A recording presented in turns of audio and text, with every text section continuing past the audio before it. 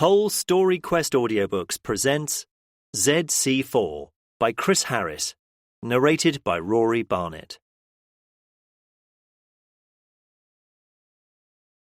Chapter 1. The celebrations continued for a long time.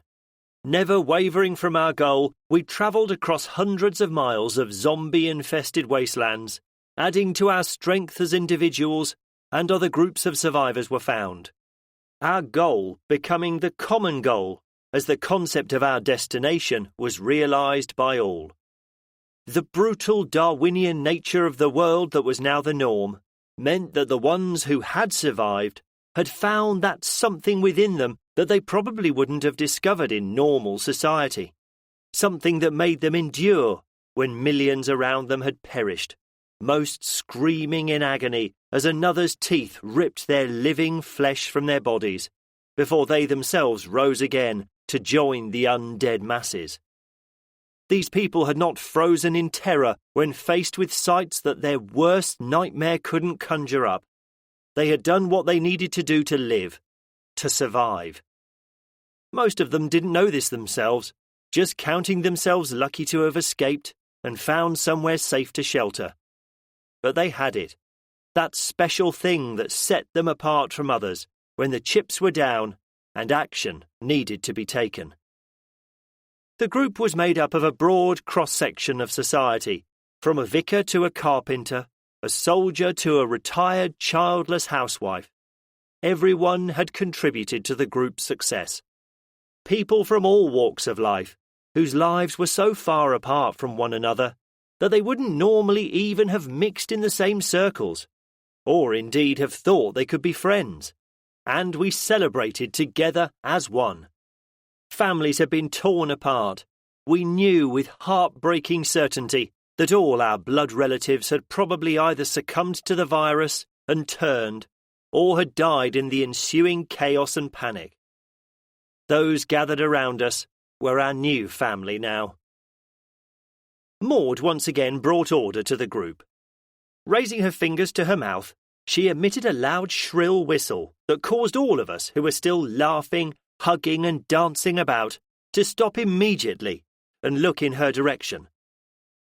I'm sorry to ruin everybody's fun, but can we continue the celebrations later when we've made sure this place is safe?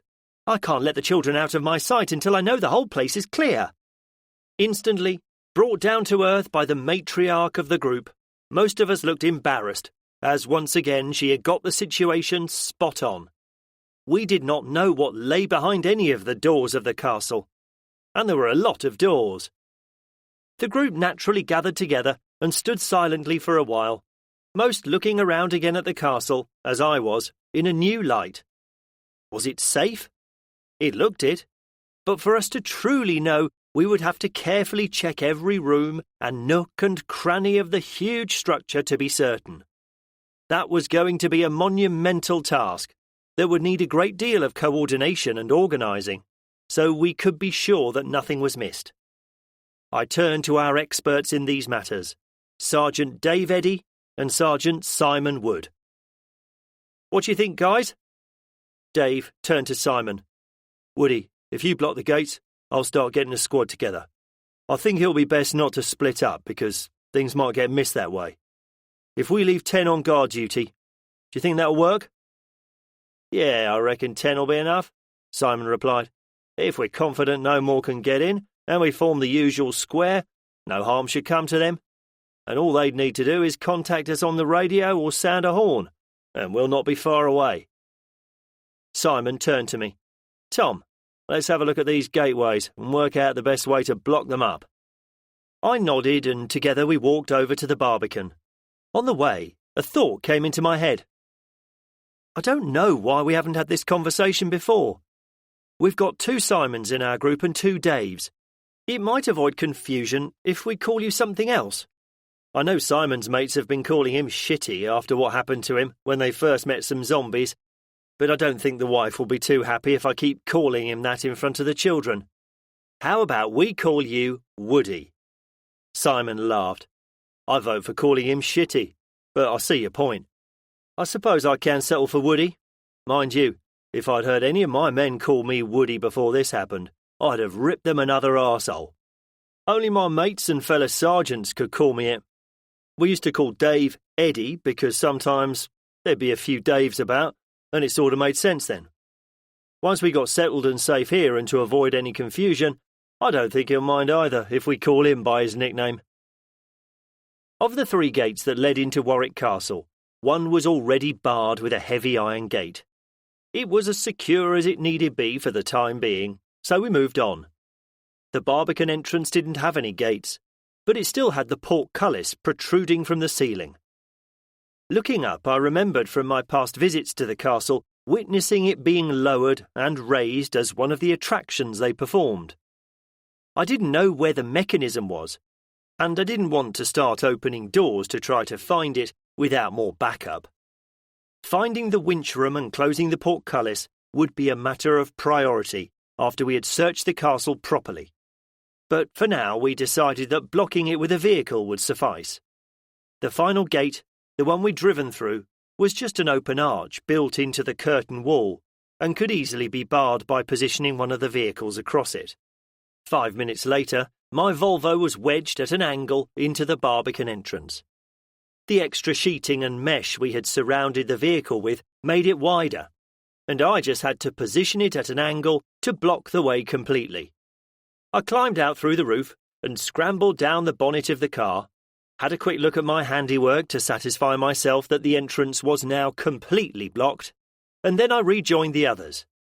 The van was long enough to be parked across the other gate and block that too. Dave, in the meantime, had organised who was doing what. Maud and the children were asked to stay in the trailer that formed one side of the triangle of vehicles we created using the tractor, the Land Rover and the bus. 10 were chosen to remain and help to guard them, and to keep the castle courtyard secured. For all we knew, zombies could appear out of any of the myriad of doors that opened onto it while we were searching other areas. They were told not to take any risks, and to get our attention if they thought they couldn't deal with a threat, and to wait for the main force to arrive. After all, they'd only be a few minutes away at most. Jim was satisfied that he could leave the 2 we'd rescued from the retail park in the care of Maud and the others in the trailer. They were gaining strength with every hour that passed, and had been able to tell us their story. It didn't take long to tell. They'd all been on the early shift, restocking the shop before it opened. Unaware that anything was amiss, a few of them had opened the front door of the shop and stepped out for a cigarette break, when a lone person staggered towards them from across the car park. They were busy laughing at his antics as he approached, thinking he was a lost drunk, still trying to find his way home after having way more than one too many. But as the man got nearer, they noticed the wounds on his face and the blood that was splashed over most of his clothes. Their mirth changed to concern as his UDIs, or unidentified drinking injuries, did seem serious. A few called out to him, asking if he was okay, but got no response. It was when he tripped up the curb and fell flat on his face in front of them all that they went to his aid, with the now inevitable consequences. 30 minutes later, the 3 survivors found themselves trapped on top of some racking in the shop, surrounded by their former work colleagues. Unable to escape, what had kept them alive for so long was that the high racking they found themselves on contained some overstock for the shop. Amongst the boxes, they found a small quantity of energy drinks and protein bars, which they had eked out for as long as they could. By the time we found them, though, their supplies had long been consumed, and they'd resigned themselves to a long, slow, lingering death by dehydration and starvation. Unaware even that their colleague, who had been on the racking with them, had died until we told them the sad news, they were unsure what emotion they felt more: happiness to have been rescued and have a chance to live, or sadness that their work colleagues, and most likely their families, had all gone. Survivor's guilt was probably the best way to describe it. It was an emotion I didn't think any of us had had time to dwell upon much yet. In quiet times, I found my mind wandering, and the enormity of what had happened loomed large in my thoughts, as it probably did with all of us. But we had been continually busy and on the go so much that even the day of rest we'd had at the farm, after the failed attempt to rescue Louise's parents, was filled with many little jobs that kept our busy minds from wandering too far. They weren't strong enough yet to do anything but lie down and take small, controlled sips of water and bites from energy bars. Jim assured us that they'd be back on their feet in no time if we continued what we were doing and didn't rush them or allow them to try to speed their own recovery along. Those chosen to clear the castle gathered around Dave and Simon. Simon began the briefing. "Right then, ladies and gents, we have a massive task ahead of us." He waved his arms at the buildings surrounding us. "This place is freaking massive, and until we've checked every single nook, cranny and cupboard, we'll not know if it's safe. I don't think we should split up, but instead, we should work together to clear each area. I imagine that once we get a workable system sorted out, we should be able to check more than one room at a time if we maintain communication and stay within easy reach of each other." Then he looked at us all. "Who's been here before and has an idea of the layout?" Chet, Becky and I raised our hands. "Great. Can you all give us a rundown of what you remember about the place, please? It'll help us build up an idea of what we might expect." I stepped forward and was about to speak when Becky put her hand on my shoulder and stopped me. "Tom, what do you think you're doing, dear?" she asked softly with a smile on her face. "I'm going to tell them about the layout of the place. We were here last summer, if you remember," I replied, a little confused. She laughed. "Right then. The person who forgets how old he is and what he ate for breakfast is going to give a guided tour from memory when we last came here 2 years ago. Tom, do you want to leave it to someone who was actually paying attention when we did the guided tour, and not just looking at the swords and guns?" Again, I looked confused. Did we have a tour? My memory then returned, and I continued with a satisfied look spreading across my face. "Oh, yes, we did, didn't we?" "Exactly my point," she answered, before turning to Simon. "Shall I begin, Simon?" Chuckling along with everyone else, he smiled and indicated for her to continue. Becky then gave everyone a detailed description of the interior of the castle, describing each room the public was allowed in and pointing to their rough location in the structure. I had to admit to myself her memory was impressive as she described each room and the different areas of the castle, from the staterooms to the restaurant, to what was in each of the towers that rose above the high curtain wall that surrounded the whole place. Her vivid descriptions even jogged my memory on rooms I'd forgotten about. Once she'd finished, we all stood in silence as we looked around and tried to visualize and commit to memory all the information we'd just been given. Chapter 2. Room by room, we cleared the castle. Listening carefully at closed doors before opening them, we worked our way through the vast structure, slowly at first, but speeding up as our experience grew. Windows overlooking the courtyard gave us a clear view of the others waiting in the vehicles, so we didn't feel the need to check up on them or inform them of our progress, as they could see us too, and waved back when we got their attention. The cellars proved to be the most daunting part. Pitch black, due to no natural light entering them, we had to check each of the multitude of rooms by torchlight. Most of the rooms were used as part of the attractions of the place, and so there were a lot of realistic dummies, dressed in a variety of outfits going back through history, from knights in suits of armour to smaller ones portraying the children who used to work in the castle.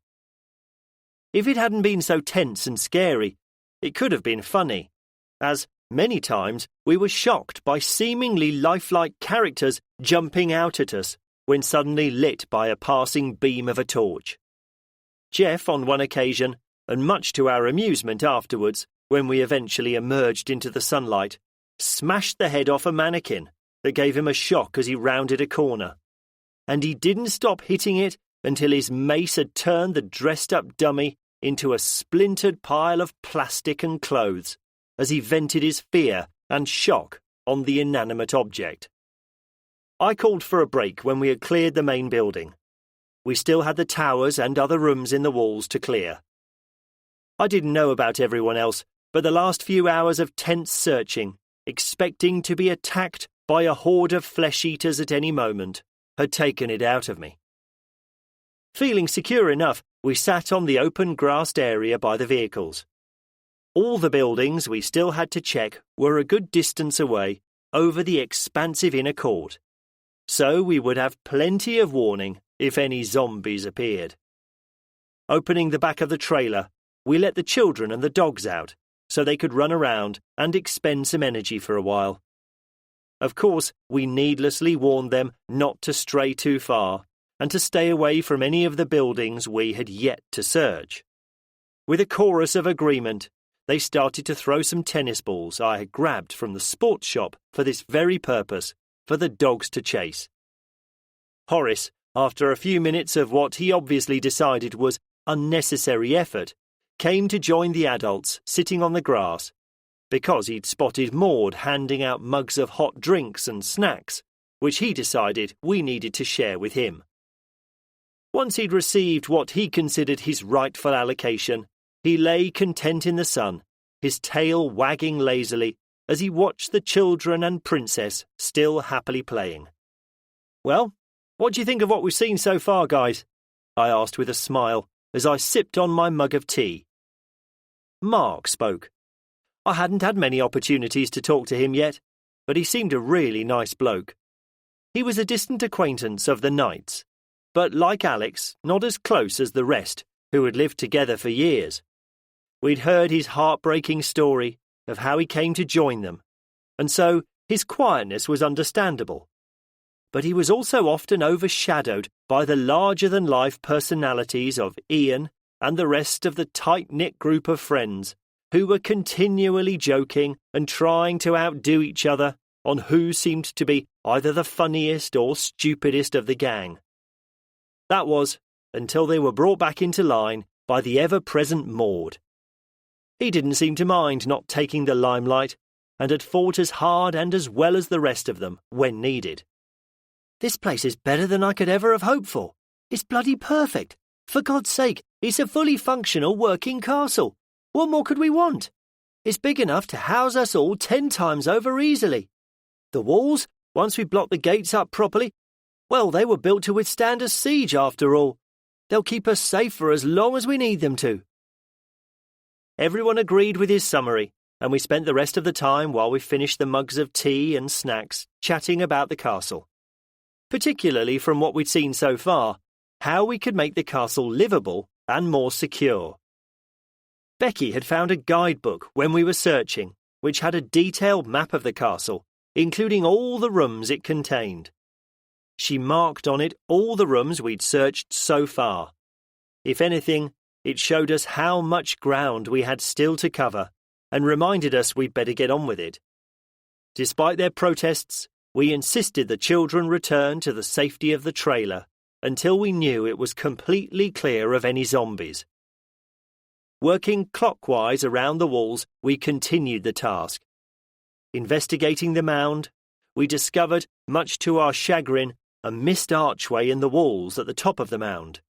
The original part of the castle dating from the Norman conquest of England in the 11th century. It had been hidden behind the ornamental bushes that had been planted on the steep conical hill, so we couldn't see it from the inner court below.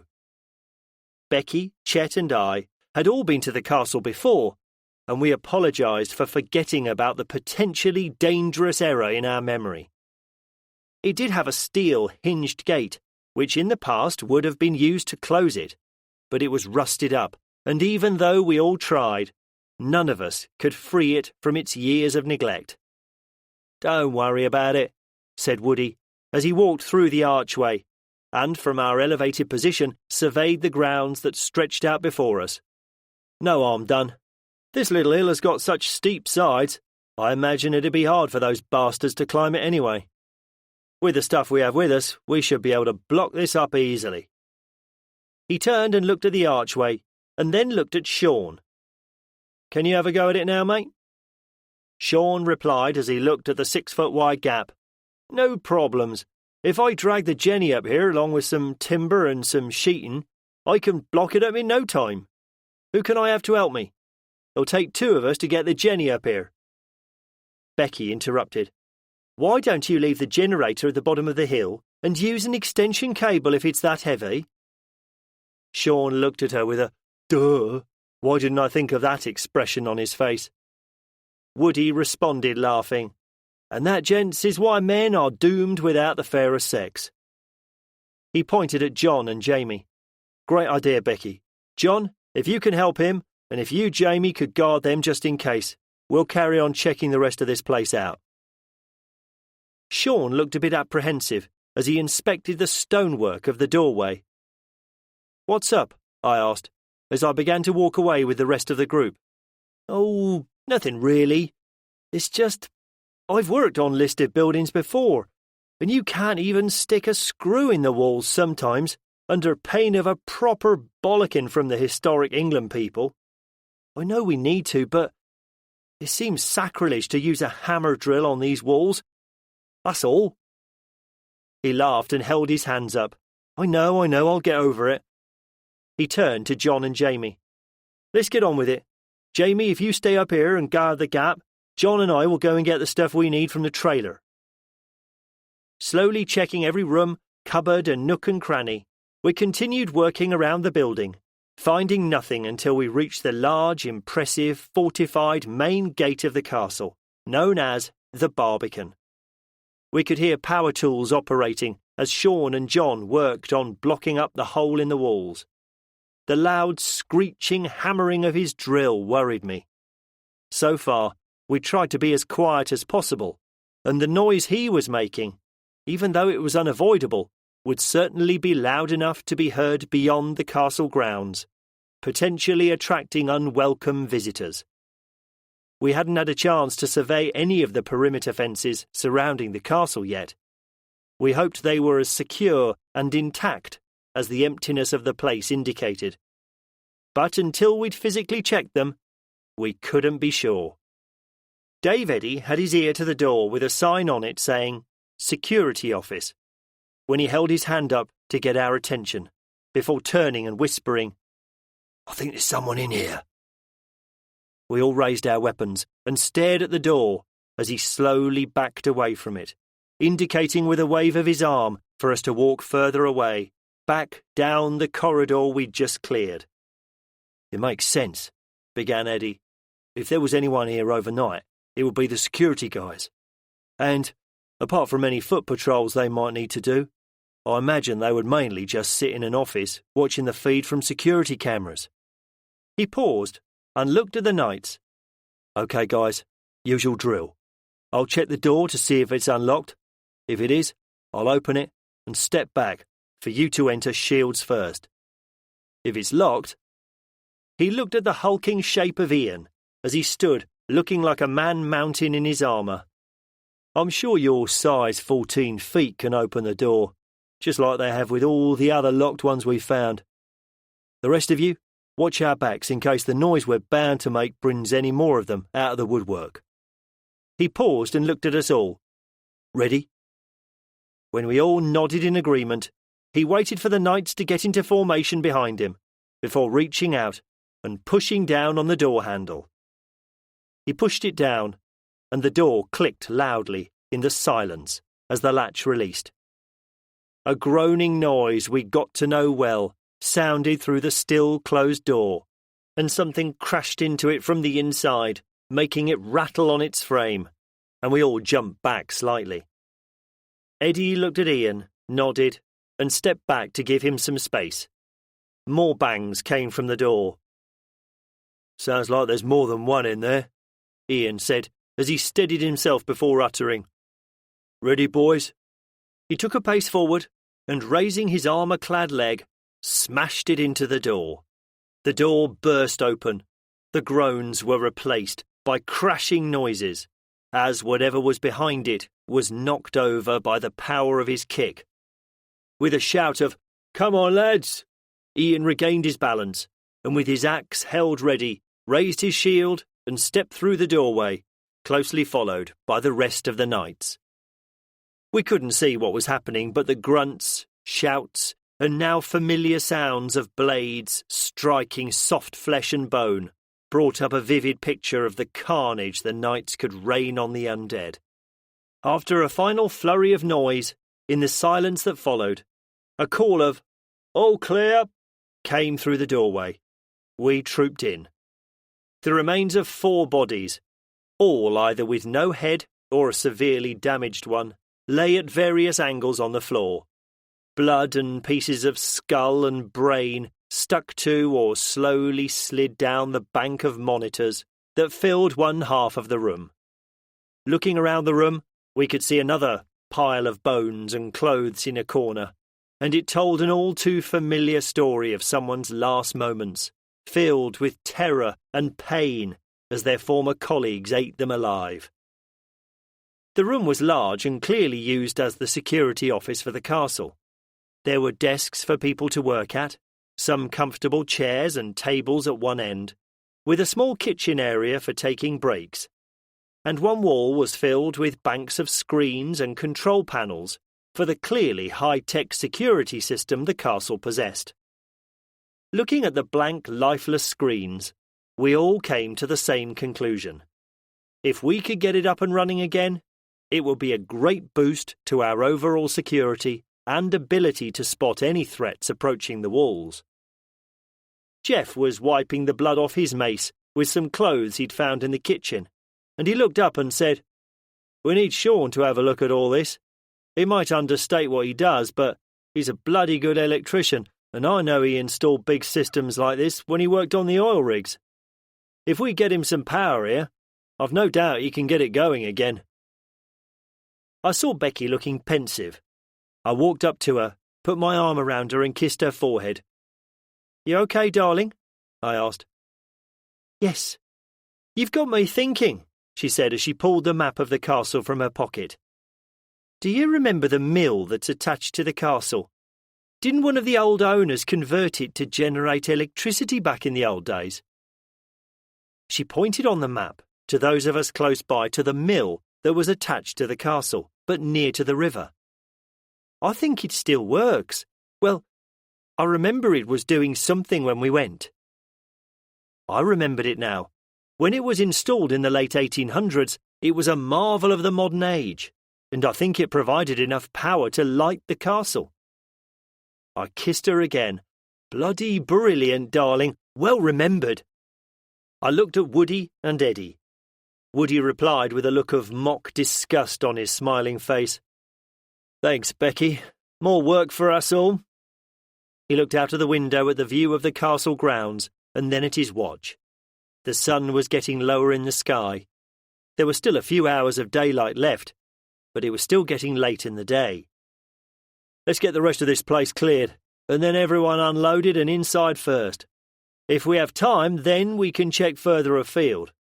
But I think most of us are about done in. The priority is getting us a safe place for the night. Tomorrow we can start making plans for the whole place, but yes, I agree, if we can get the CCTV up and running, that would be brilliant. Becky, can I have a look at the map, please?" She handed it over, and he studied it for a few moments. "Right, it looks like we've got most of the place ticked off as checked, so let's carry on and get the job done." He looked at the corpses on the floor and gave the nearest one a kick. "First job after that will be to get those out of here. They're smelling bad enough already. If we leave them till tomorrow, they'll stink the whole place out." We quickly but thoroughly scoured the remaining rooms, and, finding them deserted, we returned to the inner courtyard and our vehicles. Maud, looking down at us from the side of the trailer, was holding a crying Sarah. "Is it safe?" Becky looked up at her. "Yes, Maud, we can get you down and find somewhere more comfortable now." She looked relieved as she answered, "That's good news. It's too hot out here for poor Sarah. She'll be much happier if we can get her into somewhere cooler. I think you'll like our new home, Maud. Can you think what you'll need to get unloaded first, and we'll get you and the kids settled in?" Maud looked at the faces of our children who were peering over the sides of the trailer. "Oh, don't worry. I think the youngsters have enough energy to help carry a few boxes. Haven't you, children?" All the children announced their agreement cheerfully, showing once again how important Maud was to our little group. Not only had she kept the children occupied while we were searching the castle, but she'd also cared for the 2 we'd rescued from the outdoor supplies warehouse. This had freed more of our group to guard them or to help make sure the place was clear of any danger. 44 people and 2 dogs started moving into our new home. The 4 former occupiers were dumped unceremoniously into an industrial-sized waste bin we found hidden behind some fencing for disposal in the morning.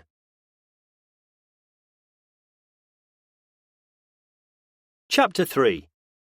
We didn't unload everything we had from the vehicles, only taking what we needed to make us comfortable for the night.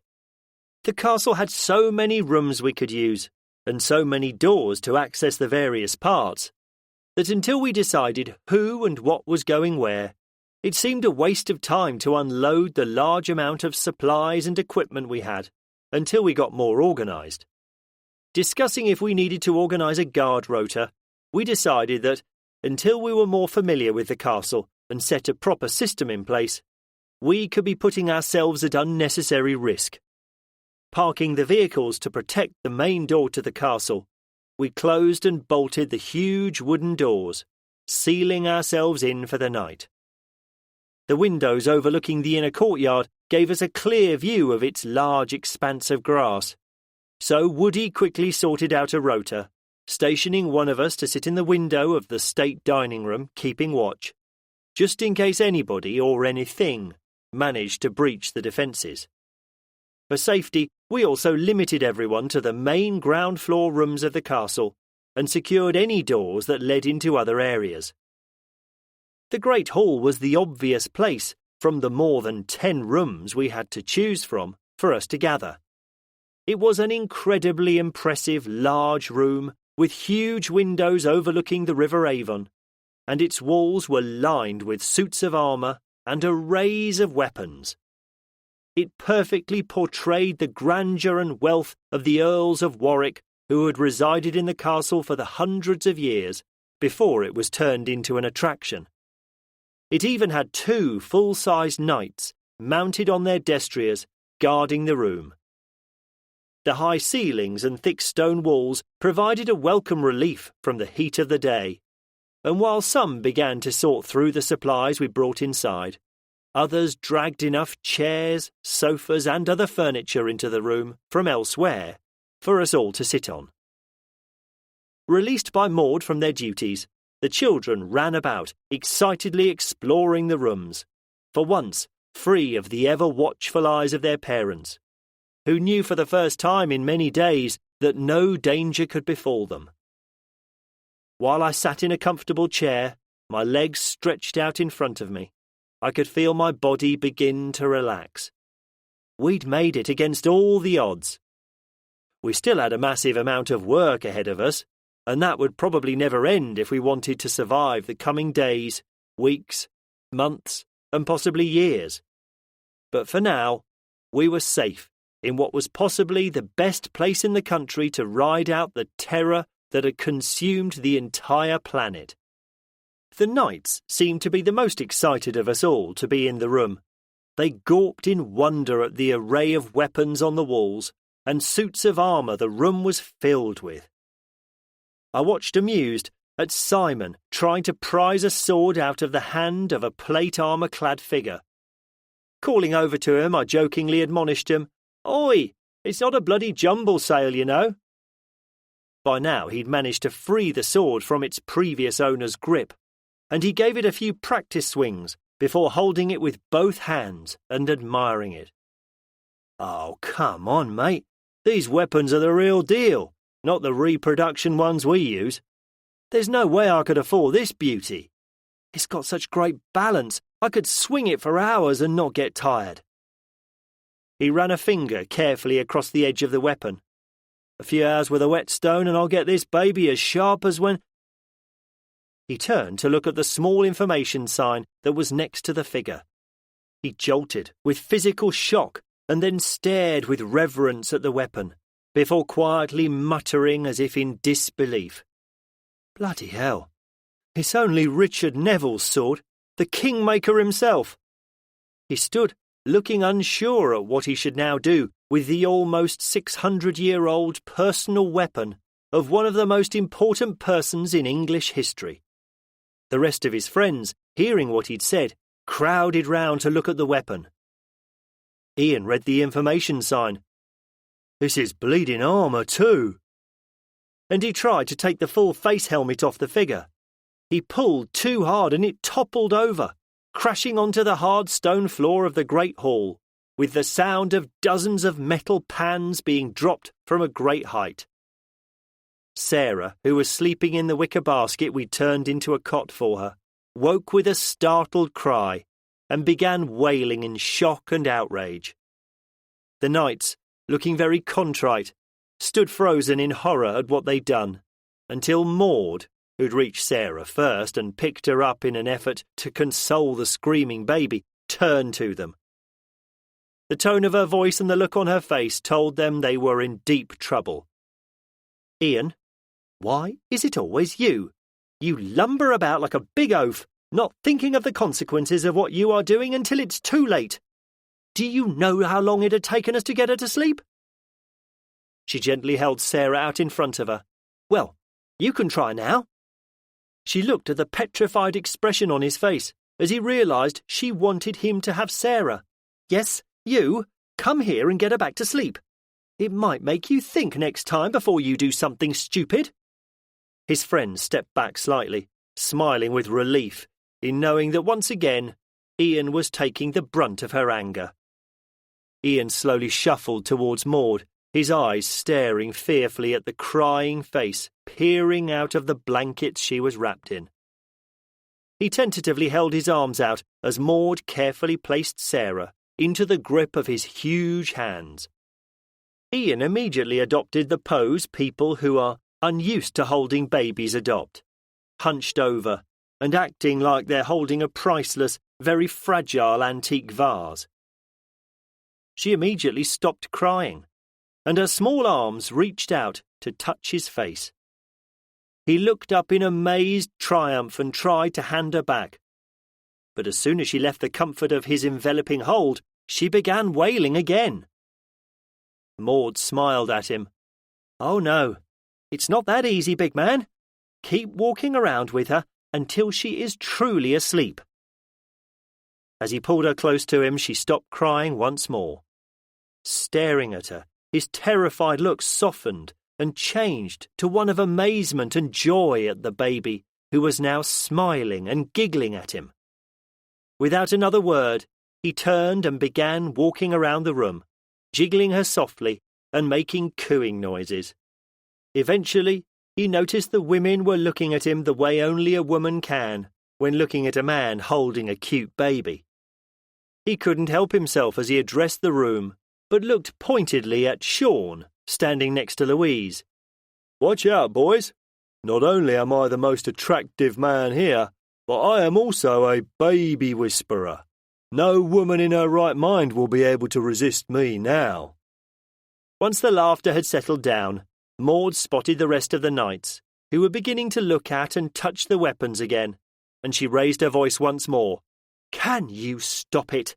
It's a privilege for us to be here, and I don't want this beautiful room ruined by your ham-fisted efforts to get some new toys. I'm sure once we have investigated every room fully, there'll be plenty more things lying around for you to take, so you can leave this place alone for now."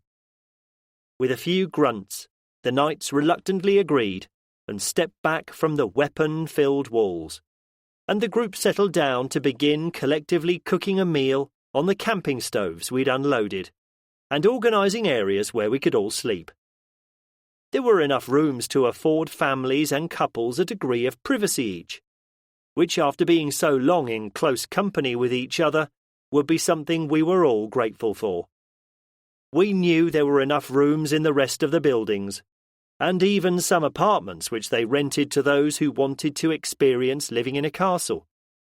So, in the future, there was a good chance that most would be able to have their own quarters. But for now, everyone was more than happy to share the large and beautiful showrooms the castle had. The two we had rescued from the warehouse, Faye and Dominic, were gaining strength and were able to join us.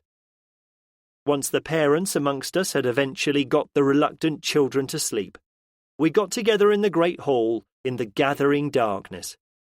We collected candles in ornately gilded holders from various rooms, and the adults sat in the room, lit by their flickering flames. We opened some beer and wine, and we discussed and planned what we needed to do the following day. Chapter 4. I was rostered on the early morning lookout duty shift. Once Noah woke me up, I quietly made myself a mug of coffee and sat by one of the state dining room windows, overlooking the inner courtyard. Waiting for the sun to start rising, occasionally sweeping the light from a powerful torch slowly around the area, I thought about the day ahead and what we had planned.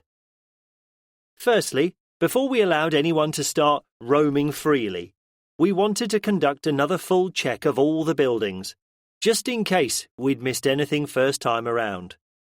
Louise had suggested the night before that it would be a good idea to mark the door of every room we checked as clear. That way, if we came across a door without a mark on it, we would know we'd missed one. Daisy's bag provided us with a few sticks of chalk, which would be great for the job. Chris had suggested we block any entrance we didn't need to use with either bricks or blocks as a permanent fix. The vehicles we were using at the current time could only be a temporary solution, and if bricks or blocks were laid correctly, they'd be just as strong as the rest of the ancient walls. We'd agreed that while others were doing the final sweep of the castle, he would measure up and work out what was required to do the job. There'd be a builder's merchant somewhere in Warwick where we would be able to find all he'd need. To that end, we were on the lookout for a telephone directory or yellow pages, so we could locate the nearest one and save time driving around finding it. My first task would be to find the winch room to try and close the portcullis on the Barbican entrance. I remembered from our previous visit it seemed very sturdy. Once we'd closed it, we would be able to see if anything else was needed to strengthen or improve it for our purpose. As the light strengthened in the growing dawn, people started to stir. Thankfully, the inner courtyard had remained clear, so at least our initial defences had worked. I was sure by the end of the day they'd be even better. To save us splitting into multiple groups, I asked Chris to join me, and the few I'd enlisted to help me with the portcullis. It wouldn't take him long to estimate how many bricks or blocks he'd need to do the work, and it would mean we could stay together and we wouldn't need so many people to guard us. In turn, that would free up more to recheck the castle more quickly. Once we'd had a few cups of tea and breakfast, we got ready to venture out. "Shit!" was all I needed to say to get everyone alert as we approached the van that was blocking the largest gap in the castle's walls. The unmistakable groaning sound of zombies could be heard beyond it. Cautiously approaching the van, I looked through the mesh-covered passenger window. Beyond the other side of the van, I could see zombies staggering past. Holding my fingers up to my lips to keep everyone quiet, I pointed to Sean and indicated for him to get the others, who'd already begun their search of the castle. Nodding, he turned and ran to find them. I winced at the metallic noises his armour made as he moved. In no time at all, he'd returned, and I waved for them to be quiet as they approached. Woody took a quick look through the van window and summed it up in one word, as I had. "Shit." He gave a rueful shrug as he looked at us all. "Time to get to work again, folks." He looked at Eddie. "How do you want to do this, mate?" "Let's have a look from the walls and work out how many we're dealing with first. There doesn't seem to be masses of them out there. but they're getting in from somewhere. Steps led up to the ramparts next to the arch, so trying to keep as quiet as possible, everyone walked up the ancient stone steps. Looking more like tourists, we all leant over the wall and looked down. Around 40 zombies were milling around the grassed area below us, and more were approaching, staggering along in single file from where I knew the perimeter fence to be. Stating the obvious, I said, "There must be a hole in the fence up there somewhere. I suppose all the noise we made arriving yesterday and then using drills to make the frame to block up the gateway attracted them from the town." Having seen enough, Eddie got our attention and we gathered around him. "Let's play this safe. If we get some of those silenced 2.2 rifles we have, we can get most of them from up here. Then Simon can do a sweep of the grounds in the Defender, getting any we miss." He turned and looked at Shane. "Shane, lad, can you go and get some of those 2.2s, please?" He nodded and we watched him descend the staircase and run across the courtyard and emerge a few minutes later from the main building, walking slightly more awkwardly this time, as he was encumbered with rifles slung over both shoulders. Woody and Eddie both helped him as he arrived out of breath back on the ramparts and took the guns from him. "Thanks, mate," Woody told him, and then held the guns out. "Let's use this as another training ex. Who hasn't used these before? Now's as good a time as any, and it'll also be a good way of checking if they're sighted correctly. I'd used 2.2s before, as it was the first rifle I got from the farmhouse what seemed weeks before on the moors, but which was in reality only days ago.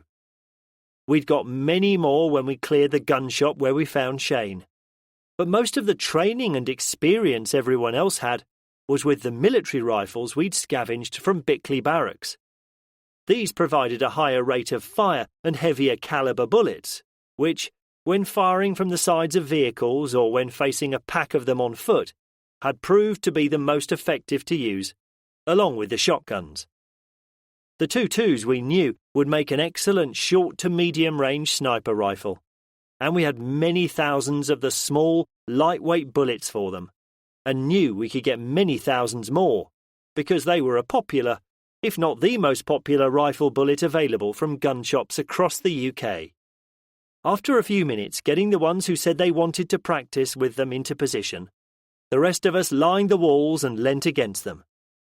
We peered down at the zombies below us, again looking more like the tourists who, on a normal day, would be lining the walls and admiring the views from the elevated position the walls offered, and not doing as we were getting ready to, watching the killing of yet more of the undead.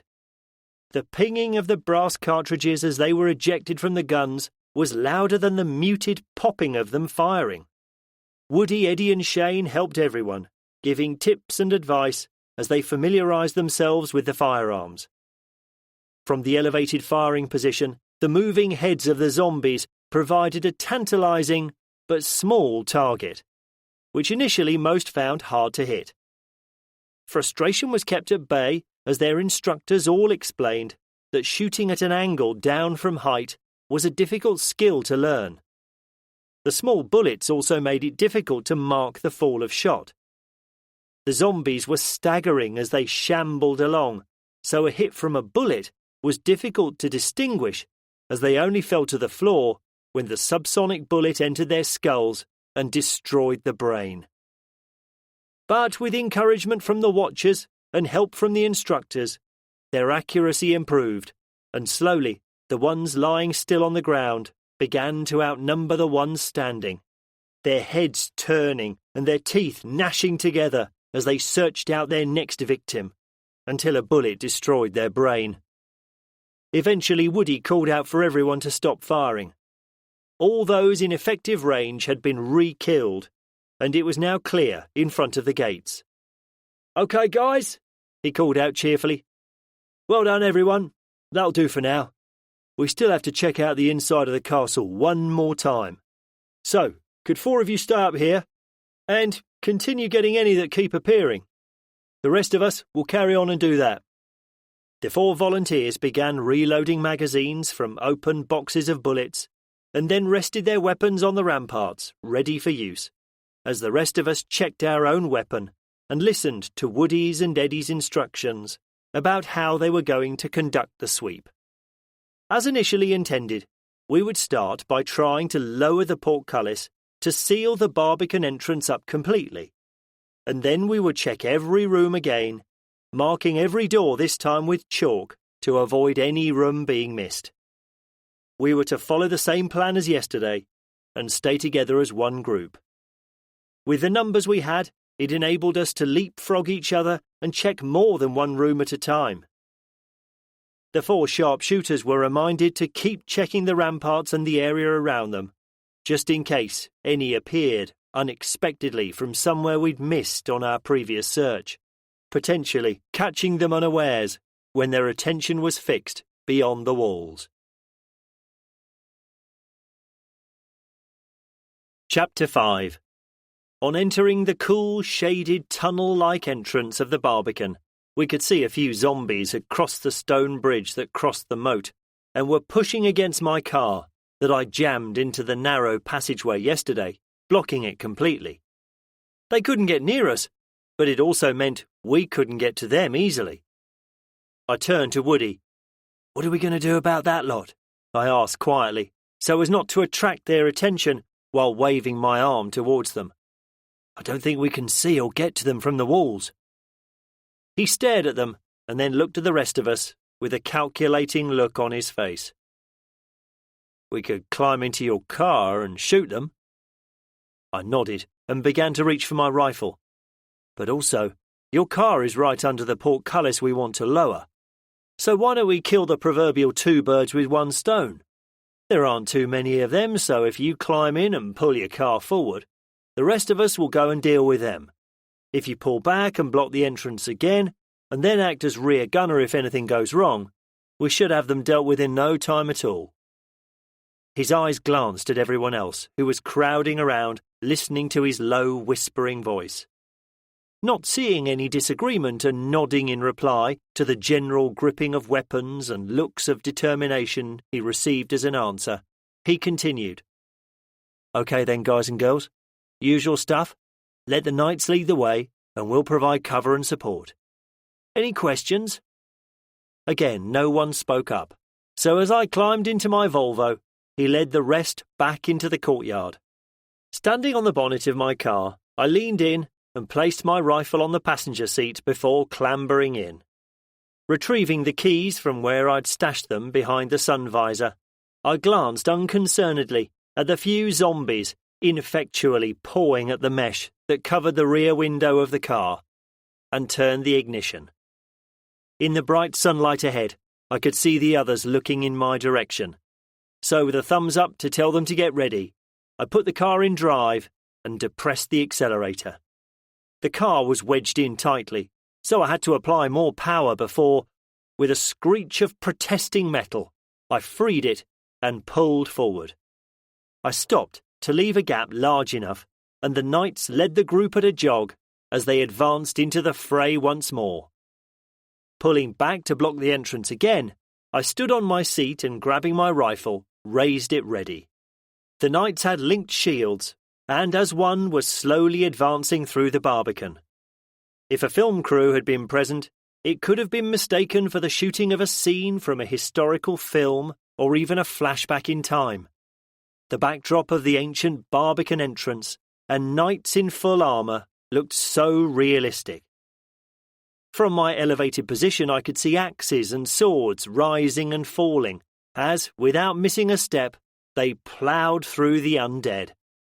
Standing, I once again thought how calm I felt, and by the way everyone was acting, they looked to be feeling it too. Yes, they were facing up to and killing more former human beings. But we knew that in small numbers, if no one messed up, they were relatively easy to deal with, given the weapons we had. Woody and Eddie both kept continually telling us about how complacency would kill you, and they were correct. We only had one chance to get it right, and the cost of failure would be someone in the group paying the ultimate price. I thought, though, that we all took it as a compliment that they needed to keep telling us. But as I stood watching my friends killing more of them, Not at one point did I feel anxious. The few they were facing were nothing to what they had faced before, and most likely would do again. Now we were at our destination, we were in a much better position. We could more easily pick the fights we could win, and if not, we could retreat behind the walls and either deal with the threat or wait it out. Woody shouting at me broke me from my wandering thoughts. "All clear, pal. We'll hold the gate if you want to find the portcullis control thingy." Smiling at his description, I grabbed the ladder, attached to the front of the car, and wrestled it into position, so I could climb down the rear of it, and then walked into the passageway. A small ancient-looking wooden door set into the stonework of the passageway caught my eye. It had a modern lock set into its wide oak boards. Logically, it would be the place to house the entrance to the winding gear, because in the past it would have been close enough to enable the guards at the gate to seal the castle quickly in times of trouble. Finding the door locked when I tried it, I shouted for some help to open it. Jeff, his mace over his shoulder, turned from the group guarding the entrance and made his way over to me. He took one look at the door, told me to stand clear, and aimed a powerful swing at the lock. The door rattled in its frame and splintered where he'd hit it, but the lock held. He looked at me, shrugged, and, holding his mace out for me to take, took a few paces back before running at it and smashing his mail-clad shoulder against the stubborn door. Not being able to help myself, I had to laugh as he bounced off it and ended up in a pile on the floor, emitting a string of curses as he tried to decide what hurt more, his pride or his shoulder. The rattling noise of his armour meeting the hard stone floor attracted the attention of his friends, who all offered a few words of sympathy and support. OK, no, they didn't. They all hooted with laughter and shouted sarcastic comments. Ian lumbered up with a big grin on his face and held out a hand to help his struggling friend to his feet. "Care to let a real man have a go?" he said as he handed me his axe. Weighted down with both a heavy mace and now a huge axe, I had to rest both on the ground quickly before I dropped them. Ian theatrically studied the door, tutting at the damage Jeff had caused, before pulling a knife from a sheath in his belt and inserting it in between the door and frame. He gave a small push, the lock clicked, and the door swung open. Keeping a straight face, he sheathed his knife and took his axe from me, before looking at an open-mouthed Jeff and adopting an atrocious Chinese accent, said, "As Sun Tzu say, power of man not come from muscle, but from strength of brain." He then walked jauntily back down to the ones guarding the entrance. Jeff looked at his receding back, shaking his head in disbelief. "Come on, mate," I said, slapping him on his back. "Let's check the room's clear. It might not even be the right one after all." Jeff, all business again, raised his mace and stepped towards the open door, stooping slightly as he poked his large frame into the small opening. "It's the one," he called back, his voice echoing slightly as he stepped inside. "And it's clear." I followed him into the narrow stone passage that led to a small circular room, illuminated by the light streaming through the arrow slits set into its walls. The room contained the winding gear for the portcullis. Surprised at the simplicity of it, I studied it for a short while. A rope that stretched to the ceiling and disappeared through a small hole was attached around a small drum with a handle that was bolted to the floor. Another rope, which I assumed was the other end of the one that went through the ceiling, hung down and had a large lead weight attached to it that hung above a small hole in the floor. I surmised the lead weight was the counterbalance, designed to take the weight of the portcullis and make it easier to operate. It was an incredibly simple design, but cleverly conceived nonetheless. I remarked to Jeff, who was standing next to me, also inspecting the winding gear. "Look at it.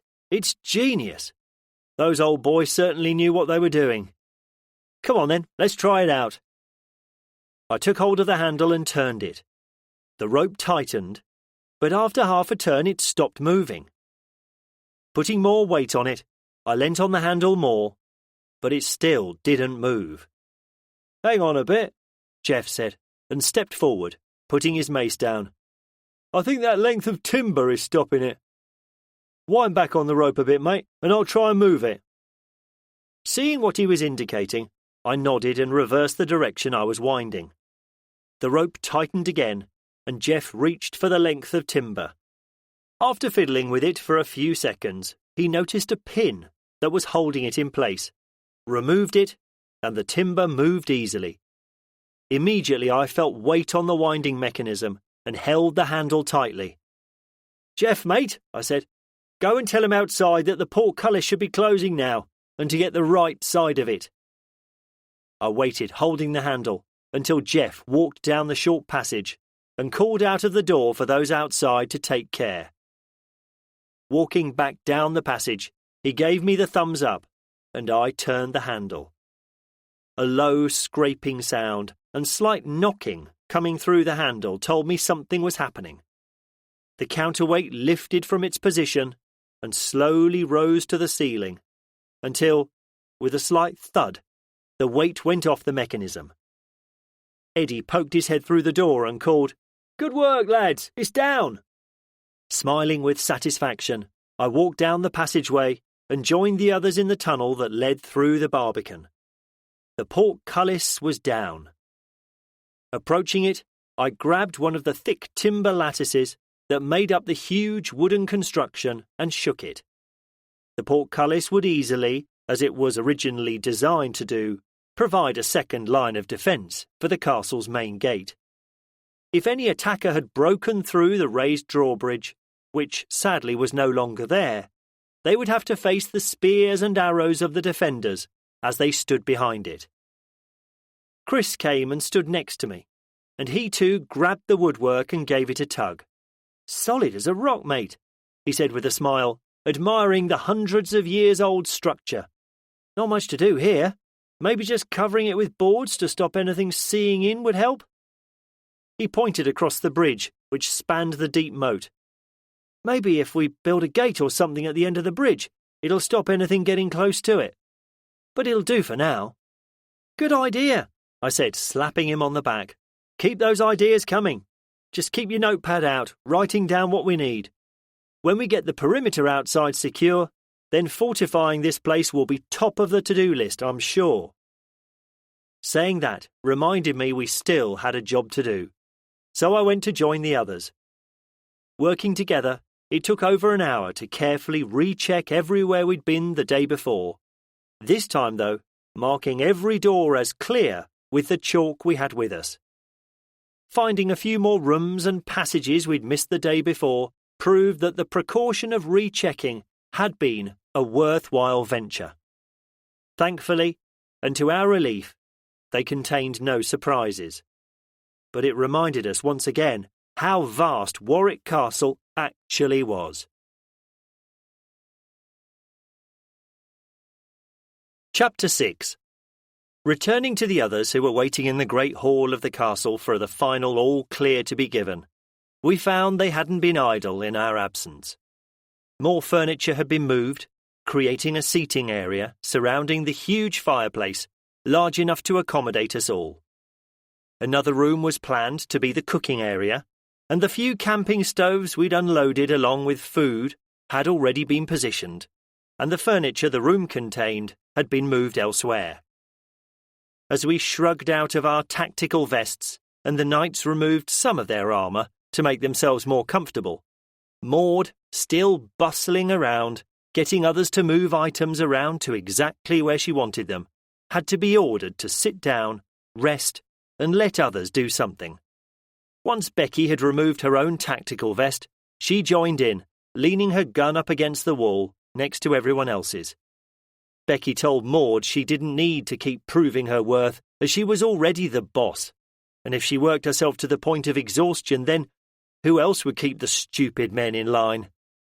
Maud, bless her, got emotional as we guided her to the comfiest armchair and placed a mug of tea in her hands. thanking us for our kindness, saying in all her long and tortuous years of marriage to her husband, she'd had more respect and love in the last few days than she'd received in her life before. Ian, who once again couldn't stop himself, hugged her and jokingly asked if he could call her Granny or Auntie. All he got for his failed effort at humour was a stern command from Maud, trying to hide her amusement. She promised that he was now on dishwashing duty until she decided otherwise, and told him to take the tray of mugs of tea up to the ones on the walls, who were still sniping at the zombies coming through the hole in the fence. Beaten once more, he shambled off, muttering comically to himself. We didn't spend our tea break idly. Now we were sure the castle was clear, we had to plan the mission to secure the grounds. Watching from the walls, we could see the rough location the zombies were getting in from, as they stubbornly kept appearing from the same direction.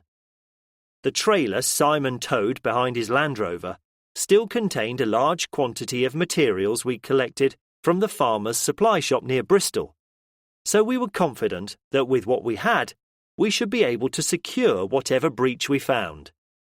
Adopting our proven strength in numbers ideology, we decided to take both the tractor and Woody's Land Rover, with his trailer carrying the supplies.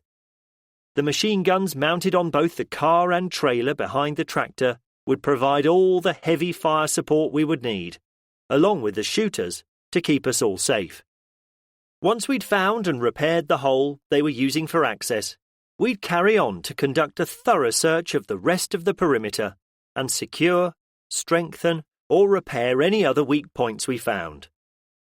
It was another huge task, as the perimeter fence had to be very long due to the size of the grounds. Eddie and Woody, eager to complete the task, encouraged us all to finish the bowls of food that had been handed around and finish our mugs of tea so we could get on with it. We'd found more radios in the camping shop, so we inserted batteries into them, then tested them and set them to the same channel. The people who'd been chosen to stay and guard the castle were allocated positions and then given a radio so they could easily contact us all. Some were told to stay with Maud and the children, while others were positioned around the walls where they could spot danger approaching from all directions. The rest of us would be either in the Land Rover with Woody or in the trailer towed by Sean. Once the van was moved from where it blocked the open archway, we'd all drive into the grounds and get to work. The sharpshooters on the walls had continued sniping at the steady flow of zombies as they appeared, and the ground below their position was becoming littered with their handiwork. They were all pleased with how their accuracy had improved. As they descended the stairs from the ramparts and handed the 2.2 rifles to those chosen to replace them on the walls, they happily went to their next assigned position, eager to help with the next task. Stopping the small convoy just outside the gate, we waited for the van to pull back into position before driving across the well-tended lawns, following the trail of zombies, all lying still with a small red hole in their foreheads. A zombie pushing through what was now a reasonably well-worn trail through some undergrowth pinpointed the location for us. Stopping, Noah leaned over the side of the trailer and drove his spear through the top of the zombie's head. More could be heard pushing through the bushes when the engines were turned off. Woody stood up on his seat. "Right then, knights, time to earn your pay again. If the rest of us cover you, can you go and see what's up with the fence, please?" I was in the trailer, so I helped open the rear door and lower the ramp, allowing the knights to exit. With shields raised, they walked one by one down the ramp and formed a shield wall facing the dense bushes, studying them intently. "Right then," called Jamie, assuming command. "For once, my compact muscular build is an advantage over the rest of you blundering oafs. I'll lead the way, but Alex, can you keep tight up behind me, please? I might not be able to swing my axe in there, so I might need your sword as backup." Alex stood behind him with his shield head forwards, protecting his side, and his sword held out over Jamie's shoulder, ready to thrust it into the head of anything that appeared. With a shout of, "Ready, boys!" he pushed his way into the bushes and disappeared from view. The other knights followed close behind.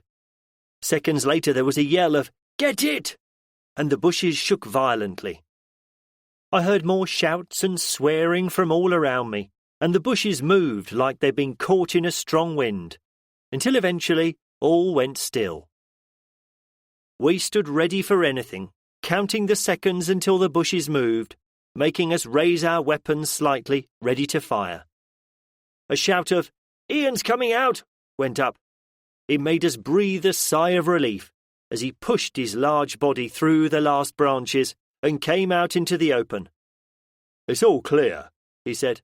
"A few were stuck on the branches, and a couple more were just getting through the gap. It was hard to get enough swing to get 'em, but we managed. We found the hole. It looks as if local kids have undone a bit of the fencing and peeled it back as a way of avoiding paying the entrance ticket. The rest are covering the gap, because there are a lot more wandering about out there." He turned as more shouts sounded from behind him, followed by the unmistakable sound of an axe hitting soft flesh. "Shouldn't be too hard to fix, but with a number of them out there, we need to do it quickly, and preferably quietly.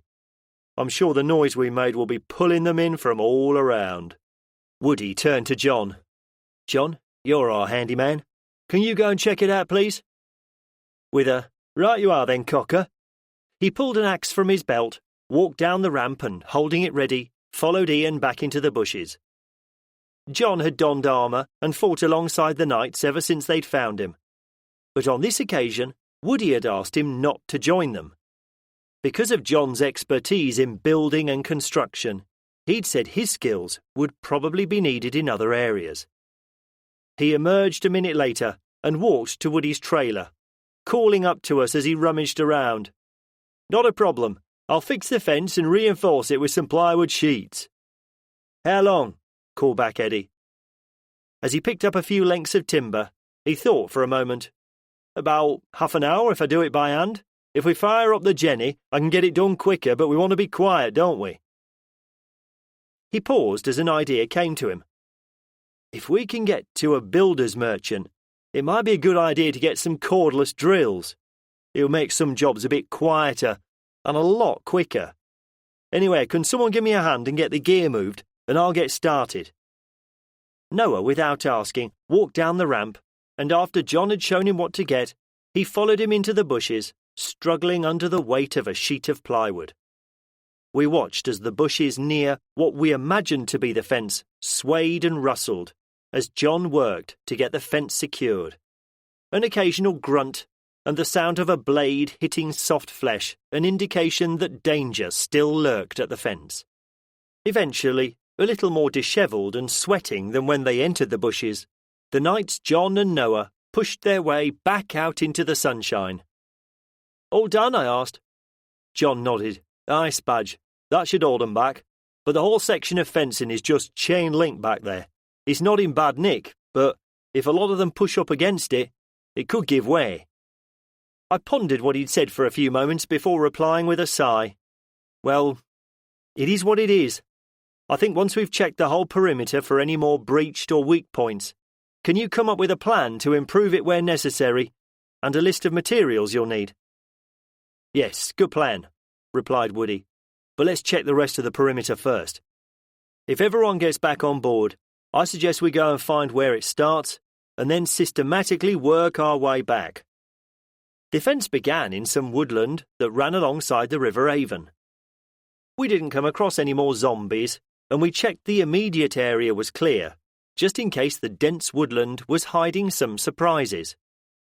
Woody asked for the knights to disembark, and along with 5 more, me included, we followed the fence line, inspecting it as we went, while the 2 vehicles followed us slowly to provide cover and a place to retreat to if necessary.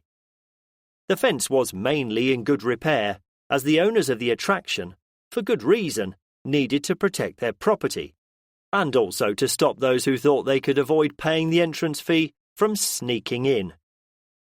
A few areas were spotted where improvements could be made in the future, and John noted them down in a small notepad he pulled from a pocket.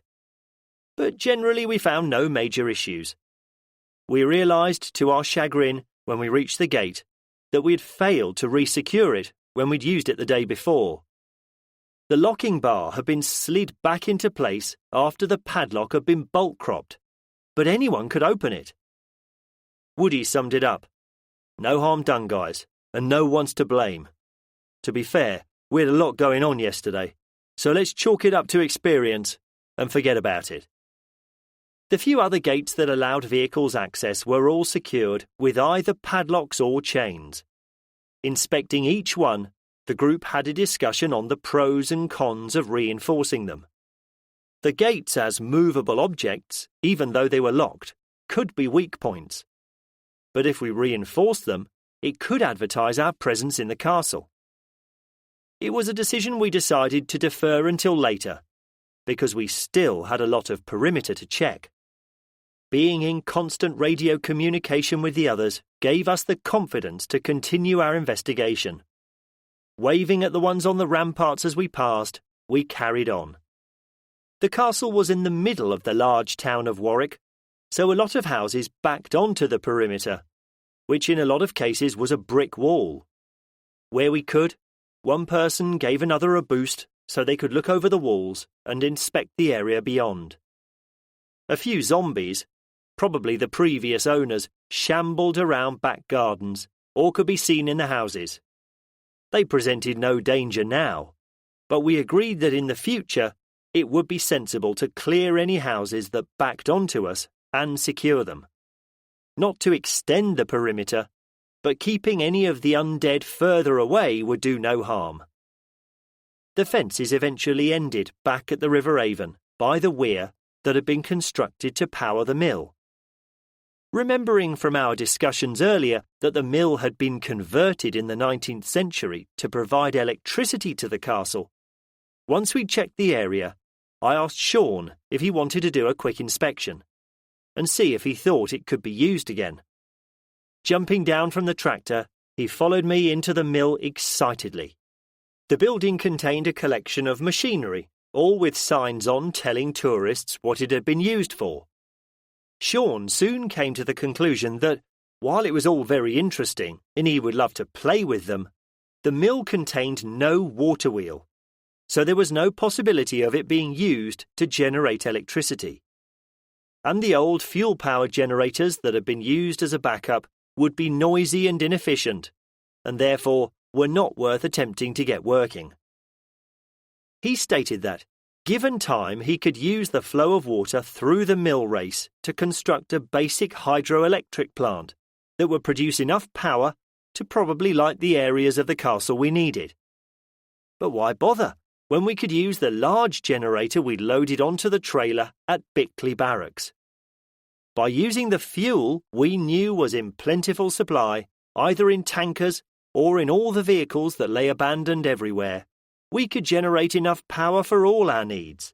If the generator we had didn't have enough capacity, a larger one could probably be found locally.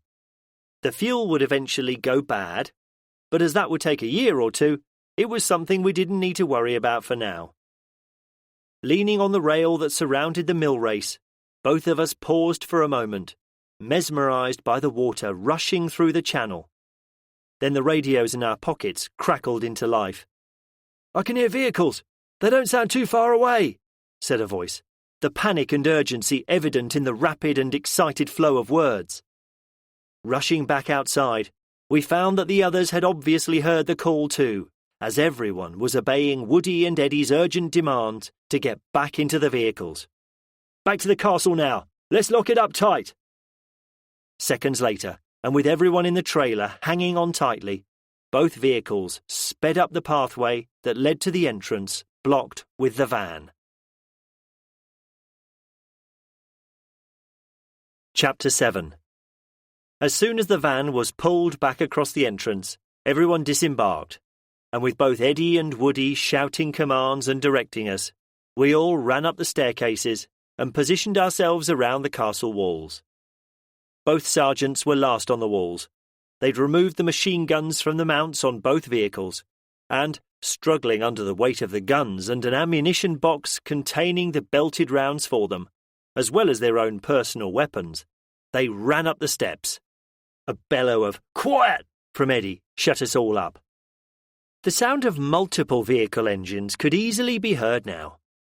Noises echoed off the walls around us. They weren't far away at all, but it was hard to discern exactly which direction the noises were coming from. I stood tense, holding my weapon ready, my mind whirling at all the possibilities. Were they friendly?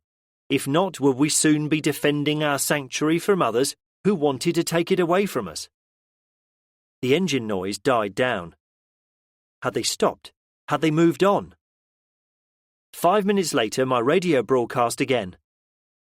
"I can see what looks like an armoured car coming through the grounds," Becky's voice shouted through the radio.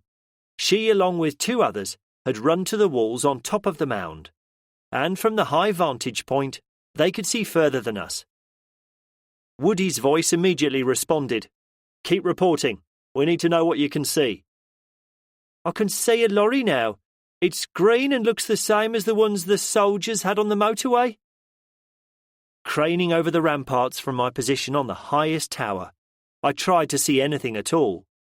But I was at the far end of the castle, so even from my position, I couldn't see past the mound where Becky was.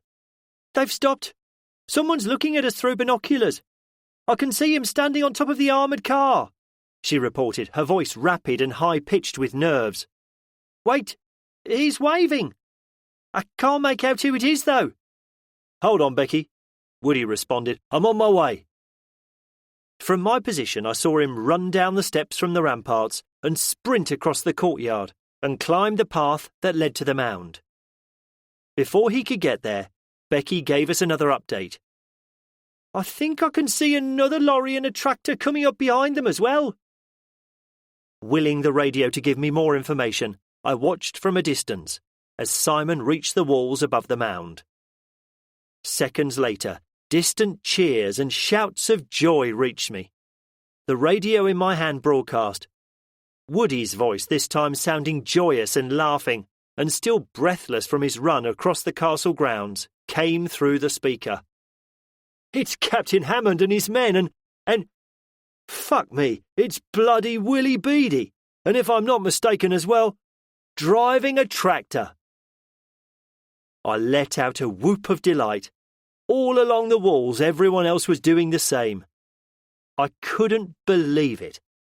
All those days ago when we met them and traded information, guns and food on a deserted M5 motorway, we told the captain about our plan and about how Willie's farm would be a good place to seek shelter if need be. Never thinking when we parted in all the chaos and death that was rampaging across the entire globe, that from our chance meeting, our paths would ever cross again. Barely audible over the noise of celebrations, I heard Woody ask for someone to move the van as they were heading in, and for everyone to leave their posts and meet on the courtyard.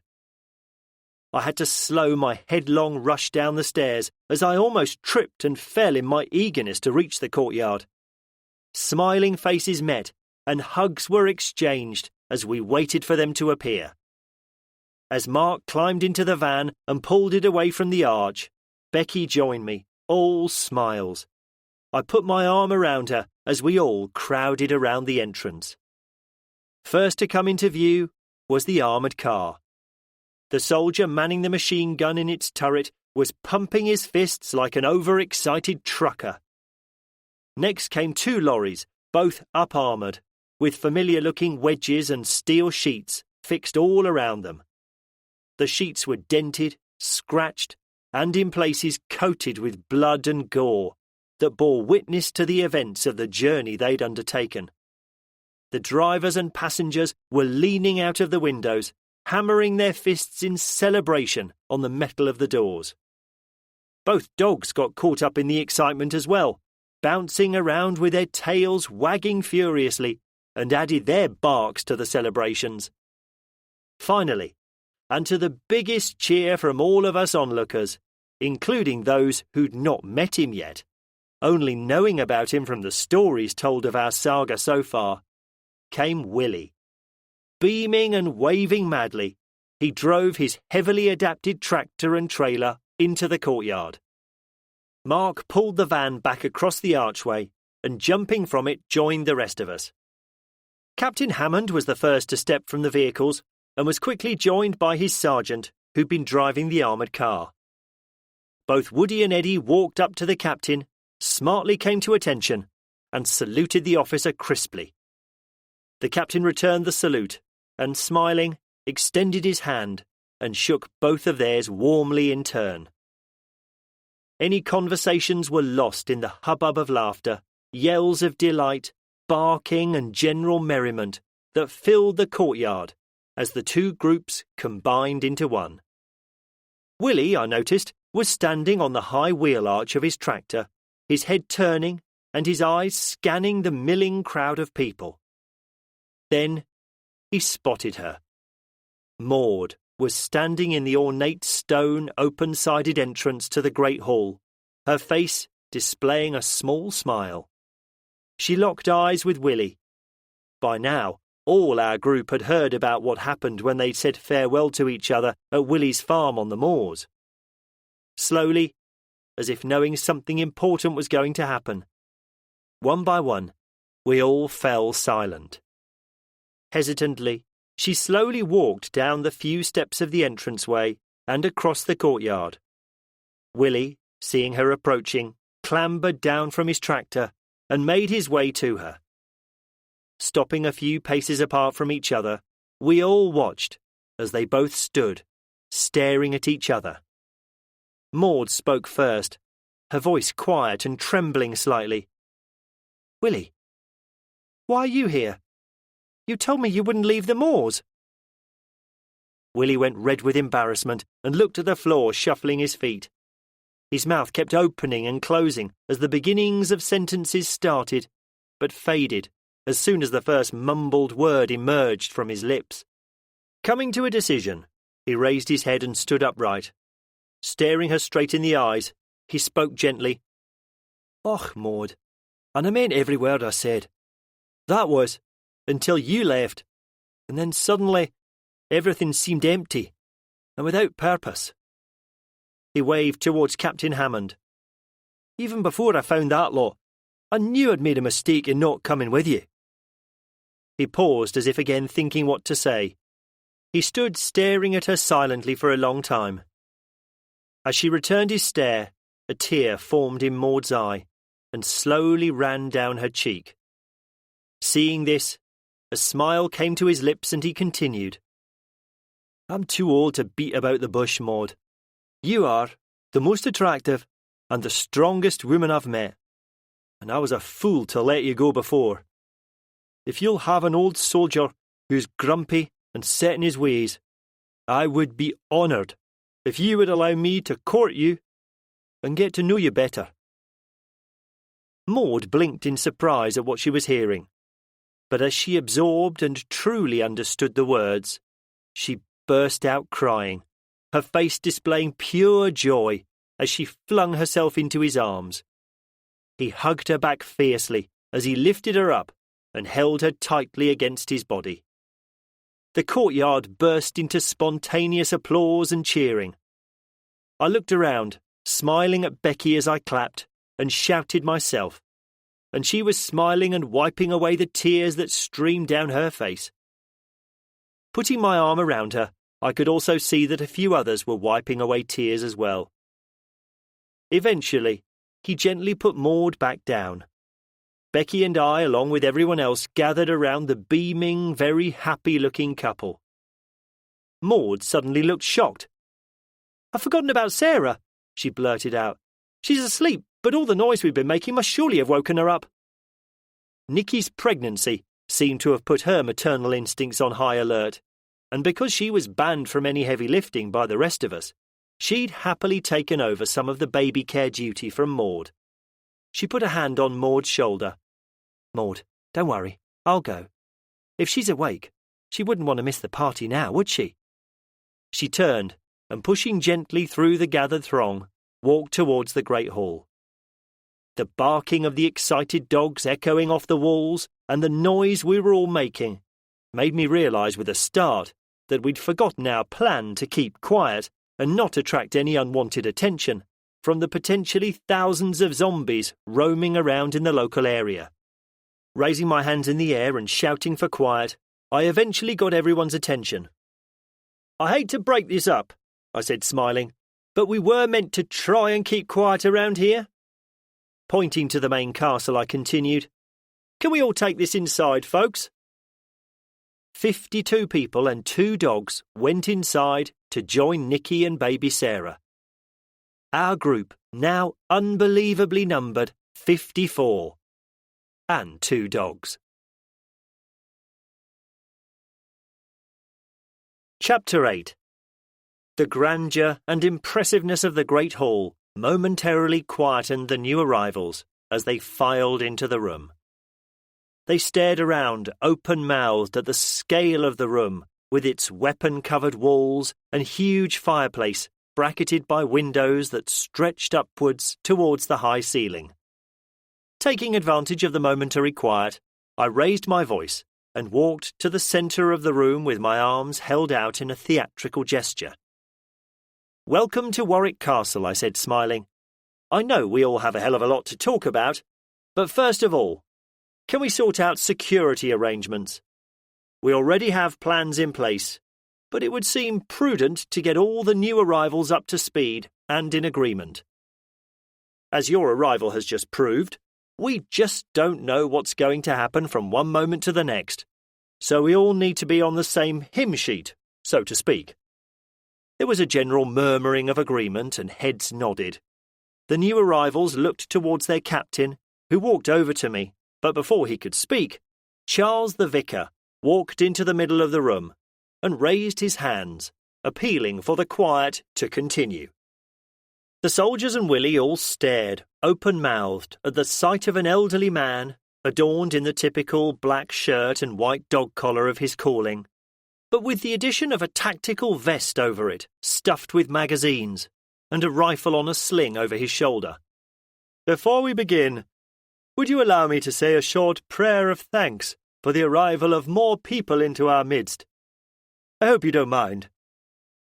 Charles had, in the short time he'd been with us, become an integral part of our group. Always willing to help, not once despite his advancing years had he shirked any duty. He continued with the pastoral care that he'd administered before to his parish. He was not evangelical about religion, and was always sympathetic and supportive with all he spoke to. He'd started giving a short prayer of thanks before meals, which were more of a report on activities completed and others planned. Delivered with cheerfulness and humour, even though I was not religious, they were a pleasure to listen to, and the obligatory Amen at the end came naturally to everyone. Bob and Jim both said that the work he'd done in their village community was fantastic, and his light-hearted and cheerful sermons attracted a lot of people to his small church. The pub in the village was another centre of the community, and he was often in there, talking and laughing with the locals, as he kept an eye on his flock and enjoyed a pint or two. When he'd finished officially welcoming everyone, we got down to business. "Sergeant Wood," began Captain Hammond, "why don't you start by giving us all a tour of the place and show us what you've achieved so far? I can then report to the Admiral of the Fleet and update him on the suitability of this place." "Admiral?" I asked in amazement. "Have you contacted the fleet in the Solent?" How do you know about them?" he replied immediately, his voice full of curiosity. So I told him about our brief contact with Graham and Arthur, and what they'd picked up on the radios, and their plan to sail their boats there. In return, he told us about their contact with them using Willie's ham radio. Having the information confirmed gave us all another boost, and my mind started racing as I imagined all the scenarios that might occur. I started asking the captain questions, but he didn't have any answers. All he knew was what he'd just told me, so I had to curb my curiosity and deal with the matters in hand, giving the new arrivals a tour of our castle home. An hour later, a very impressed Willie, Captain Hammond and his men gathered back in the Great Hall. As we'd been touring the castle, they'd told us about their journey. Following the route they'd taken a few days before, their only dicey moment was when they'd encountered a huge horde heading towards them along the motorway. They were strung out over miles of road and not packed close enough to be a problem. So, they decided to seal themselves in their vehicles and, keeping their foot to the floor, smash through them. For mile after mile, the vehicles in tight single-file formation had cleaved through thousands upon thousands of zombies that heedlessly kept walking into their path. There were one or two nervous moments when the weight of the corpses began to slow them down, but they kept pushing on, relying on the power and weight of the vehicles to defeat the undead. He described the destroyed, still smouldering roadblock of vehicles under a motorway bridge, which remained a mystery to him, until we told them about our adventures and the sad loss of Daniel to the scum who'd set it up.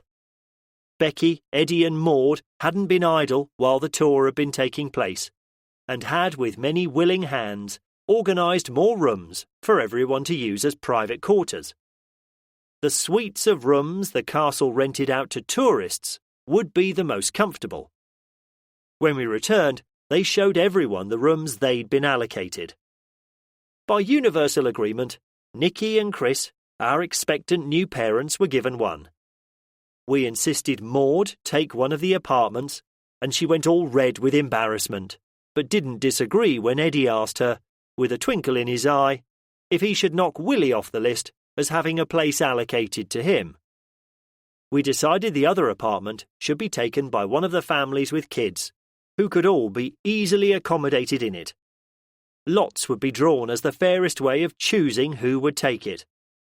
The multitudinous other rooms could easily accommodate all of us, and leave many others for us to use as communal areas. We had a good supply of sleeping mats and airbeds that we got from the camping shop. We also put beds and mattresses on our ever-growing list of items required, because, in the long term, they'd be a lot more comfortable. While we'd been touring the castle, the sergeants, Willie included, discussed and agreed where to position the extra heavy weapons the soldiers had brought with them.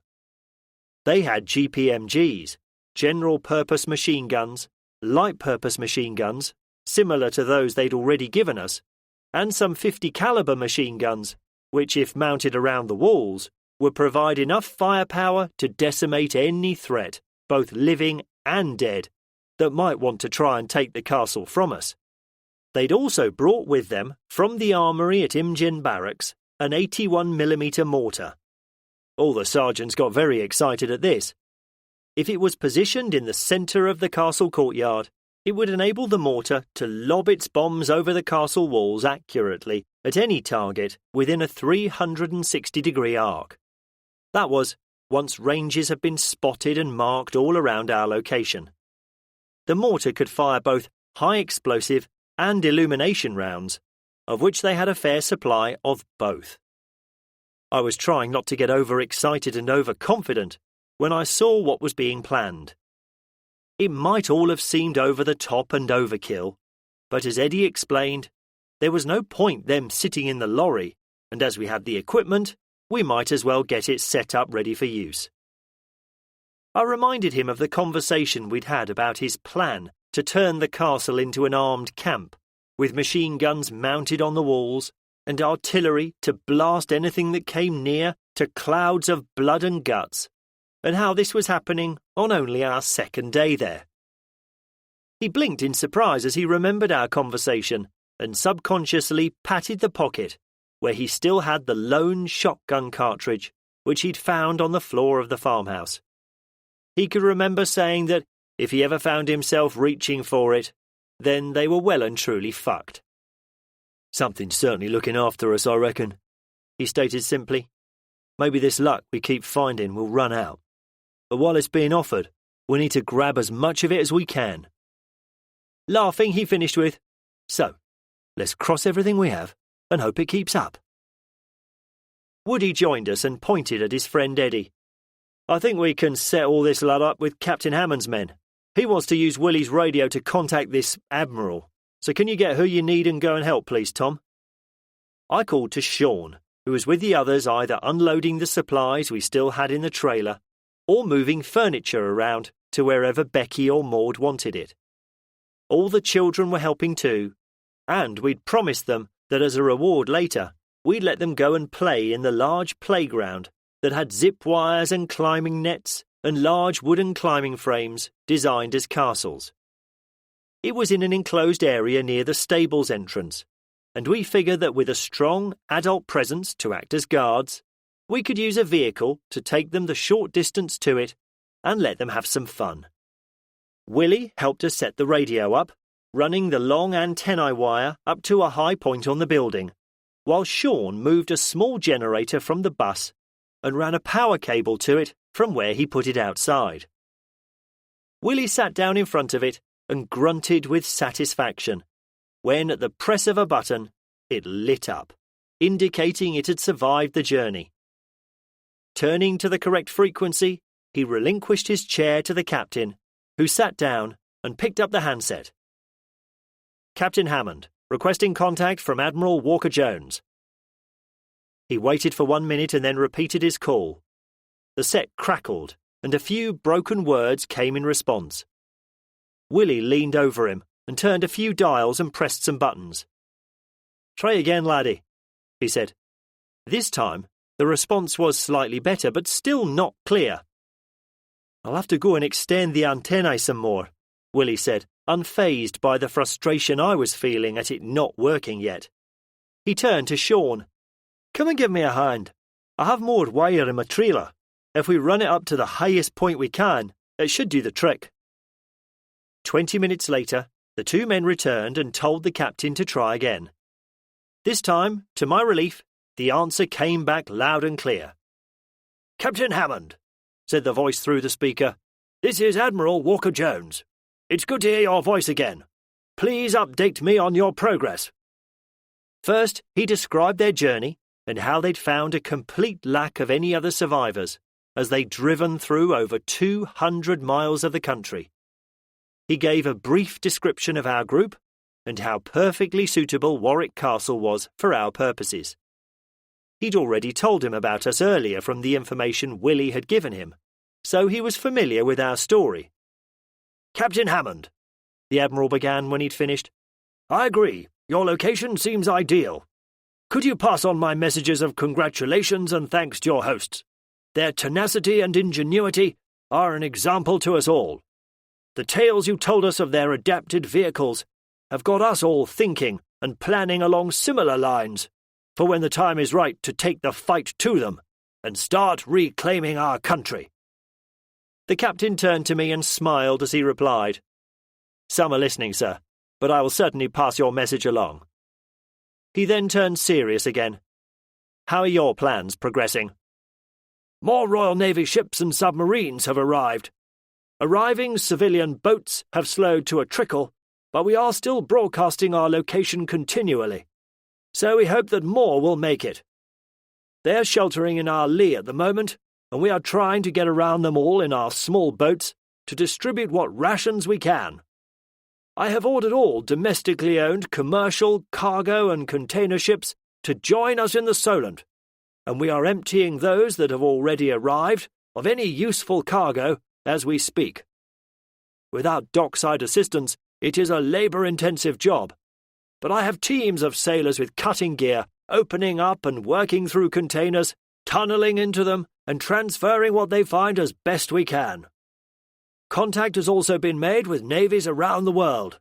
The situation we are in is being mirrored by most. The survivors are gathering together and are desperately trying to get organised to ensure not just their own, but the survival of their nations. It's too early to say if there will be any joint action, but lines of communication are remaining open, and any useful information is being shared." He gave an audible sigh. "This morning, I dispatched patrol craft to investigate small local ports, harbours and villages to see if a location for a defensible beachhead can be discovered. But as yet, no encouraging reports have come in. On a more positive note, the helicopter carrier ship has entered the channel and will be with us within hours. I can then start reconnoitring for a suitable place for the fleet to shelter.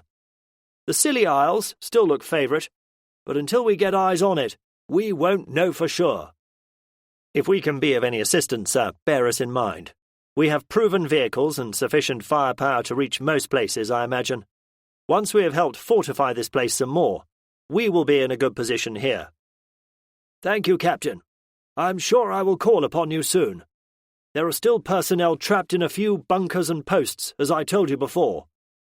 All are reporting they are secure and have sufficient supplies to last for the time being. But at some point, we will need to try and rescue them. He broke off for a few moments. Unfortunately, I have other matters to attend to and must sign off. Can you keep this line of communication open at all times, in case we need to contact you urgently? Captain Hammond turned and looked at us. Sean replied straight away. Yes, we can. All we need to do is keep the Jenny topped up.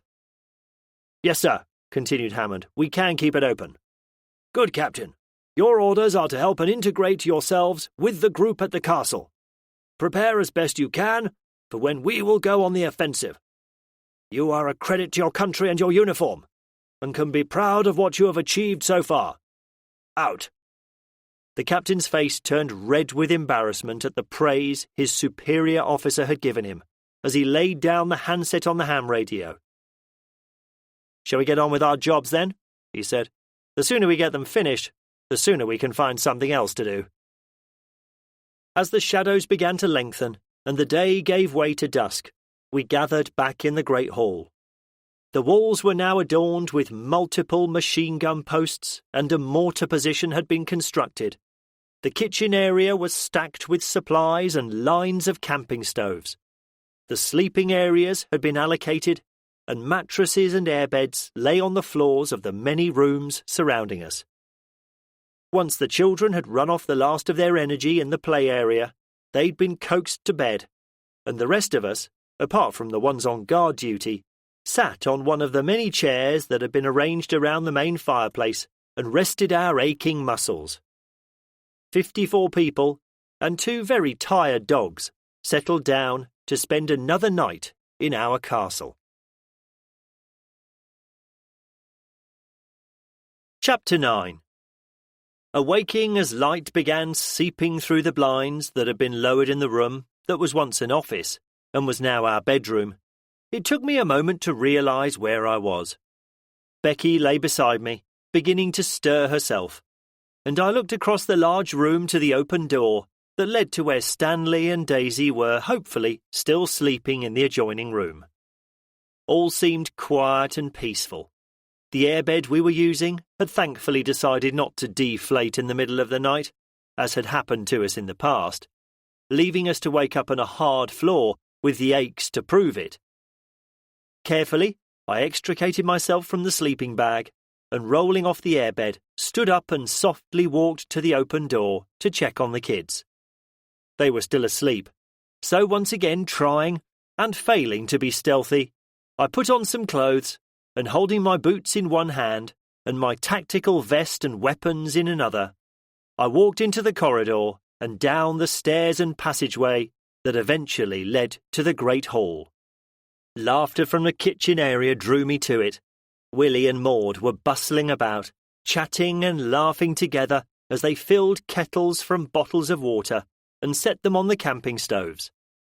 I leant on the doorway and smiled at how happy and relaxed together they seemed. They could have been a happily married couple who'd been together for years, and not just the one day it had been. Willie laughed at something Maud had said, and putting his arms around her, kissed her on the cheek. My chuckling at the sight caused them to both jump back in embarrassment as they noticed me for the first time. "Och, laddie," Willie said, smiling. "What you doing creeping around like that? That's enough to make my heart stop. You gave Maud a proper fright." "I was hardly creeping," I replied, still enjoying the fact I'd caught them cuddling like teenagers. Maud recovered by telling us both to leave her alone, and she would bring us some mugs of tea through when the kettles had boiled. Aiming for the comfiest-looking chairs in the great hall, we sat and waited in comfortable silence for a few minutes. "Willie," I said eventually, "I'm really happy for both of you, and—" "Stop your girly mumbling," he replied, trying to be severe.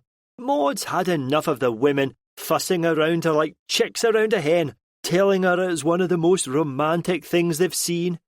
All I did was speak my mind and tell her how I feel. Now, can we move on and talk about something else for a change?" Maud brought us 2 steaming mugs of tea, and while we waited for others to arrive, we talked about our plans for the day. The main priority was to continue the work of securing the castle. Last night, Chris and John had drawn up and finalised a list of supplies they would need to permanently brick up the few entrances to the castle, or to construct sturdy gates to allow us to still use them for either vehicle or pedestrian access. We also needed to improve the perimeter fences at the few weak points we'd identified yesterday. Finding an old directory in one of the offices, and using a map of Warwick town we'd found, we located the nearest builder's merchant, and the first task of the day would be to dispatch a strong force to secure it if necessary and take what we needed. We had a long list of other items we wanted to gather, including more food, and a plan to visit the list of local gun shops we'd also located using the directory. The growing list proved that for us to be confident that we could make the castle as impregnable as possible, we'd have days or possibly weeks of work, and many potentially dangerous trips around the area to complete it. Slowly, yawning and stretching, our little community gathered, and another day began. Not many were needed to stand guard on the walls, as from a few vantage points the whole perimeter could easily be watched. To their delight, the 6 children, who were deemed old enough, were included on the rota. They'd helped to keep lookout at the church, and were always told to help when on the vehicles, so it was nothing they hadn't done before. Now, however, due to the size of our new home, the adults would most likely be further away or occupied with other tasks. Eddie told us that when the children were on duty, he planned to have an adult on the walls with them at all times, walking between their allocated posts. We'd tell them this would be as backup if need be, but we also knew the adult would be able to keep an eye on them and make sure boredom didn't make them lapse on what was essentially a crucial but inevitably boring job. Woody and Eddie taught the youngsters basic drill and parade discipline and formed the eager-looking soldiers into a squad, with those of us who'd gone outside looking on and smirking at how serious they were. Their young faces could barely contain their excitement as they stood there, each with a pair of binoculars around their necks, a radio in their pocket, and their prized .22 rifles slung over shoulders, all listening intently as both sergeants, using their best sergeants' voices, told them the importance of what they were being trusted to do and the consequences of not concentrating. Captain Hammond joined in and walked crisply onto the parade ground to receive smart salutes from both sergeants and more exuberant, but not as neat ones, from his new recruits. Then he told the sergeants to dismiss them so they could commence their duties. The youngsters raced off to their posts. The adult chosen to join them set a more sedate pace. Not knowing what to expect when we ventured out for the first time, we planned the mission carefully. The best vehicles we had were the armoured car, the tractors and trailers, and Woody's Land Rover. Chris told us that he expected the builder's merchant to have forklift trucks and hopefully a crane lorry, which, if we could find their keys, as we had at the farmer's supply shop, would make loading easier. The Knights were our close quarters experts, so they were included in the party, along with half the soldiers. The rest of the soldiers stayed behind, because, until the civilians were trained, they were the only ones who knew how to operate the machine guns we'd positioned around the walls. Out of the rest of us, we decided that 10 would go, with everyone else staying at the castle. The builder's merchant was only 5 minutes' drive away under normal conditions, so we thought the radios should still work, which would enable us to communicate easily. There was a lot of joking and banter to hide the nerves everyone was feeling at once again going out to fight the zombies we knew were out there. I was in the group chosen to go, and we all piled into Woody's Land Rover, Sean's tractor, and the armoured car, once again driven by Sergeant Jeff Gallen, with Captain Hammond beside him. Once the van had been moved from its blocking position, with a final wave, we set off. Approaching the first gate, we could see a few zombies beyond it. Not enough to worry us, but they were there nonetheless. Ian, Jeff and Jamie stepped from the rear of the armoured car and, sliding the locking bar, opened the gate. We decided that it would be best for them to travel in that vehicle, because it saved opening the rear of the trailer and deploying the ramp, if only a few of them could deal with what was out there. Standing aside for the vehicles to drive through, they made sure the gate was secure again, while we leant over the trailer sides, spears held ready to kill the few that staggered towards us. The main entrance gate to the car park was still closed. We could see more zombies beyond it, but none were close, so we were through, and the gate secured again in no time. The zombies that we just killed, and those we dispatched yesterday, must be getting in somewhere.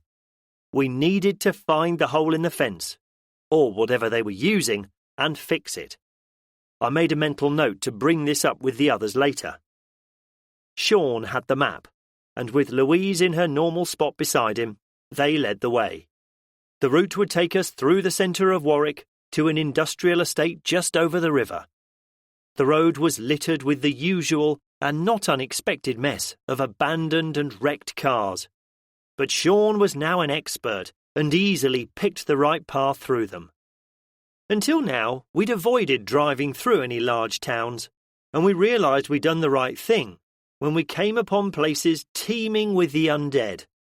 Sean was forced to ignore the comfort of his passengers in the trailer, and with his foot to the floor, he had to smash the plough on the front of his bucket through them. In the trailer, all I could do was hold on as it bounced and rocked along the road, packed with the dead. Looking back, the long body-strewn path we cleared was soon filled with those he'd failed to hit as they turned and followed us. With dismay, I knew that as our objective was not far away, there would be too many for us to hold back when we tried to get what we needed. I reached for my radio and sat down on the floor of the trailer. Knowing everyone, including those we left behind in the castle, was on the same channel, I spoke. "Guys, have you seen how many are out there? I think, even with every gun firing, we'll struggle to hold them back. Anybody got any suggestions? Other than turning around and heading back?" Louise replied, "Sean says that he's managing to smash through this lot, so as long as he can keep his momentum up, why doesn't he make a few passes through the town and keep thinning them out?" I thought about the proposal, but it was the keeping the momentum bit that worried me. If something happened, we could find ourselves in the same situation we had back at the barracks, jammed up against and unable to get through the thousands that faced us. That idea did not appeal to me one bit. "Jeff's suggesting leading them away as they did at the church," said Hammond. "There might be a lot more we haven't seen yet, and he tells me it worked there." That was a far more appealing plan. We'd all heard about how, when they'd first arrived at the village to help Bob and Jim find their families, they'd use the van to lead away the throng that surrounded the church. "Sean," I asked, "can you check the map to see if there's an easy way back? I don't fancy the risk of getting stuck if we can avoid it." There was a pause while he and Louise were trying to find a route. Then Louise spoke on the radio. "Yes, if we carry on for about a mile after the town, we can loop back via the next motorway junction." I mentally pictured the route from my knowledge of the area and knew it would work. Not needing to ask any more, with those in the other vehicles replying that it was worth a try, I put the radio back in my pocket, stood up again, and clung to the side of the trailer as Sean continued creating his gory trail of destruction. Passing the builder's merchant, Sean slowed slightly so we could study the place. It seemed perfect and was full of everything you'd expect the business to have, including a crane lorry parked in the middle of the locked and empty-looking yard. Chris stood next to me, staring at it as we passed. "Bonus," he said, smiling. "It looks as if the lorry was already loaded, ready for the morning's first run. I couldn't see exactly what it was loaded with, but it definitely had some blocks and sand on it. If we can find the keys for it, we could just load whatever else we need and drive it back." "I hope so. I can't imagine this'll get rid of all of them, so we aren't going to want to hang around," I added. The crowd of zombies thinned out the further we got out of the town, making Sean slow the pace to ensure the thousands following us kept up. With the leading edge of them yards from the armoured car at the rear of our convoy, we crawled along, reaching over the side and stabbing any that got close as we passed them, until, at a traffic island, Louise told us Sean would pick up the pace once we knew they'd followed us when we turned. When we confirmed the undead mass was following us, Sean sped up, and our little convoy soon left them behind, and in no time they were out of sight around a bend. Louise kept calling direction changes for everyone's benefit, as Sean drove the tractor back toward the M40 motorway. We crossed over it on our journey to the castle. From memory, I hoped it was still clear and only littered with the usual spaced-out abandoned cars and lorries we passed most of the way on our long journey up the M5. I smiled as Sean broke traffic rules and regulations and drove towards the off-ramp instead of crossing the carriageway to join the correct side of the road. Even though the laws of the land didn't apply anymore, I could imagine him enjoying the chance to flout them as he changed through the gears, gaining speed, to join the motorway for the short trip back to the exit for Warwick. Minutes later we were back on familiar roads and once again driving past the castle entrance. The masses had indeed, as we'd hoped, followed our initial direction. Slow ones, or ones left damaged by our first trip through, still crawled and dragged their way along the tarmac, their simplified senses telling them that was the direction to keep following to find food. Sean began weaving the tractor to drive over as many as he could, while those in the trailer stabbed and thrust at any others in range of our spears. Yells of encouragement came over the radio because the ones still in the castle could hear our engine noises as we passed, and they'd been following our radio conversations, so they knew what we were doing. Captain Hammond spoke on the radio. "OK, chaps, this time, get ready, Sean," he instructed. "If you drive through the gate and into the yard, we'll stop at the entrance with the other two vehicles and be the blocking force. Once the knights have checked the yard, form up by the vehicles and act as close support. Everyone else not needed in the yard, form on me with weapons ready. Everyone clear on that and happy?" It was what I'd expected him to say, and no one disagreed. As the senior military person present, he, with his sergeants to help, would naturally be in command of any fighting missions we undertook. This was his first one, and he hadn't seen any of us in action yet. He'd heard about it, but not witnessed our capabilities yet, and I hoped he'd be impressed by what necessity had taught us. Without slowing down, Sean smashed the tractor straight through the entrance gate, which buckled and crashed back on its hinges with a sharp crack and the screech of breaking metal. Driving once around the large rectangular yard, he stopped next to the lorry. In no time, we'd opened the door and deployed the ramp. By the time the knights had walked down the ramp, Ian, Jeff and Jamie had got out of the armoured car and jogged over. We could tell the place was deserted. The open-sided sheds and the shuttered office and showroom building telling the story of a business that never opened on day one of the apocalypse, and never would again. Once the knights had checked everywhere in the yard and shouted the all clear, I joined Chris. They followed us as we headed straight for the shop door. There was no time for subtlety, so In seconds, we cut off the padlocks to the shutters, pulled them up, and used a sledgehammer to smash the front door in. The shop area was dimly lit by skylights on the ceiling, and we wasted a few seconds standing there, waiting for our eyes to adjust enough to see. "Ian, Jamie," Chris said, "come with me while I find the lorry keys. Tom, you've got the list. See what you can find in here until we get back." As they disappeared through a door, usefully marked with an office sign, I pulled a list from my pocket and called out items as we spread through the shop area. Getting a wheelbarrow from a display, we soon filled it with cordless drills, lengths of chain, and other items that Chris had correctly assured us would be standard stock items for any builder's merchant. There was even a cement mixer, which we filled with items we grabbed as we rushed about the shop. The increasing level of fire outside was an unnecessary reminder to work fast. With a shout of, "Got 'em!" Chris ran past us and went outside. We grabbed a last few armfuls of items and followed, me pushing the wheelbarrow and Dave struggling with his sword, shield, and a rifle on his back, dragging the cement mixer. "Chris, how many of us do you need?" I asked. "You and I should be able to do this," he shouted, as he unlocked the lorry, jumped in, and started its engine. The knights didn't need telling twice, and ran towards the smashed gates of the entrance and the continuous firing.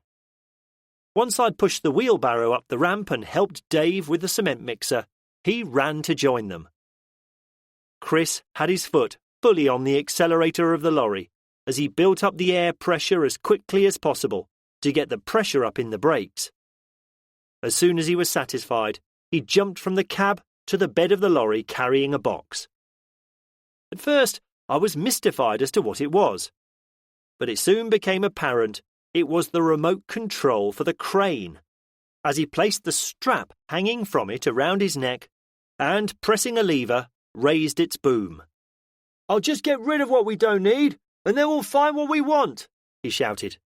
Manipulating the crane, he picked up a pallet, and with a swing of the boom he unceremoniously dropped it from a height and smashed its contents onto the yard. It looked like roof tiles. 2 more smashed pallets later, he leapt from the lorry and joined me. It sounded as if all the guns were firing, including the heavy machine gun on the armoured car. Looking towards the entrance, I could see the knights standing in line firing their guns, although not yet engaging any zombies hand to hand. I had to assume all was, if not contained, then at least under control. Sean and Louise stood on the wheel arches of the tractor with their guns held ready, keeping a good all-round lookout for any surprises. Now Chris was brandishing another set of keys. "Right, let's find the forklift. A couple of packs of blocks, timber, some plywood, and a pallet of cement should do it. Can you drop the sides of the lorry, Tom?" Struggling briefly with the clips that secured the hinged lorry sides in place, I waited as he ran off in the direction of an open-sided shed. I was impressed with his competence, because it took him no time at all to find the forklift and operate it. Pushing it to its maximum speed, he rushed around the yard, filling the space he'd made on the lorry with various packs and pallets, double-stacking a few of them, until, with a yell of satisfaction, he jumped from the forklift, and, together, we lifted the sides of the lorry back into position. "You got everything else on the list, mate?" he asked as we took the straps he grabbed from the lorry's cab and threw them onto the load to secure it. I nodded. "Yes, and more. I grabbed any extra stuff I saw, since we were here anyway." I pointed to the lorry. "You get in, and I'll go and tell them we're ready." I winced at the sound of firing. "I don't think they'll hear us over the radio." He slapped me on the back in acknowledgement and ran towards the open door of the lorry. Grabbing my rifle from where it rested on its sling over my shoulder, I sprinted towards the gate and the firing. Zombies were approaching from all directions in large numbers. The gunfire was keeping them at bay, but I could tell from the trail of bodies that they were getting closer. The knights looked out of place in full armour as they fired their modern weapons. It looked as if someone had made a dreadful historical error when writing a movie script. Hundreds of empty bullet casings littered the floor, indicating how heavy the firing had been. Captain Hammond and his sergeant were walking the perimeter he'd set up and encouraging them all, occasionally raising his rifle and firing when needed. It took the captain a few seconds to notice me standing there, waving at him.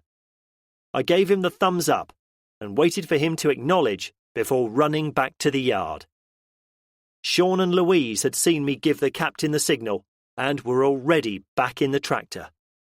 I indicated for them to pull forward and get as close to the knights as possible.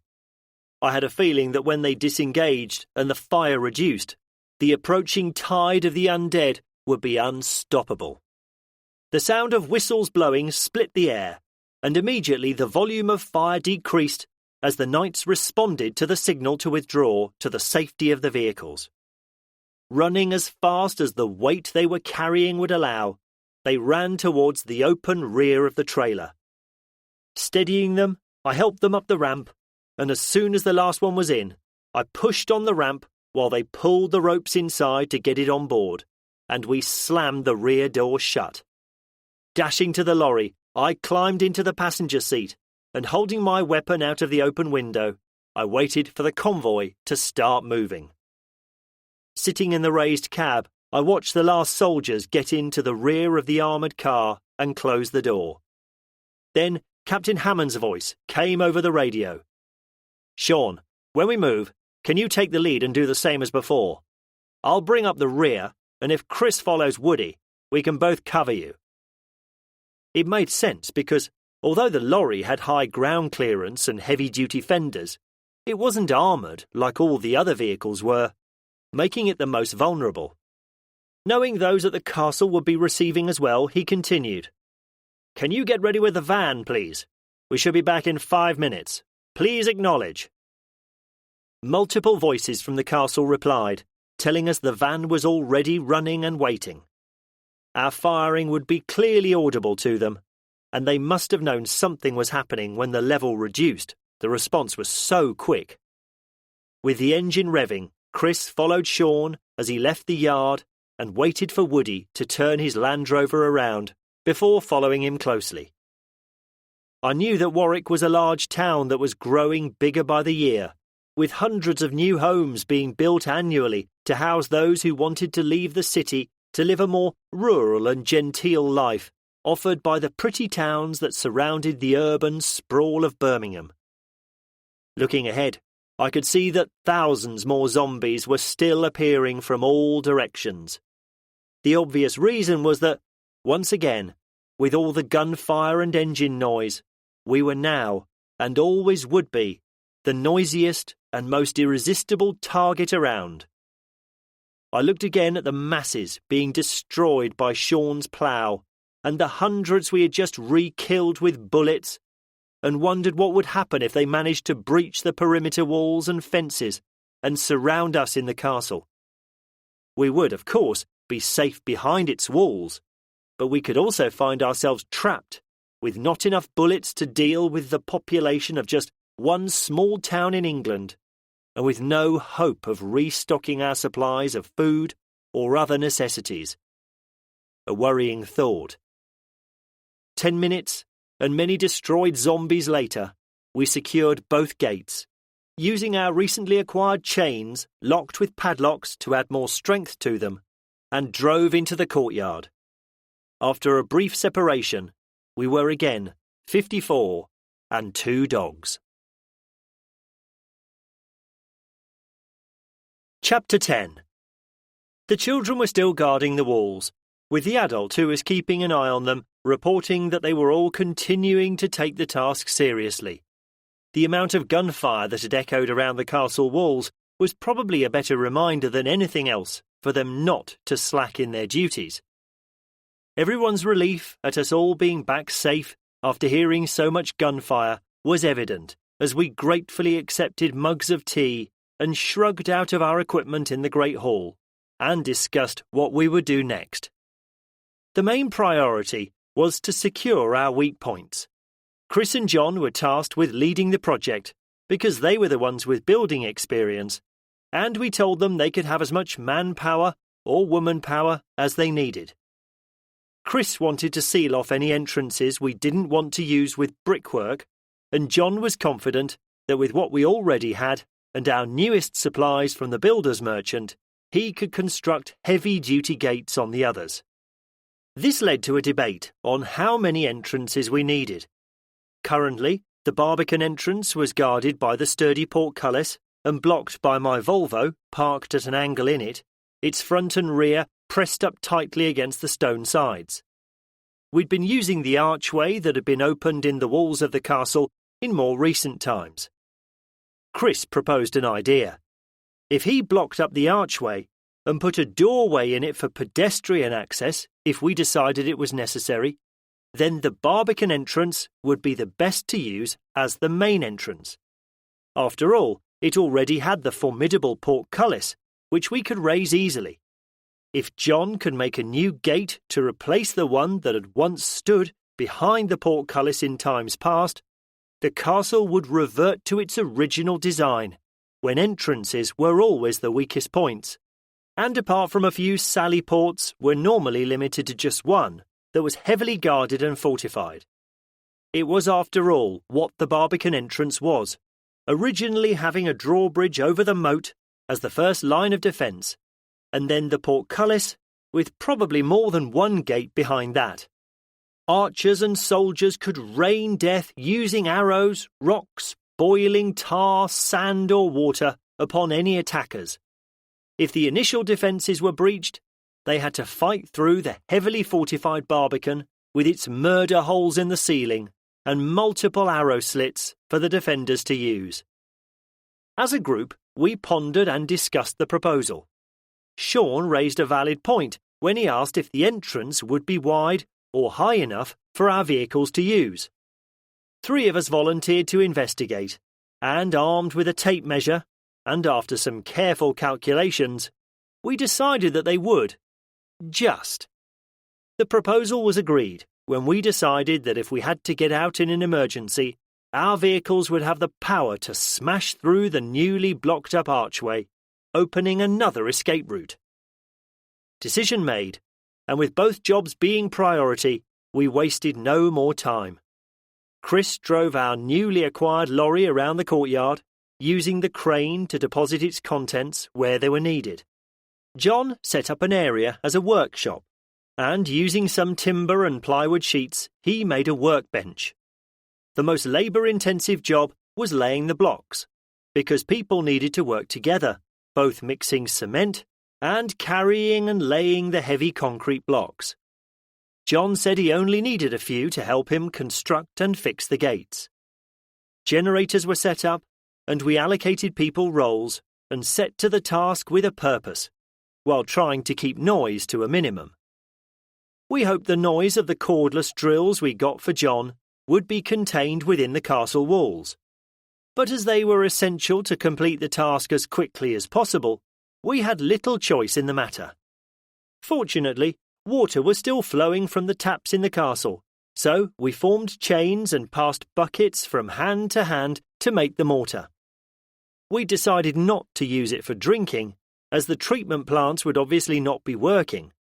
But for as long as it lasted, it could still be used to flush the toilets in the place and be used for washing, etc. If, or more likely when it stopped flowing, we would just have to come up with an alternative. But for now it was, and that was good enough for us. Sweating in the sun, everyone who wasn't on guard or babysitting duty mucked in and helped. Throughout the rest of the day, the wall in the archway slowly gained height as blocks were passed from hand to hand and laid on beds of mortar. John made a frame out of lengths of timber, and a doorway was created in the structure. The wooden gates were quicker to construct. Using heavy-duty strap hinges from the merchants, he soon had the framework of the gates in place and attached to the walls of the Barbican. Once he was satisfied they were hanging correctly, he planned to add layers of timber to reinforce them. When he'd finished, he also wanted to add another angled gate to the front of the bridge that crossed the moat. He explained that it didn't need to be as sturdy or as high as the one he was making now, but it would keep any zombies away from the portcullis itself. It was a good idea, so we all told him to get on with it as soon as he'd finished what he was doing. I found myself forgetting the world outside our walls as we laboured away. The hard physical work occupied all my thoughts until I took a break to grab a bottle of water and looked around the ancient castle that had become our home. It was a truly stunning place, which, once we'd finished, would be as impregnable as when it was first built almost 1,000 years before. Sentries walked the walls as they had in ancient times. This time, though, instead of crossbows and spears, they carried modern assault weapons and could fire at any attacker from one of the many machine gun positions we created. In place of the cannons and trebuchets that would once have lined the walls for defence, the soldiers had created a sandbagged emplacement in the middle of the courtyard, which housed the mortar they brought with them. This could lay down a far heavier and more accurate barrage than could any weapon designed before it. It was a clash of technology that somehow worked, and did not look wholly out of place in such an old and historic complex. Smiling at my thoughts, I finished my bottle of water and got back to work. Hours later, we gathered back in the Great Hall. The work was almost complete. We were satisfied, as we called it a day, that what we'd already achieved was as good, if not better, than we'd originally expected. The van was still pulled in front of the archway because it seemed prudent to leave it there until the mortar had set. The gates, constructed by John and his team, had been finished and passed our collective inspection. With the locking bars and bolts in place, they seemed strong enough to withstand a ram raid, let alone a horde of zombies. Bellies full of the food produced by Maud and her helpers, we opened and passed around bottles of wine and beer, and everyone drank, happy in the knowledge that 52 people were all a little safer now than we had been the day before. The 2 dogs, both filthy from many incidents with the wet mortar, were banished to the floor. Chapter 11. It was chillier and more overcast the next morning. There were no more weather forecasts, but we all agreed that it looked as if we were due for some rain. Pulling on sweaters, we soon knew would be discarded when the physical work warmed us up. We organised ourselves into teams to complete the jobs for the day. Fewer people were needed for the work to complete the bricking up of the archway, so we turned our attention to the task of reinforcing the perimeter fence. John busied himself preparing the tools and materials he wanted to take, and then after a final check of the notepad in which he'd written what needed doing, he asked for help to get it all on Woody's trailer, which also provided us with a safe vehicle to carry all the volunteers. Willie was driving his tractor this time, as Sean was still helping Chris with the brickwork. We drove through the Barbican entrance and began the day's work. Exhausted and hungry, we returned many hours later. Woody's trailer was empty of everything we'd loaded that morning. We'd had enough material to strengthen extra sections of the perimeter, although it probably didn't need it. But since we had the materials, while we were at it, we thought it prudent. After all, we knew we could always scavenge more if necessary.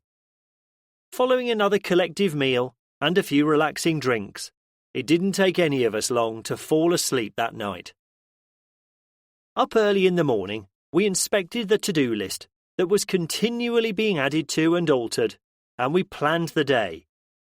Now that we were confident that the security improvements we'd made to the castle, both inside and out, were almost completed, food and weapons were top of the list. We had ideas to improve security even further, but for now, things were good enough. The soldiers claimed that weapons and ammunition should be the priority because, even though they had many thousands of rounds, and we could make many thousands more from the home-loading supplies we got from the gun shop, we'd expended a lot over the last few days, and getting as much as possible should be top of the list. We'd already identified and located the nearest gun shops from the directory we'd found, and one or two were reasonably close. Others said that food should be the priority because if we were besieged by countless zombies, it wouldn't be bullets that kept us alive behind the walls, but food. Although we knew both proposals were of great importance, we didn't want to split our forces by pursuing different objectives. Our strength lay in numbers. After much deliberation, we decided to try and achieve both tasks in one trip. We'd located a local trade-only food warehouse that supplied local shops and businesses. We thought because the food would be on pallets, that would speed up the loading process, and it would be easier and quicker than raiding one of the many supermarkets in the town. After studying the map, we also realised that it wouldn't be a big diversion to get to the nearest gun shop. If it turned out to be similar to the gun shop in Newton Abbot, the stuff we could get wouldn't take up as much room as pallets of food, so hopefully we'd be able to squeeze it onto the lorries and trailers along with the food. With everyone satisfied and in agreement, the planning was handed over to our military contingent. 15 minutes later, Captain Hammond called us all together for a meeting. He proposed the largest expedition we'd undertaken to date, using the most vehicles and taking more people than any we'd ever done before. We'd be using both army lorries, the armoured car, and Woody's Land Rover. In addition, he also wanted to include not only Sean's tractor and trailer, but our newly acquired crane lorry too. The theory being that if the warehouse was suitable, we could load up enough food in one go to last us for months, possibly even longer, saving the need and risk of venturing out again for food for quite some time. On the way back, if it looked safe to stop, we'd find the gun shop and take everything we could. It was a bold plan, and even though we'd successfully completed similar missions, we hadn't undertaken one on this scale before. He said himself that we needed to be fully prepared and ready because the bigger the mission, the bigger the potential cock-ups. A little daunted by the idea, nevertheless we did all agree that it was worth trying, and we got on with it. Captain Hammond asked Maud to come up with a wish list for the food warehouse, so they could identify and prioritise loading the large quantity of foodstuffs and other items we hoped we'd be able to get. Sean, Willie and I were tasked with adding protection to the lorry. We didn't have time to do a full job on it, but we thought that if we added some of the mesh panels we still had around the cab and reinforced the front so it could smash through the undead without causing terminal damage, it would be better than nothing. Given more time, we could make it as impregnable as the rest of our vehicles, but if it travelled in the middle of our convoy, it would be protected by the other vehicles. Eddie, who was going to remain and guard the castle, selected who he wanted to stay with him. It was only fair that he should have first dibs with people, because if the castle wasn't left defended properly, none of us would want to leave our families and loved ones behind. An hour of frantic preparations later, we were ready, and those chosen to go boarded their designated vehicles. All the vehicles had been checked over and any necessary repairs carried out. Sean made sure the petrol cutter was working, and the same for the other equipment we thought we might need to break into the locked areas of the gun shop. While he was doing that, others loaded extra guns and ammunition, and a small supply of food and water, just in case. We waved to those staying behind, and for the first time, we drove out through our newly fortified Barbican entrance. Becky stood beside me in the trailer. We'd had a brief discussion, with her calling me a sexist because I begged her to stay and take care of the children when she insisted on being included on the mission. She was confident that they would be looked after well by Maud, Eddie, and the 10 other adults chosen to remain, and she told me that she was just as capable of killing zombies as anyone else, something she'd proved many times before. She also joked that we needed to include more women on the shopping trip, because if it was left up to the men, all we'd get was pallets of beer and boxes of crisps. She did have a point. With a final wave to our children back on the walls, keeping guard, we disappeared from their view. Becky stood holding onto the side of the rocking trailer, her weapon over her shoulder and a pistol on her hip.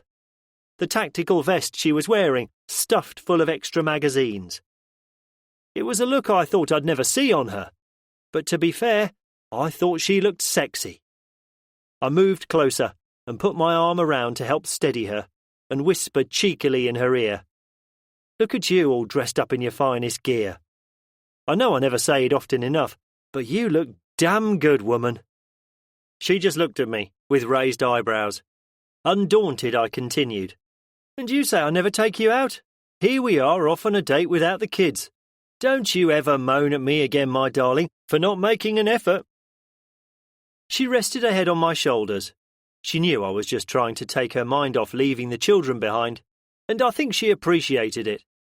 But after a few moments of quiet companionship, she had to have the last word. "Tom, if you think this is a date, I think you need to go and have a long, quiet word with yourself. Right now, though, we're getting near the gate, so we'll have to discuss this later." Fortunately, only a few zombies could be seen beyond the first gate. Maybe whatever gap or hole they'd used to get in before wasn't obvious to the hordes that filled the town. We still needed to find it, and it was on our growing list of jobs that needed doing. But for now, it wasn't posing a great problem. We were through the gate in minutes, as once again a few knights climbed out of the back of the armoured car to unlock it. They waited until we'd all got through, then secured it and climbed back into the armoured car, which had pulled to one side to wait for them. The other gate proved to be a different matter altogether. Hundreds of zombies could be seen just beyond it. It didn't take a genius to work out that they were the ones that had followed the swathe of destruction and noise we cut the day before, when returning from the builder's merchant. The noise of us approaching caused the nearest to turn and head in our direction. Captain Hammond spoke through the radio. "OK, chaps, I think this is the time to show me what you knights can do. If you form up by the gates and open them when you're ready, we'll drive through and thin them out a tad, and then loop round and pick you up." Pausing for a moment, he continued, "Does that sound like a plan?" Ian responded a few seconds later. He was in the trailer beside me. "OK, lads, let's show the army boys what we can do. Grab your pikes and head to the gates." Hinging back the door on the trailer, we pulled on the ropes to lower the ramp and passed the pikes to the knights when they'd all got out. They made their way to the gates, joining those that had left the armoured car. Hundreds of zombies were crowding towards the gate, making it rattle and push against its locking bar. Even after all we'd seen and experienced, the sight was a daunting one. 7 knights stood at the gates and began thrusting their pikes through the slats at the nearest heads. Bodies fell and soon began piling up in a macabre wall. More kept trying to crawl over the growing obstruction until their existence was ended by the sharp point on the head of the pike. Eventually, the pikes could no longer reach the masses beyond, and the knights, sweating and breathing heavily, stepped back and surveyed the carnage they'd wreaked. Hundreds of bodies lay before them, but worryingly, hundreds more crowded in behind them. Captain Hammond used the loudspeaker on the armoured vehicle to communicate this time. His voice boomed out. "Well done, chaps, great work. If you could open the gate and let us through now, we'll thin the others out. Hold the line at the gates, and we'll be back with you shortly. Woody, can you stay back in the Land Rover to provide cover for them? If everyone could honk their horns to confirm you understand, we'll get on with it." 5 horns blasted their reply and revved their engines. Ian stepped towards the gate and, removing his glove, turned the dials on the padlock to the right code to unlock it and unwrapped the chain from around the gate. The coded padlocks were chosen from the ones we got from the builder's merchant as the best to use. Remembering a 4-digit code would be better than making sure the key didn't get lost or forgotten, causing potentially dangerous delays and problems when opening the 2 main gates to the castle. after checking the other knights were in position and the vehicles were ready, he slid the locking bar back and, straining against the weight of the few bodies that were caught on them, pulled the gates open. Sean was first through. Lowering the plough to scrape on the ground, he powered the tractor into the tangled pile of bodies. Corpses mangled together as the plough pushed them aside to form a monstrous corridor of death. Body parts ripped from corpses lay abandoned in his blood-smeared wake as the lorries followed, bouncing over any that fell back into their path from the piles Sean had created. Those of us in the trailer stabbed at any near us, but the wild, bouncing ride we were on made even standing up difficult, let alone using our spears accurately. Frustrated, I picked up a shotgun and started blasting away at the many targets that surrounded us. I considered the shotgun with its spread of lead pellets to be better than using my rifle, only necessary where accuracy was more important. Others in the trailer followed suit, including Becky, as Sean ploughed through the undead, making the trailer rock and sway as he swerved through, trying to get as many as he could.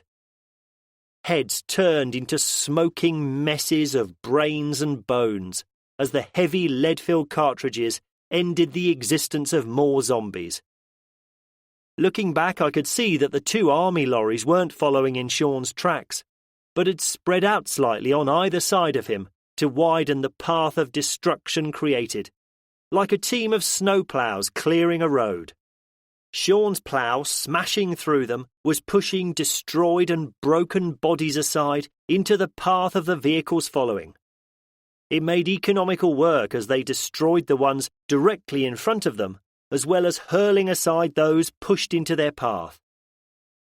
I hadn't heard this tactic being discussed, so it must have been a good idea hastily thought up, which was proving to work brilliantly, because now we weren't just cutting a single path through them, but an entire swathe. When the crowd thinned, Sean used the whole width of the road to turn around and head back the way we'd come, the engine roaring powerfully all the while.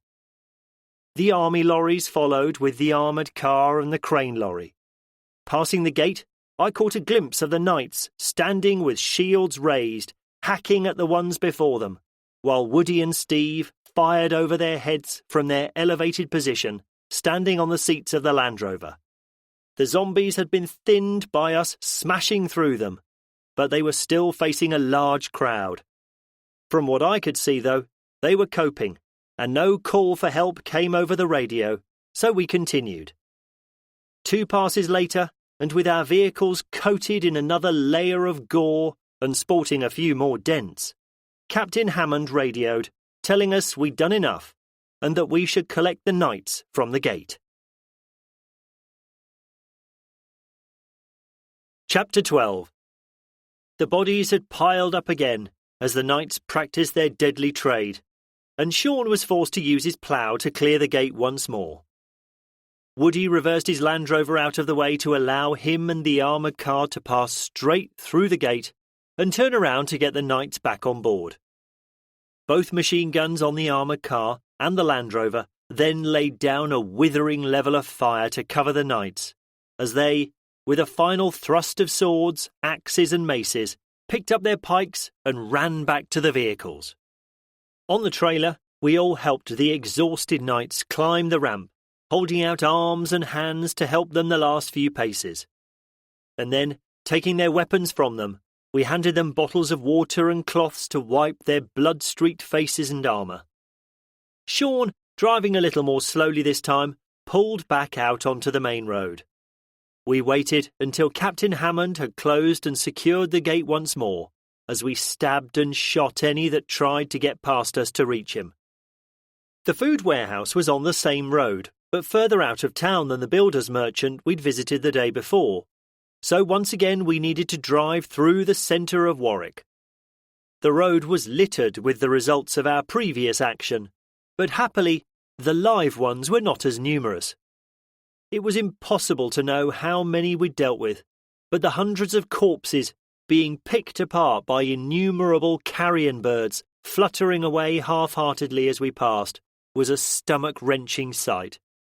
We'd already led a horde of many thousands away, and we didn't know how many more still roamed the town's suburbs and side roads. I sighed. This was only one relatively small town of the many hundreds all over the country. If you included the cities, how many millions upon countless millions of zombies were roaming the land, searching for their next meal? It would be impossible to kill even a small fraction of them.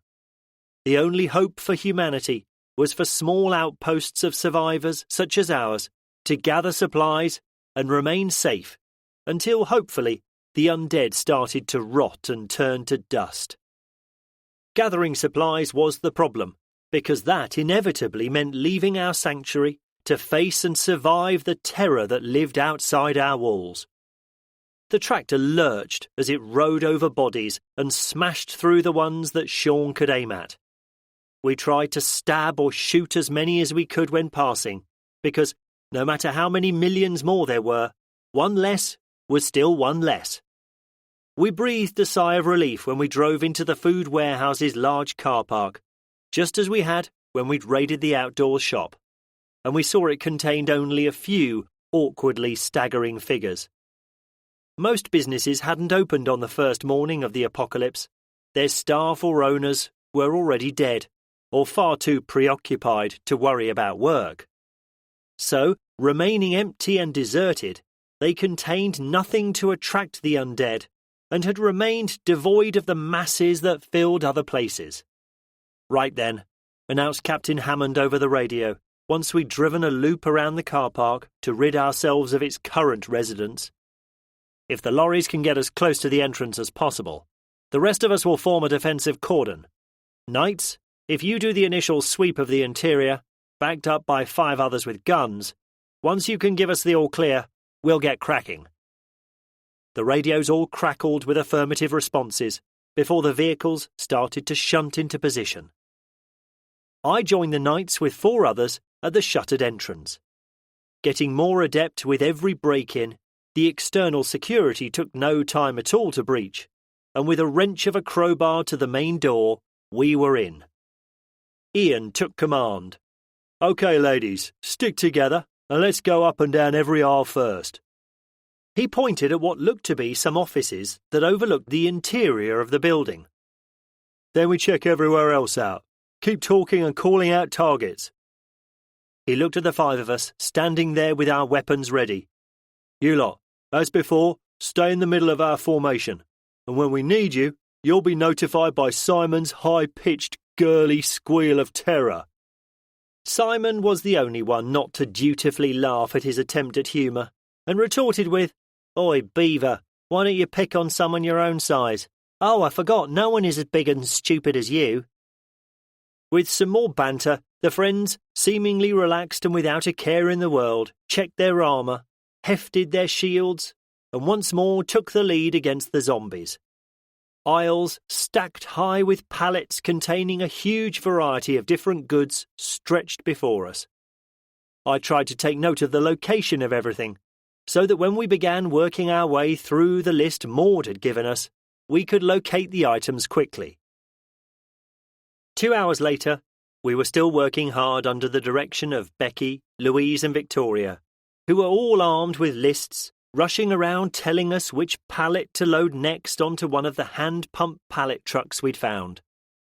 Then we hauled them outside to another team, who were ripping off the wrappings and passing boxes, cartons and sacks from hand to load the lorries and trailer. The crane lorry had loaded itself and was now full of double-stacked pallets secured by lengths of rope. The Knights were standing guard and taking a well-earned rest after their earlier exertions. If they were needed again, then it was imperative they were as fresh as possible. Wielding their weapons and fighting in a shield wall was probably one of the most physically demanding things anyone could do.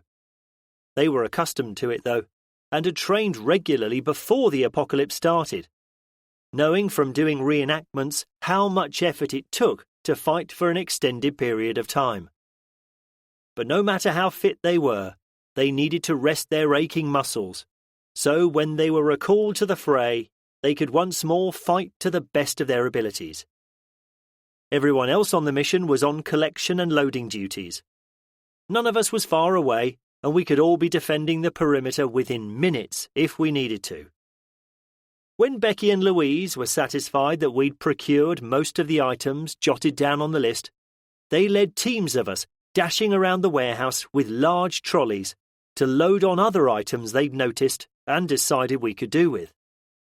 We threw every item they pointed at into the trolleys, and when they were full, we ran outside to empty them and fling it all in the lorries on top of everything we'd already loaded.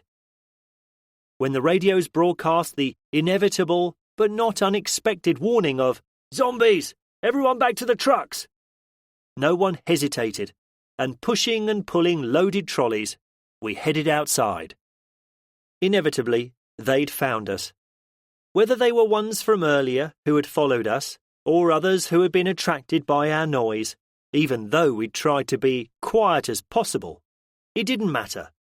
They were there, and in large numbers. With a final effort, we heaved the last items from our trolleys into the lorries and got on board ourselves. Our final act was to close the shutters on the shop, to, if not secure it, then stop any wandering ghouls from inadvertently entering.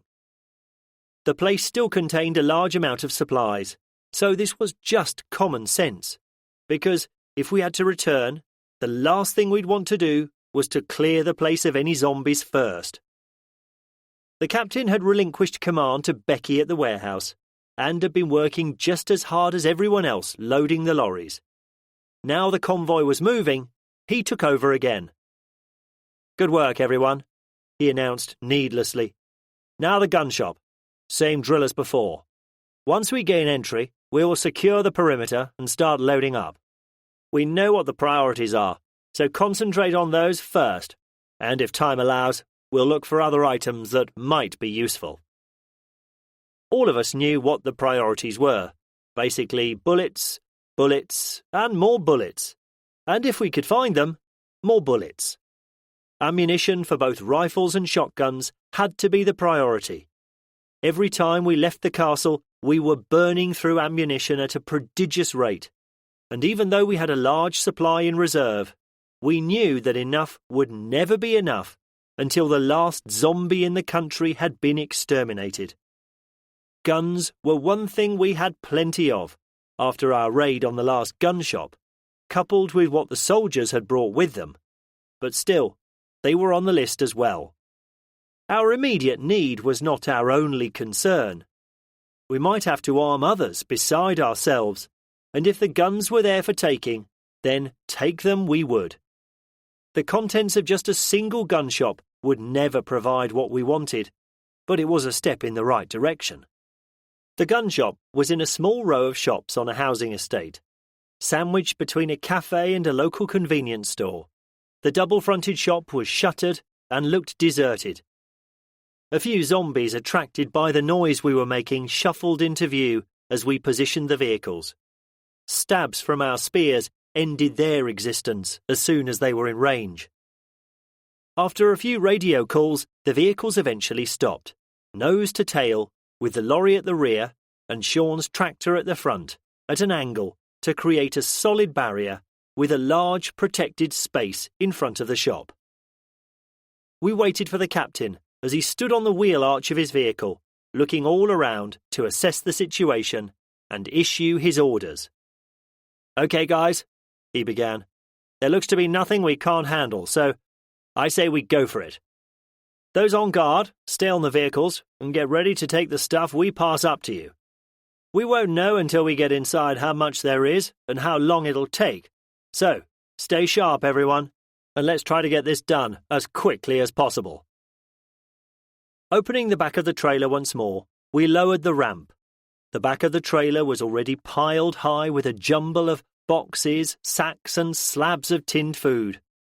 While others broke into the shop, I and a few others began shifting what we had into a more organised stack to make room for what we hoped we could get. Woody emerged from the shop a few minutes later and spoke to the ones waiting outside. Right, let's form a chain and start passing it all out. How much stuff is in there? I shouted down at him. We've opened the cartridge store, and it has a fair amount in. Not as much as there was at Newton Abbot, I've been told, but it'll do. We're still trying to break into the ammunition safe, but again, it's not that large, so I don't expect it'll hold much. Don't forget the home loading stuff, called Willie from beside me on the trailer. Woody smiled up at him. I was just coming to that, Willie. Can you get in there and start sorting through the shelves? You know what you're looking for better than any of us, and it might save some time. Willie nodded and strode down the ramp and into the shop, just as the first slabs of shotgun cartridges started to get passed out. Trying to remain as quiet as possible, we began using the silenced 2.2 rifles on the undead when they got close enough. We knew there must be thousands in the area, possibly making their way to us now. If we kept any noise we made to a minimum, it might delay them finding us for a time. Alternating between firing at any zombies that came close enough and helping to pass and stack the growing pile of cartridges, I was distracted by a banging sound coming from above us. I searched for it because I initially thought it might be a survivor trying to get our attention. But my momentary hopefulness ended when I saw the head of a zombie banging against the closed window of what must have been a flat above a shop 2 doors away.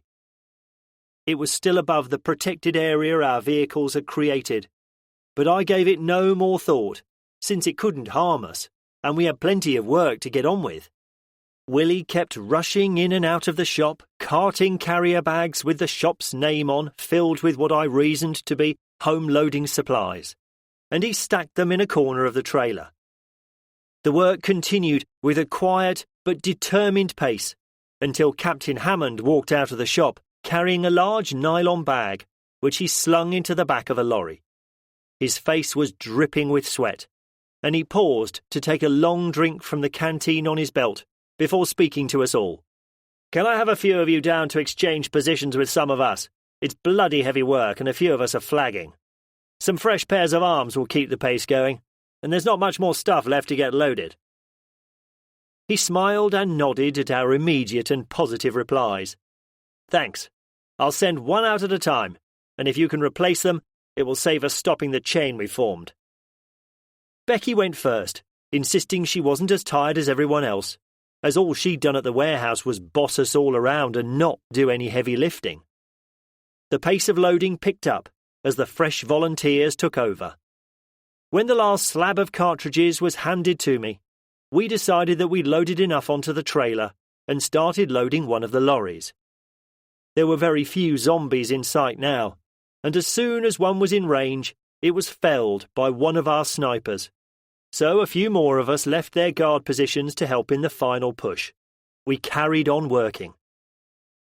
I was standing inside the shop, passing items along the chain, when I heard the unmistakable sound of glass breaking, followed seconds later by a loud smash as something hit the pavement. Remembering the zombie in the window, I opened my mouth to scream a warning, but before a sound came out, 2 heavy thuds sounded outside, followed closely by yells of shock and panic from our party. Everyone in the shop dropped what they were carrying instantly and ran outside. Mark had been standing in line, passing along whatever was handed to him when the glass broke. He cursed and shouted in pain as a falling piece of broken glass sliced deeply into his cheek. Earlier, he'd removed his helmet and coif when he was working hard, claiming it was making him too hot, and if he needed to go and fight them, he could have them back on in seconds. Holding a hand to his cheek, trying to stem the flow of blood, he'd been flattened by the dead weight of 2 bodies falling on him. Those around him stood shocked for the smallest of moments before dropping what they were carrying and rushing to his aid. 2 writhing and snarling bodies covered him, their arms and legs kicking and grabbing as they tried to feast on the meal that fate had led them to land upon. Knives and axes were pulled from belts as those around him attacked the zombies with hurried but practiced efficiency, and in seconds the 2 limp bodies were dragged to one side. Mark lay curled on the floor, holding his hands against his chest, bellowing in pain. Ian reached to help him, but he shouted, "Don't! I think the fuckers have bitten me!" All around him, eyes closed in anguish. Swearing and shouts of anger rang out as we gathered beside his prone form. Still holding his hand against himself, he pushed himself upright and sat on the ground, all eyes on him. Gingerly he raised his hand to his face and stared at the wound. His wrist had a deep bite mark in it and was pouring with blood. "Oh, fuck it," was all he said. I was knocked aside as Jamie pushed past me and kicked him back to the floor. As he lay there stunned, Jamie swung his axe at his outstretched arm and severed it at the elbow. We all stood around, shocked at what he'd just done. Fresh blood was spurting from the stump of Mark's arm as Jamie threw his axe aside and screamed at the top of his voice, "Get me a first aid kit!" That galvanised some into action. Captain Hammond pushed past others while reaching into a pouch in his pack. He pulled out an aid kit and ripped it open as he fell to his knees beside Mark, who was lying in shocked stillness, staring at the stump that had once been his arm. With practised efficiency, Steve tied a tourniquet tightly around his upper arm and wrapped the bleeding stump with a bandage, which immediately became soaked red with the blood that still poured from the wound. My face white with shock at the events of the last minute, I stood numbly staring at Mark for a few more seconds, until the captain shouted the command, "Let's get out of here, right now! Help me get Mark onto the trailer!" Not knowing who was doing what, we milled around for a few more confused seconds before order was restored. A few of us carried Mark back onto the trailer, gasping in pain and in shock. We laid him gently on the floor while others retrieved the few items that had been dropped when the zombies fell from the window, and threw them onto the nearest vehicles and scrambled on board. "Sean, lead the way," commanded the captain, as keys were turned and one by one engines fired up. A bit more disorderly this time, the convoy jolted forward, and with engines roaring, we threw any caution to the wind and sped back to the castle. All of us in the trailer only had thoughts for Mark, and most of us crouched beside his prone figure, trying to cushion him as best we could from Sean's wild ride as he pushed the tractor to its top speed. He was pale-faced and lying numb with shock. Tears streamed down his face, and his mouth silently uttered curses as waves of pain washed over him, and he gradually fell unconscious. We didn't know what to say to him. Was he infected? Or had Jamie's crazy actions saved his life, stopping any infected blood spreading through his body when he hacked off his arm? Captain Hammond's calm voice issued instructions as we drove.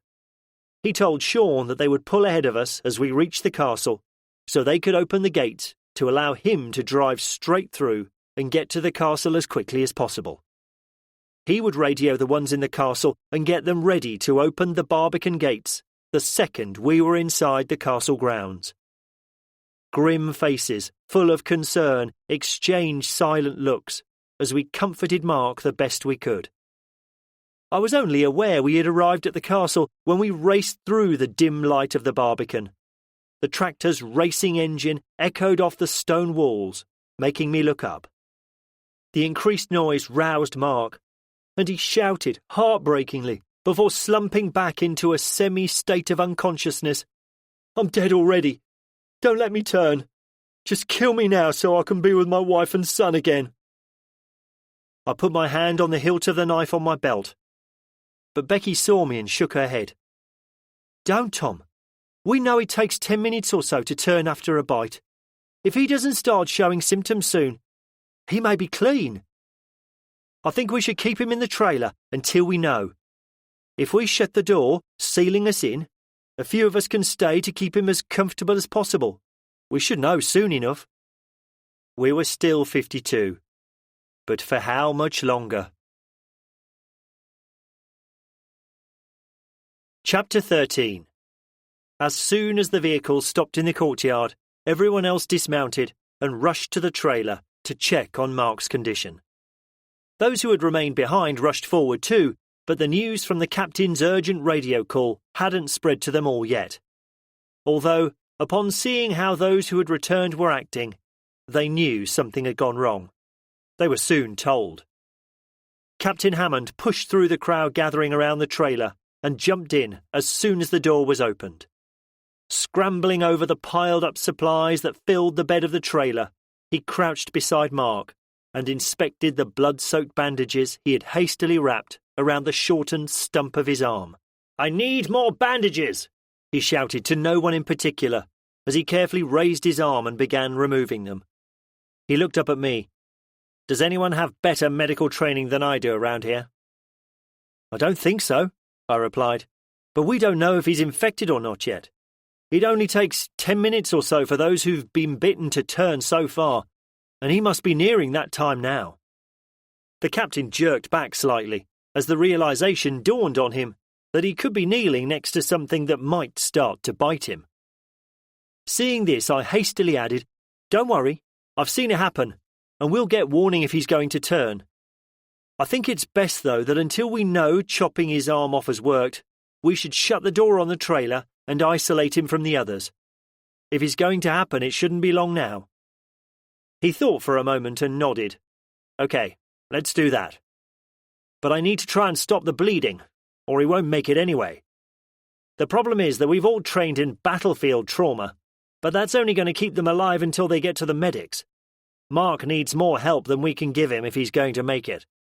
If he doesn't turn first, that is," he added with a grim smile. He looked around at the ones still in the trailer. "Okay, folks, can we all get out, please, and shut the door on us? Tom and I can take it from here until we know otherwise." He raised his voice. "Sergeant Gallen, where are you?" His sergeant responded immediately from near the rear door, his Geordie accent sounding cheerful and reassuring. "Yes, boss. Right behind you. Get me every kit you can gather, and then raise the fleet on the radio and get their surgeon on. We need to know what to do if by some miracle he doesn't turn." With a "Right you are, boss," I heard him shouting orders as he ran to do his officer's bidding. It didn't take him long to gather and pass me an armful of packages, which I threw down next to the captain, and then he closed the door on the trailer, sealing the two of us in.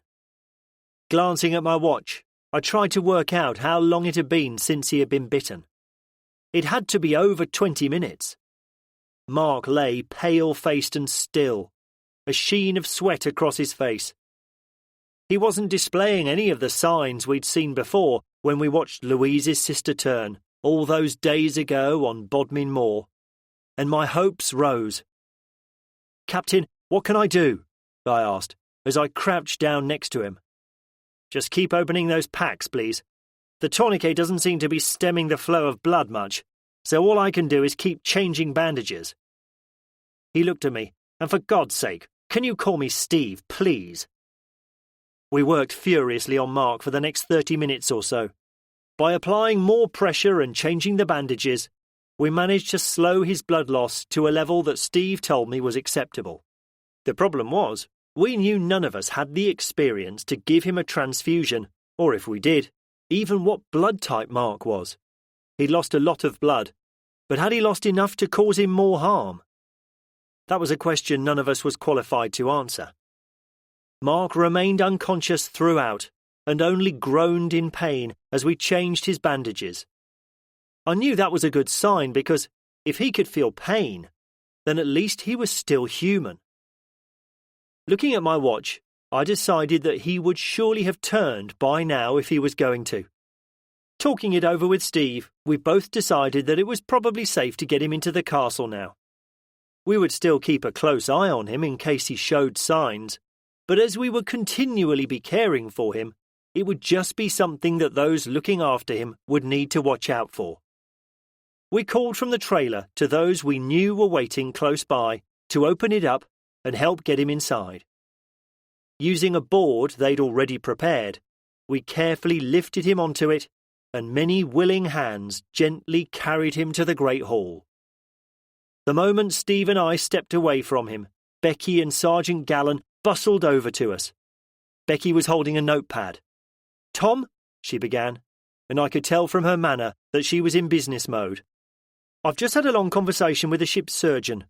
He's told us what we need to do and what supplies we need to get." She looked at Steve. "We need to find a chemist or doctor's surgery. Probably both, if one doesn't have what we need. There's a chemist on the high street. I remember seeing it as we passed it earlier. So if I give you the list, you need to get there right now." She paused and looked concerned. "The surgeon recommends cauterizing the wound if we can't stop the bleeding." I looked at her, my face displaying my lack of understanding. She raised her eyebrows to me, in a look I knew all too well. "Tom, we have to heat something red hot and seal the wound," she explained with an irritated tone. "Then he'll probably need a blood transfusion and a course of antibiotics to keep infection away. If he survives all that, then time and care will be the best recovery method." I nodded soberly at the thought of what we needed to do. The chemist may have what we need to do transfusions. It should also have simple blood testing kits so we can find out whose blood is compatible. She handed Steve the list. "Can you get on it right away, please? The surgeon's waiting for me to report back on his condition." Grabbing the list with a "Yes, ma'am," he turned and indicated for the 4 sergeants, Willie included, to accompany him so they could get on with planning the next mission. Jamie rushed up to me as soon as he saw I was clear. "How is he?" he asked, his face full of anguish and concern. I just reacted," he stammered. Did I do the right thing?" I looked at my hands covered in blood and slowly nodded my head. "Yes, you absolutely did the right thing. It was bloody crazy to watch, but he hasn't turned yet. If he survives the blood loss and shock and hopefully avoids infection, Becky says she thinks he should live." Relief washed over him, and his shoulders slumped as the tension and worry left him. "What the hell made you act so quickly?" I asked. "I mean, we're all standing there like lemons, and you barge forward like a mad axeman, kick him to the floor, and chop his fucking arm off. How did you know what to do?" He looked at me with a mystified expression as he thought of an answer. "I haven't got a clue, really. I think I saw it in a movie somewhere. You know, that one with Brad Pitt. That soldier woman he was with got bitten by a zombie, and he chopped her hand off to save her life. It just came to me. I knew there was no time to waste. If I did nothing, he was dead anyway, so I just did it without thinking, really." I slapped his mail-clad back. "Brilliant, mate. I know Woody joked a few days ago that we needed to start watching zombie films and TV shows as a training guide, and I think he's probably right. They'll have a whole load of stuff in them we haven't thought of or come across yet." I chuckled quietly. "I think we need to plan a visit to somewhere that sells DVDs soon, and keep an eye out for a big television and DVD player." I looked at the group of soldiers, still deep in discussion, in a corner of the large room. "Anyway," I continued, "let's leave that for another day because we need to go out again and get the medical supplies that Mark needs. Shall we go and see what we can do to help?" Before any vehicle could leave, we first needed to empty them of the supplies we gathered. Otherwise, the mass of boxes and packages that littered the beds of them would make an unstable platform from which to battle zombies. Steve only wanted to take the tractor and armoured car on the mission to the chemist. Between them, they could take enough people to provide a strong fighting force, and both vehicles had the power, strength and armour to smash through anything they came across. Every available person who was not on guard or tending to Mark gathered in the courtyard and began unloading. There was no time to do a neat job, and soon a massed jumbled mountain of food, ammunition, weapons, and a myriad other items we had gathered piled up on the grass. The moment the last box had been unloaded, those chosen to go on the mission boarded the vehicles and sped out through the Barbican as soon as the gates were opened and the portcullis raised.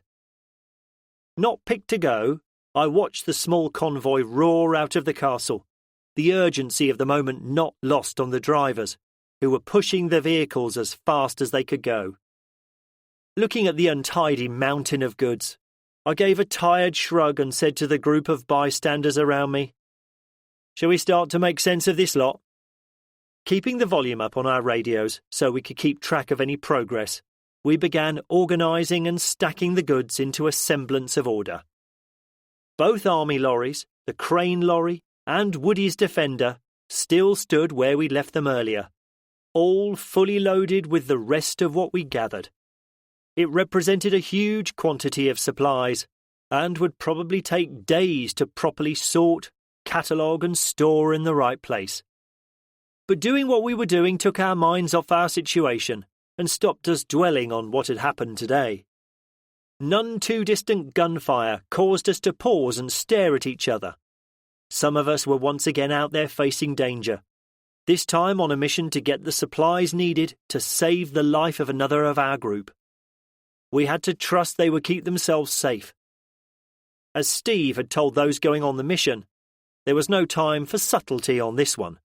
Firepower, speed, and maximum aggression was what was required to ensure its success. And by the sound of the firing we could hear, that was what they were doing. Eventually, we got a call through the radio of, "On way back. We've got what we need." That was all we needed to hear to stop what we were doing and gather, ready to help them when they arrived. The tractor driven by Sean and closely followed by the armoured car raced through the Barbican and skidded to a stop, both vehicles cutting a long furrow in the grass of the courtyard as their wheels locked. Eddie swung the back door of the trailer open, and Chet, not waiting for the ramp to be lowered, jumped down and raced inside, carrying 2 full bags. When I'd helped lower the portcullis and outer and inner gates, I too went into the Great Hall to see what help I could offer. Mark had been moved to the dining room, where we had the radio set up, and was lying on a camp bed surrounded by concerned people. His pallor had changed to a deathly grey colour, and he did not look in good shape. Becky and Steve were sorting through the bags Chet had brought inside and were forming small piles of items. I could overhear Becky as she talked to Steve. She'd been in communication with the surgeon when she could see Mark's condition deteriorating. What he needed was an immediate blood transfusion to replace all that he had lost. The advice given was that he needed to be stabilised before they attempted to cauterise the wound, otherwise the shock of the procedure could kill him. I knew I was an O blood type, which from my limited medical knowledge meant my blood was suitable for all blood types.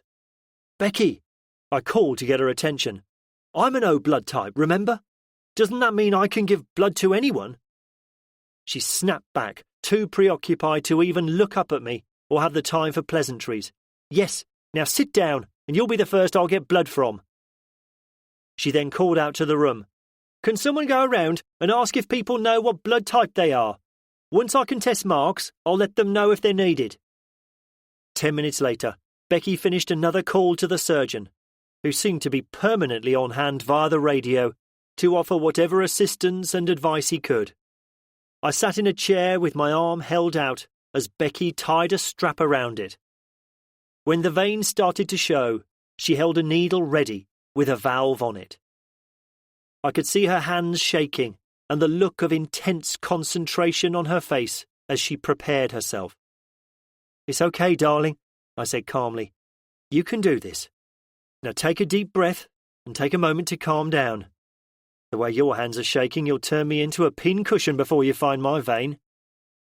My poor attempt at humour did calm her down, though, and on the second attempt, and with a few yelps of pain from me, she'd inserted the needle deep into my vein. Reaching for a tube with a bag at the end of it, she attached it to the valve, and when she turned it, to a look of surprised triumph on her face, my blood started flowing down the tube and into the bag. Bob, also an O blood type, sat next to me with his sleeve rolled up and ready. Steve had managed to insert a needle into a vein in Mark's arm, albeit with some difficulty, and as soon as the bag attached to me was full, he moved it over to Mark, and with Charles the vicar holding the bag in the air, he fixed it to the needle. We all sighed with relief as we saw the blood flowing down the tube and into Mark. It is not a quick process to transfuse blood, but eventually, and after more donations from volunteers with the right blood match, Mark's pallor had faded and colour was returning to his face. After confirmation from the surgeon about which of the many vials from the chemist was the right one to use, Becky used a hypodermic syringe to pump Mark full of painkillers and antibiotics. The bad news was that as Mark received more blood, his wound began bleeding again, soaking the bandages that were tightly bound around his stump.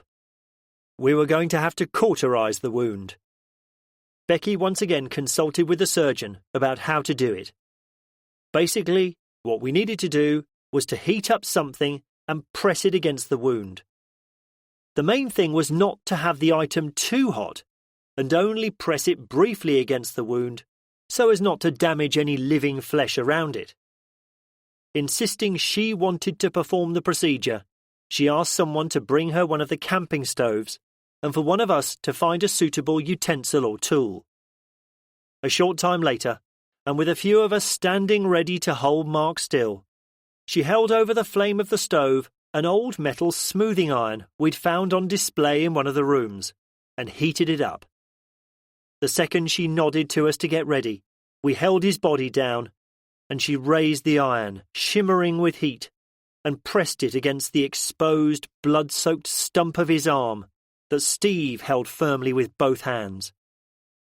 The wound sizzled, filling our nostrils with the gag-inducing smell of burning flesh. Mark, still unconscious, writhed and bucked against the intense pain his brain must have been registering. Twice more she heated up the iron and pressed it against the wound, and each time Mark's movements became less frenetic as his body shut down, protecting him from further agony. Eventually, after studying the arm, she let the iron drop to the floor and stood back, satisfied she had done enough to stop the bleeding. Steve then coated the stump with an antiseptic ointment and wrapped it tightly in fresh layers of clean bandages. Becky stood silently, staring at Mark's unconscious body. The emotion of what she had just had to do etched on her face. She said quietly, "I think we've done all we can do. Time is the only thing we can give him now." Seeing the look on her face and knowing what she needed, I approached her, and taking hold of her hand led her outside, away from the cloying smell of burnt flesh, and into the fresh air. Understanding that she needed to be away from people, I guided her across the grass of the courtyard, away from the main building, before enveloping her in a hug. "You did a fantastic job, my love. Well done, darling," I whispered in her ear.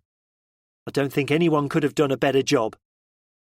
Resting her head against my chest tiredly, she replied, "I was shitting myself, to be fair. I was treating him from the start and it just didn't seem fair to take a step back and get someone else to take over. But the smell of the iron against his flesh, it took all I had not to drop it and run away." As the adrenaline drained from her system, she began crying, and I hugged her tighter. Saying nothing, I stood hugging her, just giving her the time to let it all out. Many long minutes later, she slowly began to recover. I still kept hugging her until she gently pushed me away, kissed me and said, "Thank you. I needed that. Now let's get back and see how he's doing." We were still 52, and 2 dogs. Chapter 14. Mark was still unconscious.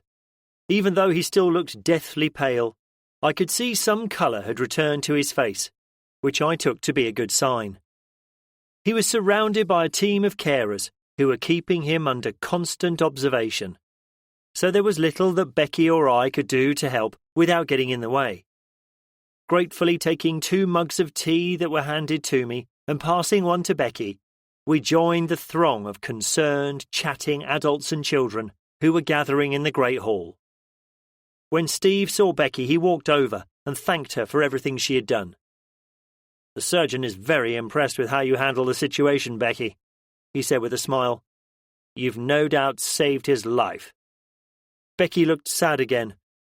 But he has to live with half an arm now. His last words were begging for us to kill him so he could rejoin his wife and son. I think when he wakes up and begins to comprehend what's happened to him and how his life will change because of this, we might have to work hard to enable him to see the positives and not just the negatives of his future. Steve nodded soberly. I know. I've spent time with soldiers who've suffered many life-altering injuries, and you're right. We'll have to make him understand that being alive is better than the alternative, and that he can still be a valuable member of our community. He may not be able to wield his pike anymore, but he can still contribute to our survival in some way. He looked around the room. There aren't many of us left, and we're going to need every one of us if we're going to get through this. Changing the subject, I glanced at my watch. Talking about being useful, we've still got a few hours of daylight left and a mountain of stuff to sort through. Shouldn't we get on with sorting it? Steve nodded. Just as you walked in, the sergeants were thinking along the same lines as well. There's no point us all mooching about brooding, and a bit of manual work will help take everyone's mind off what's happened. At the thought of doing something useful, he perked up and slapped me on the back, saying, Shall we get on with it then? Watched over by the sentries patrolling the walls, everyone else who wasn't involved with caring for Mark or Sarah began the monumental task of sorting through everything we'd scavenged today. Rooms had already been designated as either food storage, sundry storage, or as an armoury. First, we cleared the pile of hastily unloaded goods that we had thrown from the vehicles needed to go and get Mark's urgent medical supplies. All that was sorted and stacked in the relevant rooms under the guidance of a few who were cataloguing what we'd collected. The other vehicles were then backed up one at a time to the main doors and unloaded until exhaustion took us over. And the need to eat the deliciously smelling food that was drifting from the kitchen made us call it a day. Later that evening we sat in the great hall by the flickering lights of a few candles and lanterns. Mark, under the guidance of the surgeon, was being sedated and had not regained consciousness yet. After considering the reports of his temperature and vital signs, the doctor informed us that he was doing as well as could be expected. Mark now lay on a bed we had set up in the dining room and was being watched over by a rotating list of volunteer nurses, of whom Jamie was the most ardent. Steve, who had been on the radio to the Admiral, joined us after helping himself to a glass of whiskey from a bottle that never seemed far from Willie. He updated us on the day's progress made by the fleet sheltering in the Solent. They're still waiting for 2 more Royal Navy ships to arrive, and then every known asset they have will be there. He chuckled. Apparently the Solent is getting a bit crowded and looking like a fleet review, with all the shipping gathering and small crafts trying to keep out of their way. He looked at the questioning faces staring at him. Oh, sorry, you know, a fleet review? Like in the old days when navies gathered all their ships together in a bit of a don't fuck with us show of strength? But I imagine the mass of ships and small boats filling it is a bit more disorderly than the precisely lined-up rows of huge, great battleships I remember from photos of the old days. Anyway, I digress. He admonished himself and continued. They're busy cataloguing all the supplies that are available from the manifests of the container and cargo ships that have also dropped anchor around them.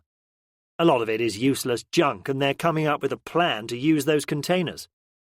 If they can get a foothold on the right dock and offload them using dockside cranes to form a barricade, they're hoping to be able to keep the zombies away so they can gain access to shore-based fuel reserves. He paused again. Anyway, they're bandying around a lot of theories and ideas, and not got up to much yet. Apart from sending helicopters, that is, now they have them, and patrols to search for any safe anchorages and signs of survivors along the south coast. Pausing to sip from his whiskey, he savoured it for a few seconds before continuing. The helicopters are making the task a lot easier. The Scilly Isles are still looking the favourite place to head to, and following a helicopter overflight today, they're dispatching a few patrol craft to investigate further. I interrupted him when a thought came into my head. Is there anything they want us to do here? Or are we just to make this place as secure as possible, hunker down and wait to see what happens? Smiling humorlessly, I added, to be fair, after today, I'm all for doing that. Steve smiled along with everyone else at my attempt at levity. They haven't asked anything of us. They know what we've achieved, but also what we've been through, and what a hell of a day we've just had. I think they realise they don't need to worry about us for the moment, and as we're so far away from any area they're currently looking at, there's no need for us to do anything. He paused to sip at his drink again. It'll most likely change when they turn their thoughts to the mainland, so, yes, Tom, I think the best thing for us to do is to hunker down and secure our position. He looked around at all of us. But I have a feeling that when the time is right, this place will become a springboard for future operations. Even though we've got enough food, weapons, and other supplies for our own needs for probably quite some time, I think that we also have an obligation to gather as much as we can for others in the future. As long as we can do it without exposing ourselves to an unnecessary level of risk, that is. He looked serious as he continued. I made a promise to myself that I would do my utmost never to lose any more men under my command. He held his hands up and glanced at Maud. And I know you're not under my command, as we all know who really is in charge around here. He waited for the chuckles to subside as Maud turned red. Willie put his arm around her and gave her a hug and a quick peck on the cheek. When we go beyond our walls again, as you all know we must, then we take no risks. Not even the smallest one, because, as today has proved, you never know when shit will happen. Most nodded in agreement, or sat silently thinking about what he had said, and the dangers that lay just beyond the walls of our castle, and what the future would hold. Chris broke the silence. All the talk about helicopters and reconnaissance has got me thinking. Is there an airfield around here? Why? I asked, puzzled at the change of direction in the conversation. Well, he answered, driving around is all we've done so far. Yes, our vehicles keep us safe, but we are limited to how far we can go, and how long we can be out there before we push our luck too far. We know we can get as much food as we need, or indeed for anyone else who arrives, by just taking food lorries from the roads and motorways close around here. And that's not counting what we can get from warehouses and supermarkets. I'm also sure a few more trips to any gun shops in the area will give us enough bullets to last a long time. But if we're asked to go further afield, then the risk will increase proportionately. He stopped as if unsure of what he was about to say next. How about if we could go by air? Everyone looked at him in silence. Chris, are you trying to tell us you can fly a plane? I eventually stammered in reply, not quite sure if that was what he was implying. He shrugged. Well, not exactly legally. I was learning to fly and was very close to getting my license when we found out Nikki was pregnant. He took her hand, smiling at her. I put it on hold once I suddenly had far more important things to spend my money on, but given the right weather conditions, I can take off and land and navigate myself around reasonably confidently, I suppose. It's not that difficult, really. You just have to remember procedures and stuff. And on a good day, navigation is relatively easy, even without sat-nav, because you can pretty much fly from town to town, or landmark to landmark. I sat back, thinking about what he had just said. Steve spoke up.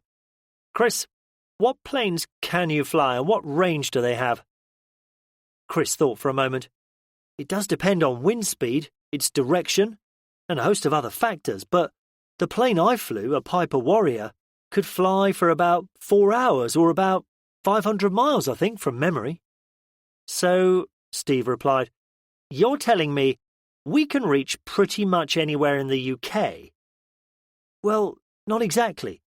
Without refueling, you have to halve that as you need to get back as well and allow a margin of error, he answered with raised eyebrows, not wanting to point out his error in calculation.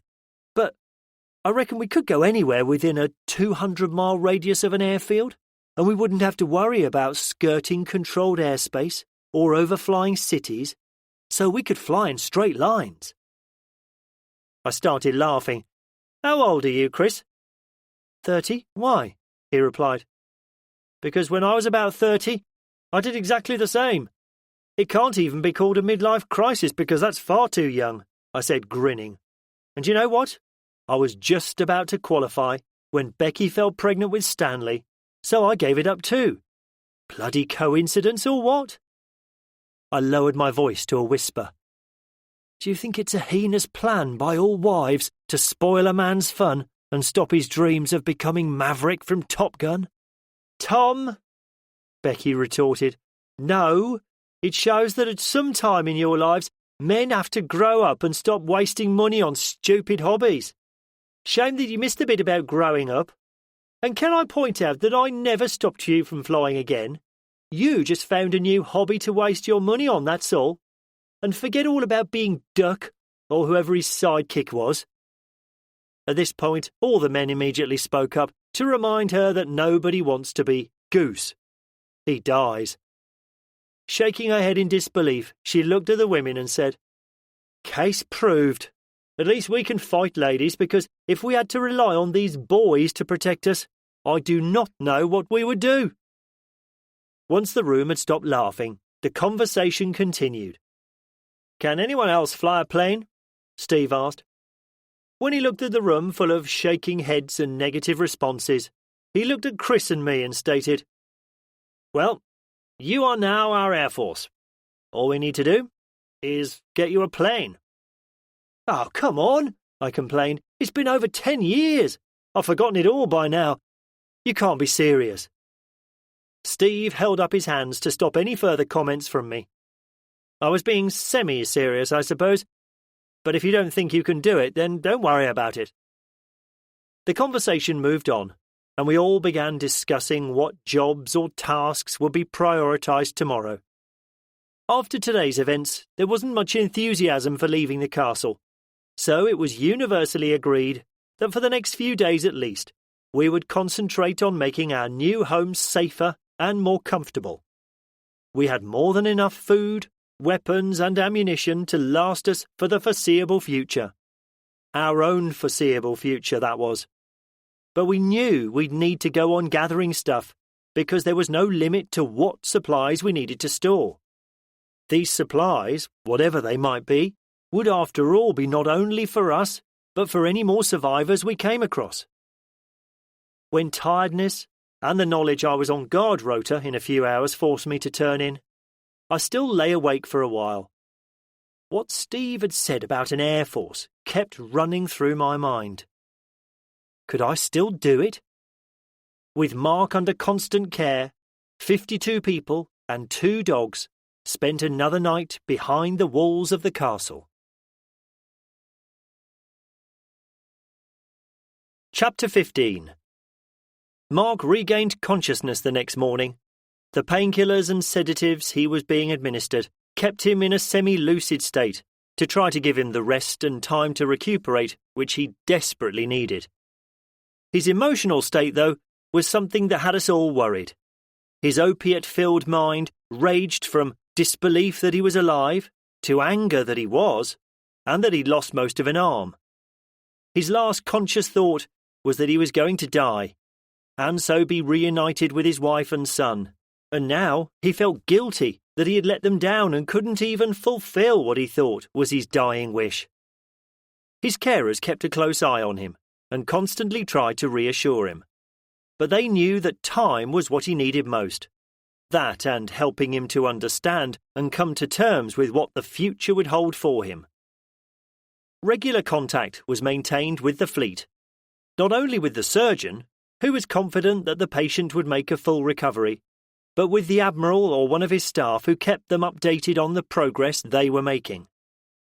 The news was encouraging. A strong force had landed by helicopter and had secured one of the smaller, usually uninhabited islands of the Scilly Isles, where they'd killed the few zombies who, by some hand of fate, had found themselves marooned there. It wasn't large enough and had no infrastructure to support a large population, but it was a start, and the Marines and engineers who had accompanied the initial force were busy building a forward operating base that would function as a helicopter refueling and rearming site, and also a safe haven, if the mission hit problems when the main operation began. The 5 largest and inhabited islands were still populated by thousands of zombies. But now they had a safe foothold on the islands, they could begin the operation to clear them. Some of the hundreds of civilian boats that had gathered around the fleet were being drafted in to help with the plan. There was a shortage of landing craft, and the smaller private boats, with their shallow draft, would make suitable enough improvised vessels. The similarities to Dunkirk, where small boat owners answered the call and helped rescue the hundreds of thousands of British and Allied soldiers trapped on the beaches, was obvious. It was, of course, mentioned with pride by both the Royal Navy personnel and us, comparing it to how the remnants of the country's population were pulling together with one goal in mind: the survival and continuation of the human race. All the owners whose boats were chosen had volunteered to command their craft, leaving more trained fighting people available for the mission. A frenetic few days of mission planning, personnel and equipment transfer would be needed until they were ready to depart. Their strategists, though, were finding planning how to clear the islands problematic. None of them had any real idea of the capabilities required and difficulties involved with fighting the undead. We were the only ones who had real experience fighting the zombies, and Steve was asked by the Admiral to use our collective experience to come up with a battle plan to aid the men and women he was sending in to fight what to them would be an unknown enemy. Calling an all-community meeting, Steve asked us to help him. We reviewed the tactics we'd developed as our experience and the number of people had increased, and also how it had changed our approach as we'd assimilated new weapons, skills, and experience into our group. The Knights had been a game-changer for us, allowing us to go on the offensive against large numbers of them without having to rely on expending large quantities of ammunition. Information sent to us informed us that the population of the Scilly Isles was approximately 2,500, but in the summer that would increase by many more thousands as tourists flocked to the archipelago. Now that one of the smaller islands had been secured, the initial plan they were working on was to use that as a base and clear the islands one by one, using smaller, mainly civilian boats to ferry the sailors and marines about. It was how to do that with the least risk to everyone that they needed help on. A few hours later, Steve had a long radio conversation with various Royal Navy personnel when he passed on the tactics and advice we had collectively drawn up. When Steve had signed off, we continued with the plan to make the castle our home. The remaining supplies we'd gathered the day before were carried in from the courtyard, stored and catalogued. Furniture, found in some of the myriad rooms the castle contained, was moved to where it would be better utilised. Maud volunteered people to help her in the many little tasks and jobs she was continually coming up with, each improvement making the castle more comfortable and homely. Willie began instructing some on how to manufacture bullets using the home loading equipment we collected, and soon had a small production line running, filling most of the empty ammunition cans we kept for that very purpose with a growing quantity of valuable ammunition. The Knights, after seeking permission from Maud, searched the entire castle to sort through all the weapons and armour they deemed useful to us. They began to work on developing a training program so everyone could practice using and gain experience with the weapon that suited them best. As our experience grew, they wanted us all to start drilling in groups to further develop the highly effective strategies they'd already formulated. Depending on the quantities of zombies facing us, it would give us the capability of fielding one larger group of armour-clad warriors, or possibly smaller units, who could work together to surround and destroy the threat. As we practiced with the unfamiliar weapons, our fitness, or lack of it, was plainly highlighted. Due to their comparative youth and the fact that they were more used to physical exertion, the original knights and the soldiers could cope with carrying the extra weight of armour and wielding a weapon better than the older civilians amongst us.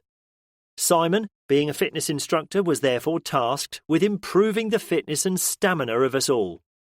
Taking the role seriously, he conducted an individual survey of everyone in the group, assessing any medical or physical problems any of us had, and was devising a tailored package for all of us, which would include group fitness sessions. While I wasn't a fan of gyms, or for that matter any exercise more than a game of tennis with my friends, or the occasional family cycle ride, I did know it made sense. It didn't stop me moaning and whinging about the proposed regime, though. I thought it was my duty to grumble, as any self-respecting, slightly overweight middle-aged man should, even though I knew there was not a lot I could do about it. Anyway, the way my legs and arms felt after only a few minutes of swinging the sword I'd chosen as my preferred weapon, it was obvious that my personal fitness needed improving. A few zombies kept appearing at the second gate, so we searched for where they were getting in and repaired the fence, which had been damaged by a fallen tree. Sean and John began constructing shelters on the ramparts to protect the sentries from the elements. The sounds of sawing and of cordless power tools being used was a necessary evil, but we knew the shelters that were springing up around the ramparts would be a great improvement and make enduring sentry duty in inclement weather a more comfortable prospect. In other words, everyone got on with the job of living there.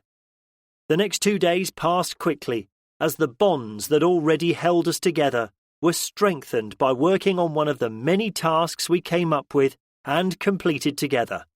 We were becoming an extended family, and not just a group of survivors. Chapter 16. Just off Hughtown, St Mary's, the Scilly Isles. Marine Captain Digby stared through his binoculars at the nearby town, the largest in the islands. Smoke still drifted lazily away on the breeze from a few burnt-out buildings, but they did not occupy his attention. The thousands of shambling, slow-moving figures that wandered everywhere did. They filled the once picturesque town, spilling out onto the harbour front and beaches that would normally, this time of year, be filled with tourists. These are the tourists, he thought bitterly to himself, as the magnified vision picked out individuals in the throngs of undead. Some were still wearing their pyjamas, while some were dressed in shorts and t-shirts, or even just swimming costumes. Evidence was everywhere of the speed with which the virus and the ensuing waves of zombies had engulfed a totally unaware and unprepared population. A pang of sadness washed over him. His own sister and her family were unaccounted for. He knew that they should have been on holiday in Cornwall, somewhere in their caravan, when the outbreak began. Following the reports on the conditions on the mainland, he did not hold out much hope of them having survived. He swallowed the emotions that welled up inside him at the thought of his sister Anne, his brother-in-law Trevor, and his nephew Eddie. How old is Eddie? He thought angrily at the unfairness of it all. It was years since he'd seen him, due to the long tours and postings he'd been on. His knowledge of him only updated by the regular social media updates his sister posted. He now regretted the times he could have visited, but had chosen instead to just call his sister when he remembered to do so. Hughtown was where they were going to begin their campaign. It was the largest population centre on the island, and apart from the airport, home to the only port capable of accepting larger boats and ships, and therefore the only way to get to the mainland. When the outbreak began, It would have been the obvious place for the panicking, terrified population to head to, as they desperately tried to escape. The wreckage of many small boats and yachts littered the foreshore, testament to the many failed attempts by people either too inexperienced or possibly too ill to pilot their own or a stolen craft in a last-ditch attempt to escape by boat to safety. In charge of the marine detachment chosen for the initial assault, he looked at the men gathered beside him on the rail of the Type 23 frigate he was aboard. All were lost in their own thoughts as they mentally prepared themselves for the battle to come.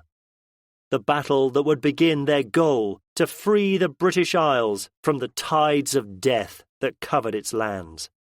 And, on a more personal note for all of them, to avenge their own lost loved ones. The battle plan was as unusual as it was simple.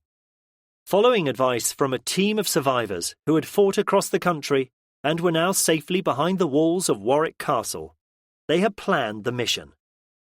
The frigate would approach the only place with a deep enough channel to allow a vessel of its size to near the shore, the harbour. Holding position just off from the jetty, they would sound the ship's horn continuously. The noise, they were assured, would attract every undead on probably the whole island in their direction. All they should have to do next was simply to wait as they dumbly walked off the stone jetty and drown in the deep water. When no more appeared, then they would land and clear the island house by house, mopping up any last traces of them. They all carried, in addition to their usual weapons, a melee weapon. The engineering sections on all the Navy's ships had been working non-stop, producing these short-handled attacking weapons from whatever materials they had available, or could scavenge from non-essential parts from all the ships. These were attached to their webbing by holders just as cobbled together. The designs varied as much as the materials used to make them, but they were all made from a template based around a hatchet or a mace. When the men and women were first issued with them, and they practiced wielding them, getting used to the weight and feel of the one they had chosen brought reality home to them. Attacking with a bayonet attached to your rifle was something they were all trained to do. Very few times in recent history, though, had soldiers had to resort to using them. It all seemed a bit old-fashioned to them, reminiscent of British redcoats fighting on the fields of Europe against Napoleon, using single-shot, slow-to-load muskets, and not relevant in the modern world. But now they all carried a weapon that they would soon be smashing into the head of what was once a living person, so they could destroy its brain.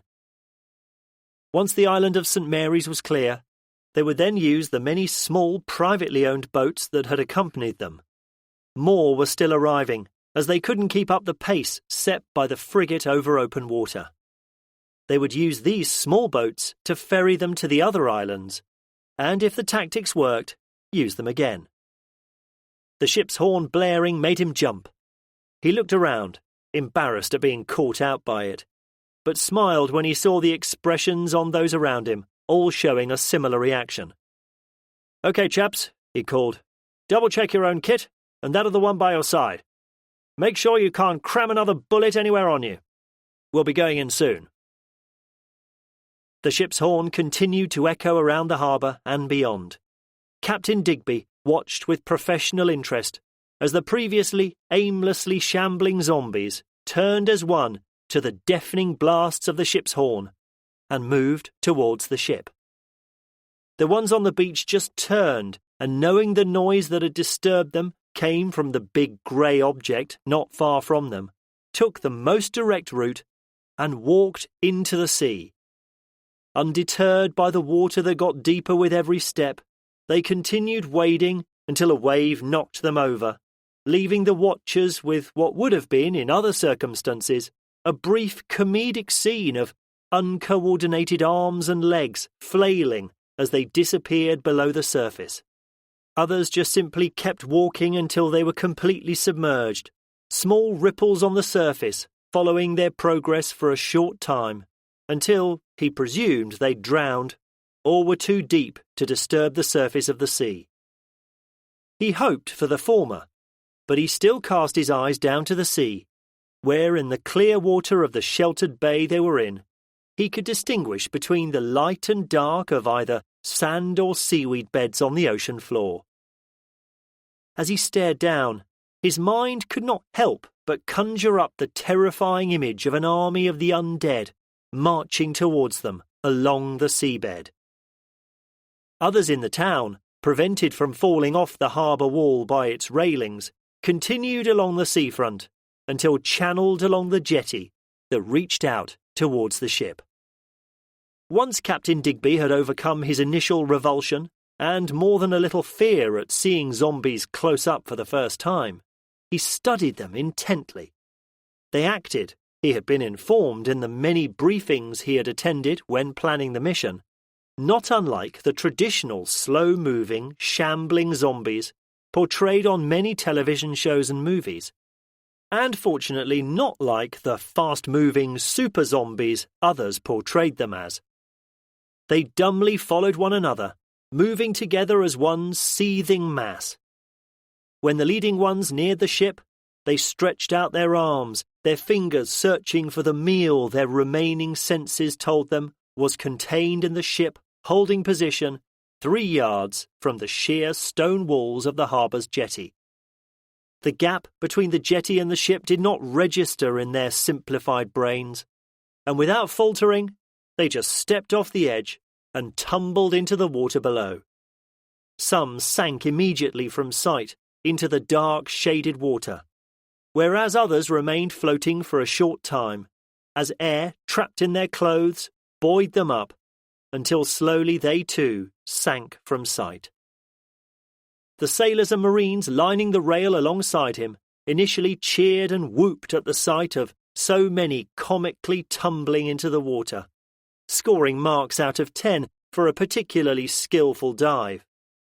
Digby did consider ordering them to stop, but from the exaggerated cheers and catcalls coming from the servicemen and women, he soon realised that after many continual days of setbacks and bleak news, combined with personal worries about their own loved ones, they needed to let off steam.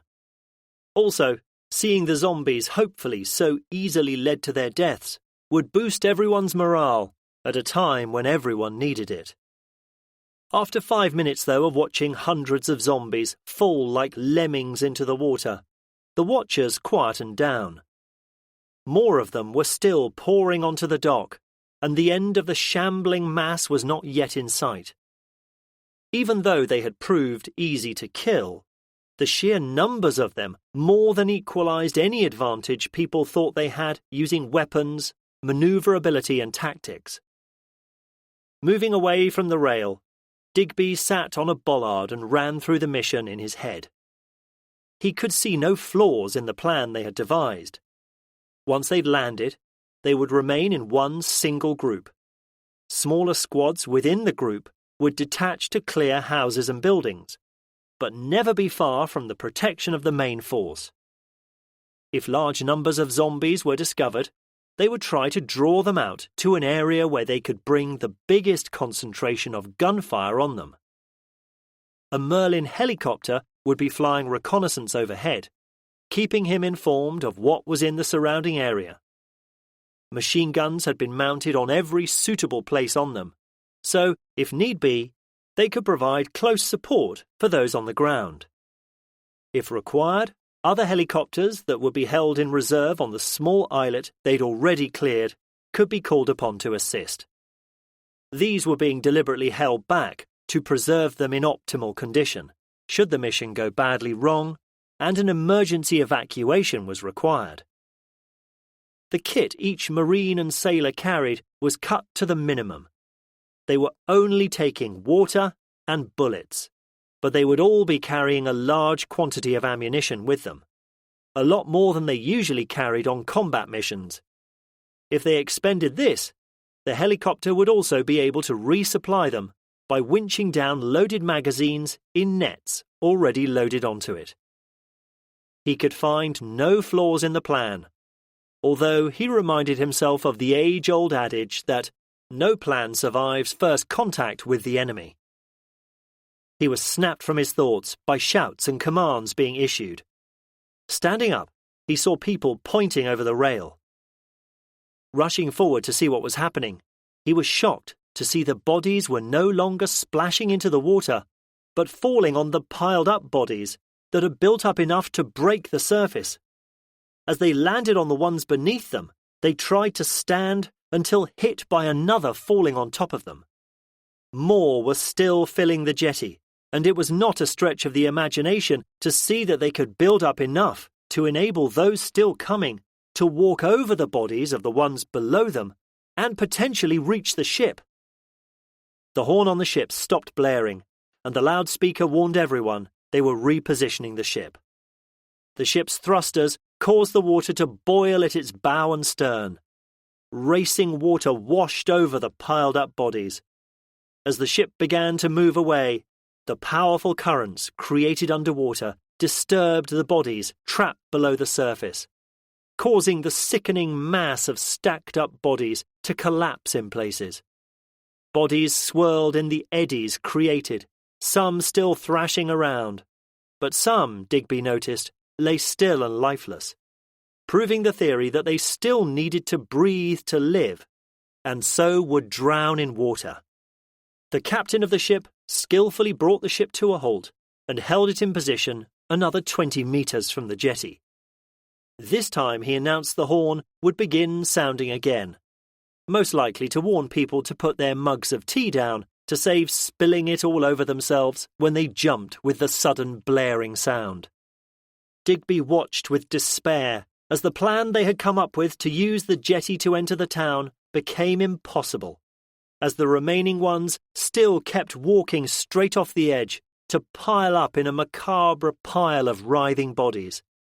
The ones that could move still crawled towards the ship over the ones piled up below them, their attempts ending in failure when they plunged off the edge and into the deep water of the harbour. Digby looked at the beach. A few stragglers still walked into the water towards them, eventually disappearing under the surface, as all those before them had. The water's edge, though, was thick with the bodies of those washed back to shore by the incoming tide. They rolled slowly in the gentle surf that broke on the shore. Raising the binoculars that hung by a strap around his neck, he studied them. It was impossible to tell if they were alive or dead as the waves gently washed over them. Some must surely be alive, mustn't they? He thought glumly. It looked as if the plan would have to change dramatically after their first contact with the enemy, he decided ruefully. The jetty was unapproachable now, due to the piled-up bodies, and landing on the beach looked too risky, as nobody would know if they were alive or dead until they stepped amongst them. He looked around for the section leaders amongst the ones still lining the rail, muttering to himself as he noticed them standing in a group, probably already discussing the dangers that were evident to all of them of even trying to get to shore. Back to the drawing board it is then. Chapter 17. Warwick Castle. Under guidance from the ship's surgeon, the quantity of sedatives Mark was being administered was being reduced. Everyone was trying to be as positive as they could around him, but he even admitted to himself as well as to us that it would take him time to adjust to his new condition. He had joked, which proved he was trying to drag himself out from the deep state of unhappiness and depression he was in, saying that he was sorry if he had left them short-handed, and if anyone asked him if he could lend them a hand, they better be a faster runner than he was. After a few days pottering around the castle, I could tell that some people were getting restless. Walking across the courtyard, I looked up and saw Captain Hammond, leaning on the ramparts, looking over the grounds of the castle. I'd just finished helping Sean and John rig up a water pipe from the river. The castle would have employed a small army of maintenance staff responsible for the day-to-day repairs needed to keep the fabric of the historic and ancient building in good order. We had discovered the small yard and buildings they had used, hidden behind a gate when we'd searched the castle grounds. it had yielded a good supply of tools and other useful equipment, including some submersible water pumps, which would most likely have been used if an area of the castle flooded for some reason. Sean, helped by me and a few others, joined a series of fire hoses together, which, when the pump was plugged into the generator, delivered water from the river below. This water then passed through a series of cobbled-together jerry-built filter systems to eventually fill thoroughly cleaned commercial waste bins to provide water for cooking, cleaning, and flushing the toilets in the castle. The system leaked and the filters were basic, but we knew through trial and error they could be improved over time. The water wasn't fit for drinking, and we were still using bottled water from our supplies, and although we had enough to last for a few weeks, they would need to be replenished or an acceptable way invented to make the water potable. With nothing better to do, I climbed the steps that reached up to the ramparts and joined Steve as he leant on the wall staring at the grounds and the town beyond them. "Everything okay?" I asked cheerily, still pleased from the work I'd just completed. "The water system seems to be working fine, so at least we'll be able to flush the toilets a bit more regularly now." Steve snapped himself out of his reverie and looked at me as my words sunk in, before replying somewhat distantly, "Oh, yes. Good work." He looked over the walls again for a few moments before turning to me. "It's just that I think we've done all we can here, and I know there's a lot more still to do out there," he said, as he waved his hand towards the world beyond our sanctuary. "It's just the what part of to do I'm struggling with." I smiled at him. "So you want to go out there and be a hero again? Is that what you're trying to say?" I paused as I too looked outwards. "I think you're right. We've got over the shock of Mark, and we know the mistakes we made that let that happen. The castle is as secure as it's going to be." I slapped him on his back. "Unless you can find us a few tanks, of course." I waited to continue, letting him laugh politely at my poor joke. "But I do know what you mean. I think we can start looking outwards again. There are still plenty of supplies to gather at that food warehouse, and I know Sean was saying we only have a few days' worth of petrol for the generators remaining. Why don't we raise it later after dinner? If we're thinking this way, I'm sure others must be too." "Yes, good idea," he replied. "Let's do that. It's not just that warehouse and gathering more supplies for ourselves, though. I'm not saying that's not an important job, but I've been thinking about how little we know about the rest of the country. There are still military and other officials trapped in bunkers, and possibly other communities like us out there. At least, I hope to God there are. If we are going to take this country back, it can't just be the Navy and us few doing it, because there's no way that's going to be enough." He sighed and paused to lean heavily on the solid stone blocks of the ramparts. "I just think that once this place is not just impregnable but has enough supplies to last for an extended period, then it's my duty to go out there to start doing what I can, no matter how small and insignificant it may be. I'm eager to hear how the Navy has fared in the Scilly Isles.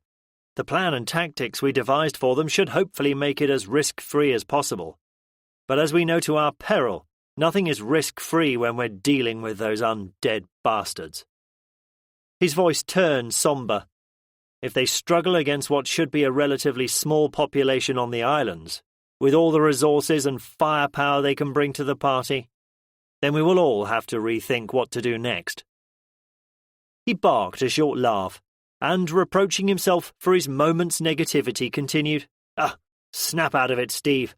No point dwelling on what we don't know about yet. Come on. Do you fancy a little sparring practice? I'm still trying to get used to the weight of the armour, and after a few swings my mace feels like a 20-pound sledgehammer." "Not just me, then," I quipped back with a grin. "I don't know how those boys do it. After 5 minutes I'm dripping with sweat, knackered, and about to fall over. And if I do, there's no way I'll be able to get back up with all that weight on me. They can seem to keep doing it for hours. It does give you a lot of respect for medieval soldiers, though, and what they had to endure. I think they were a hell of a lot tougher than any of us." Yep, I agree, he replied, as we both headed towards the stone steps to return to the courtyard. I thought I was fit, but to fight with all that weight on, it's a whole other level. I think this fitness program Simon's coming up with is going to do us all a world of good.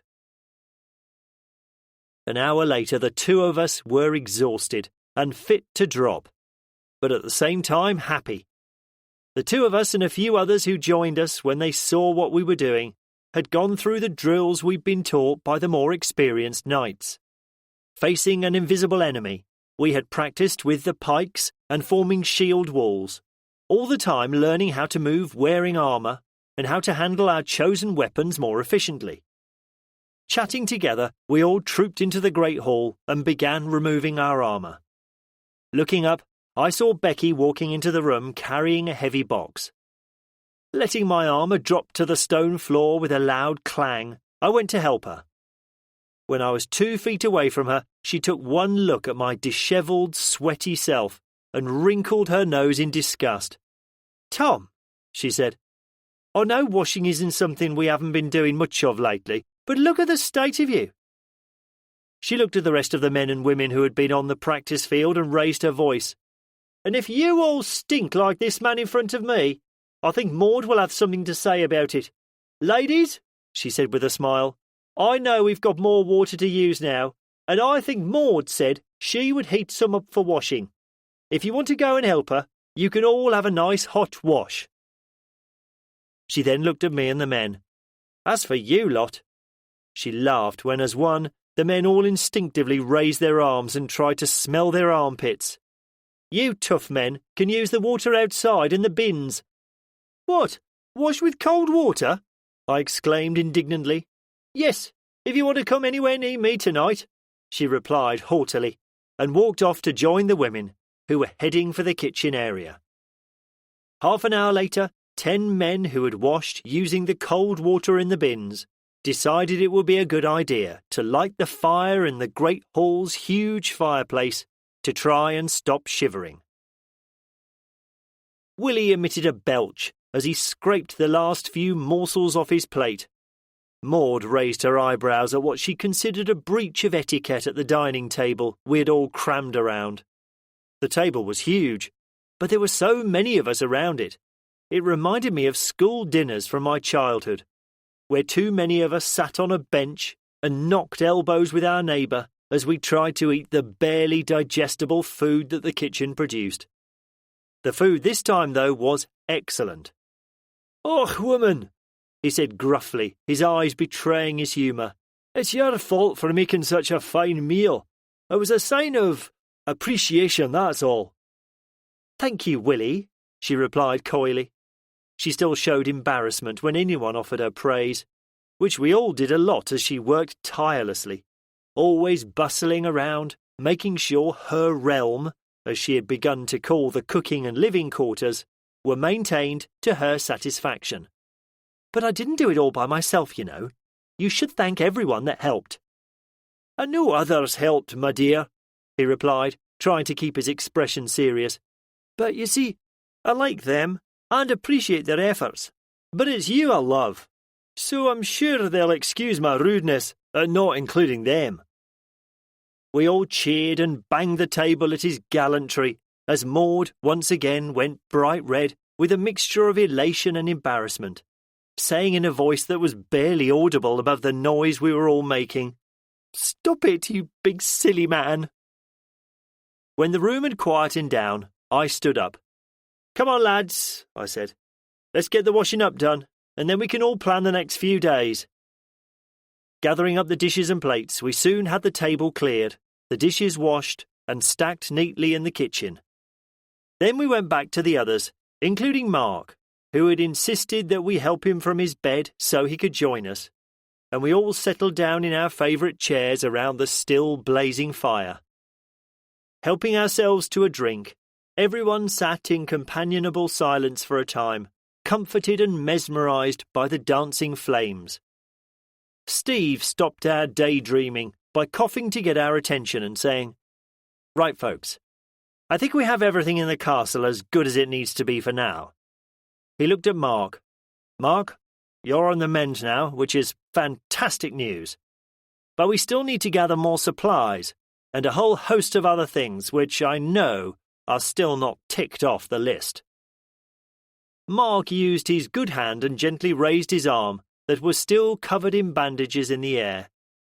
The room quietened down as we all realised he wanted to speak. I've had time to do a lot of thinking the past few days. Now that the sedatives have worn off and I'm not hallucinating anymore and seeing pink rabbits flying over the bed, he said, with a smile, waiting for the chuckles to subside before continuing, his face now full of emotion. I haven't thanked you all yet for what you've done for me. I know I said some horrible things and I apologise unreservedly for them, but I wasn't in my right mind. All I could think about was not being with my family and the promises I made to them over their graves that one day I would join them. Tears began to run down his face as the still raw memory of their tragic deaths hit him again. I know now I'm not ready to fulfil that promise. One day I will be, but for now I'll serve their legacy better by continuing and fighting on as best I can.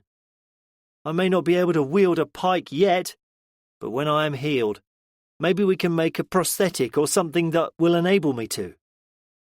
Fighting may be out of the question for now, but soon I'll be able to use one hand to fire a pistol or swing an axe or sword. Until then, you don't need two hands to keep guard. He paused and looked at us all as we sat in silence. I suppose what I'm trying to say is, thank you, and I do not intend to be a burden, but to keep helping in whatever way I can. The room remained quiet until Jamie spoke up. He'd been the one who chopped his arm off in the aftermath of the brief fight with the zombies, saving his life in doing so. He'd made himself his primary carer ever since, and had rarely been away from his bedside, caring for all his needs and always trying to lift his spirits when he was in the depths of despair. Mate, you don't know how guilty I've felt. I've been filled with doubt about whether it was the right thing to do or not. And if we should have let you fulfill what was, as you thought at the time, your dying wish. Now, with what you've just said, I know it was the right thing to do. He stood and walked over to him, and being careful to avoid his arm, hugged him, saying as he did so, Welcome back, mate. Ian couldn't keep the conversation serious anymore and spoke up. Oh no, keep Jamie away from me in future. If one of us gets the tiniest of scratches on them, he's going to start swinging that axe of his around, thinking he's Florence Bloody Nightingale, out to save all our lives. When the room had stopped laughing, Steve carried on with the discussion he'd begun before Mark had interrupted him. As I was saying, now we're back to full strength. I think we should start looking outwards again. Not just for our own needs, but at the wider world around us. This time, though, we won't complicate matters by trying to gather from more than one place. We go somewhere, grab what we can, get back, and reorganise for the next trip. I think it'll be safer for all of us that way. He held up a list he had pulled from his pocket as he was speaking. Tomorrow, I propose we start nice and easy and hop over the perimeter walls to raid and secure the houses that back onto it. We should be able to find a large enough television in one of those houses. And, as we've already discussed, if we can find some of those zombie films on DVD, then we can start some proper research. All we've been doing so far is just making it up. We need some tips from the experts. He looked at the list again as he smiled at his own joke. For the following day, I suggest we find fuel. Hopefully, it'll be a case of scouring the nearest motorway for a tanker to bring back. If we find a full one, it should keep us going for a long time, and then we can start to look at the rest of the list. He glanced at it again, which is long, by the way.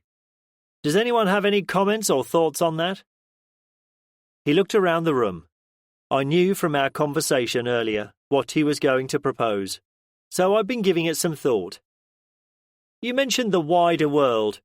Where do you suggest we start? Good question, Tom, he replied.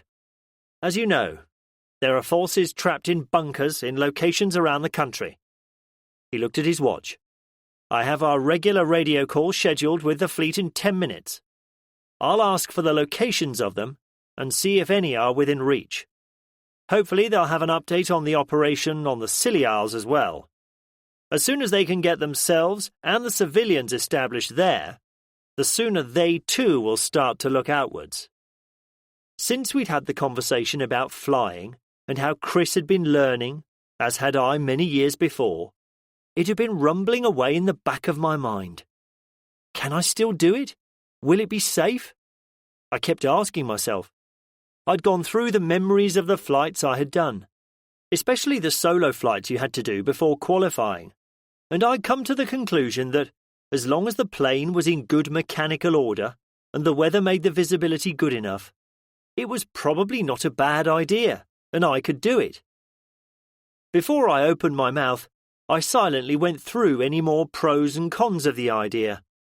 Not coming up with anything I hadn't already thought of, I made my decision and stood to get everyone's attention. Steve, remember the discussion about flying we had a few days ago?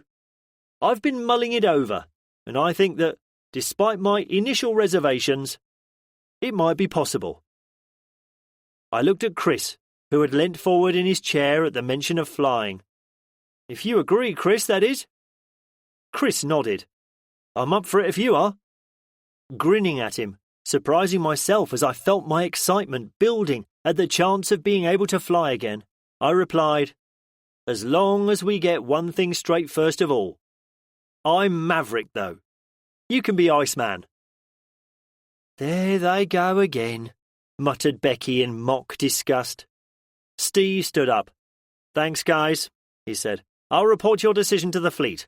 I'm sure it will get their full support. Now, if you would excuse me, I'll check in with them. Corporal Side, could you come with me and check the radio is good to go, please? We all sat in silence as Steve updated us on the failed attempt to land on and clear the largest of the islands. They're not considering it a failure, just a learning process. The tides and currents have now swept most of the beach clear. The jetty, unfortunately, because it's protected from the worst of those, is still not viable. So in the morning they will attempt landing their forces directly onto the beach. They're confident they can do it. They'll just have to get a little wet, that's all. Chapter 18. The Scilly Isles. Captain Digby sat on the inflated side of the large rib as it sped towards the rapidly approaching shore. Raising his voice over the noise of the boat's engine and the helicopter as it flew low overhead, its downwash buffeting them, causing the calm seas around them to erupt in spray, he shouted to the men and women around him. Everyone, remember the drill. Stay calm and watch your backs. He turned his neck and looked towards the frigate, which looked huge in the confines of the bay. Following the lead boat he was in was a small armada of private craft, all carrying a complement of marines or sailors. More were lining up by the frigate, each one loading more to ferry ashore. His boat was the lead element of the invasion force he was commanding. The initial task was to form a beachhead and protect it until they had a large enough force ashore to begin the operation. As predicted, the tide had swept most of the zombies away from the shore, but the bay was still thick with floating bodies, forcing the rib to alter its course around them to avoid one fouling the propeller. Throughout the remainder of yesterday and into the evening, until the need for people to sleep forced it to be silenced, the frigate had kept its horn blaring, drawing what they hoped was the rest of the island's undead population to the beach and harbour. The hope was that they would follow each other into the surf or off the edge of its walls, hopefully to die a second time in the waters of the bay. The plan seemed to have worked. As dawn had broken, Digby, along with what looked like most of the ship's complement, had eagerly lined the ship's rails to see the results. A few could be seen wandering through the town and along the beaches and quay, but they were fewer than they'd witnessed yesterday. The mission was given the go-ahead. With a final rev of the engine, the rib steered to a section of the beach where no zombies remained trapped in the rolling waves. It crashed through the low surf and hit the shelving sands off the beach, and as soon as the boat ground to a halt, Digby leapt from it and waded the final few yards through the knee-deep water to reach dry land. "On me!" he screamed to those he could sense leaping into the surf behind him. Quickly they formed a semicircle on the beach, all with their weapons trained outwards. The few zombies still on the beach, already attracted by the sound of the boat's engine, were shambling towards them. Digby stared through the sights of his rifle at the nearest one before raising his head to assess the area around them. "Hold fire!" he ordered. "Let them get closer. There's not many of them, so save ammo until you can be sure of a headshot." The Marine beside him, his sergeant, fired his rifle, and the head of a zombie 50 yards away burst apart, and it crumpled to the sand. "I'm sure," the man said grimly, and shifted his aim, felling all the ones within 100 yards, one by one, with a single shot to the head. More than impressed by the display of marksmanship, Digby turned to him and chuckled. "Bloody hell, Sergeant. Can you leave some for the rest of us?" The man deftly ejected his magazine and slapped home a new one and charged his rifle. "Sorry, sir," he replied with a sad smile.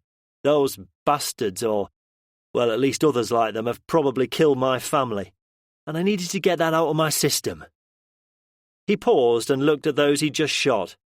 "I'll follow your orders from now, sir." Digby looked at the bodies lying on the sand, and then out to sea, and slapped the man on the back. "Sergeant, you did follow my orders. Now can we begin to increase our cordon? The other boats are just about to land." Then, as he thought of his own family, he added quietly, so that only his sergeant could hear, "Don't worry, Sergeant Austin. We've all lost loved ones whom we need to avenge. Just keep it together, and don't go off doing something stupid on your own. I need you by my side." Grinning, he added, "Especially now I've seen you shoot like that." His sergeant looked at him. "Yes, sir," he replied, and added, "I may be angry, but I ain't stupid. No way I'm going Rumbo on them. You can rely on me." The more that landed, the bigger the beachhead they created, until all the Marines and sailors were ashore. The loud crack of rifles firing continually rolled across the sand as more zombies kept appearing from the town, either individually or in small groups.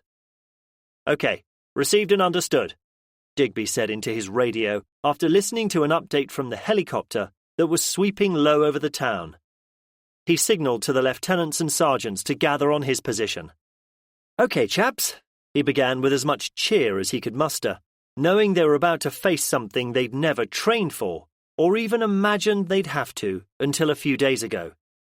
"The chopper is reporting not many more sighted in the town, so we go as planned." He added more to reinforce it for himself as much as for those facing him. "Remember the briefing. Keep everyone together. The last thing we want is for us to get separated.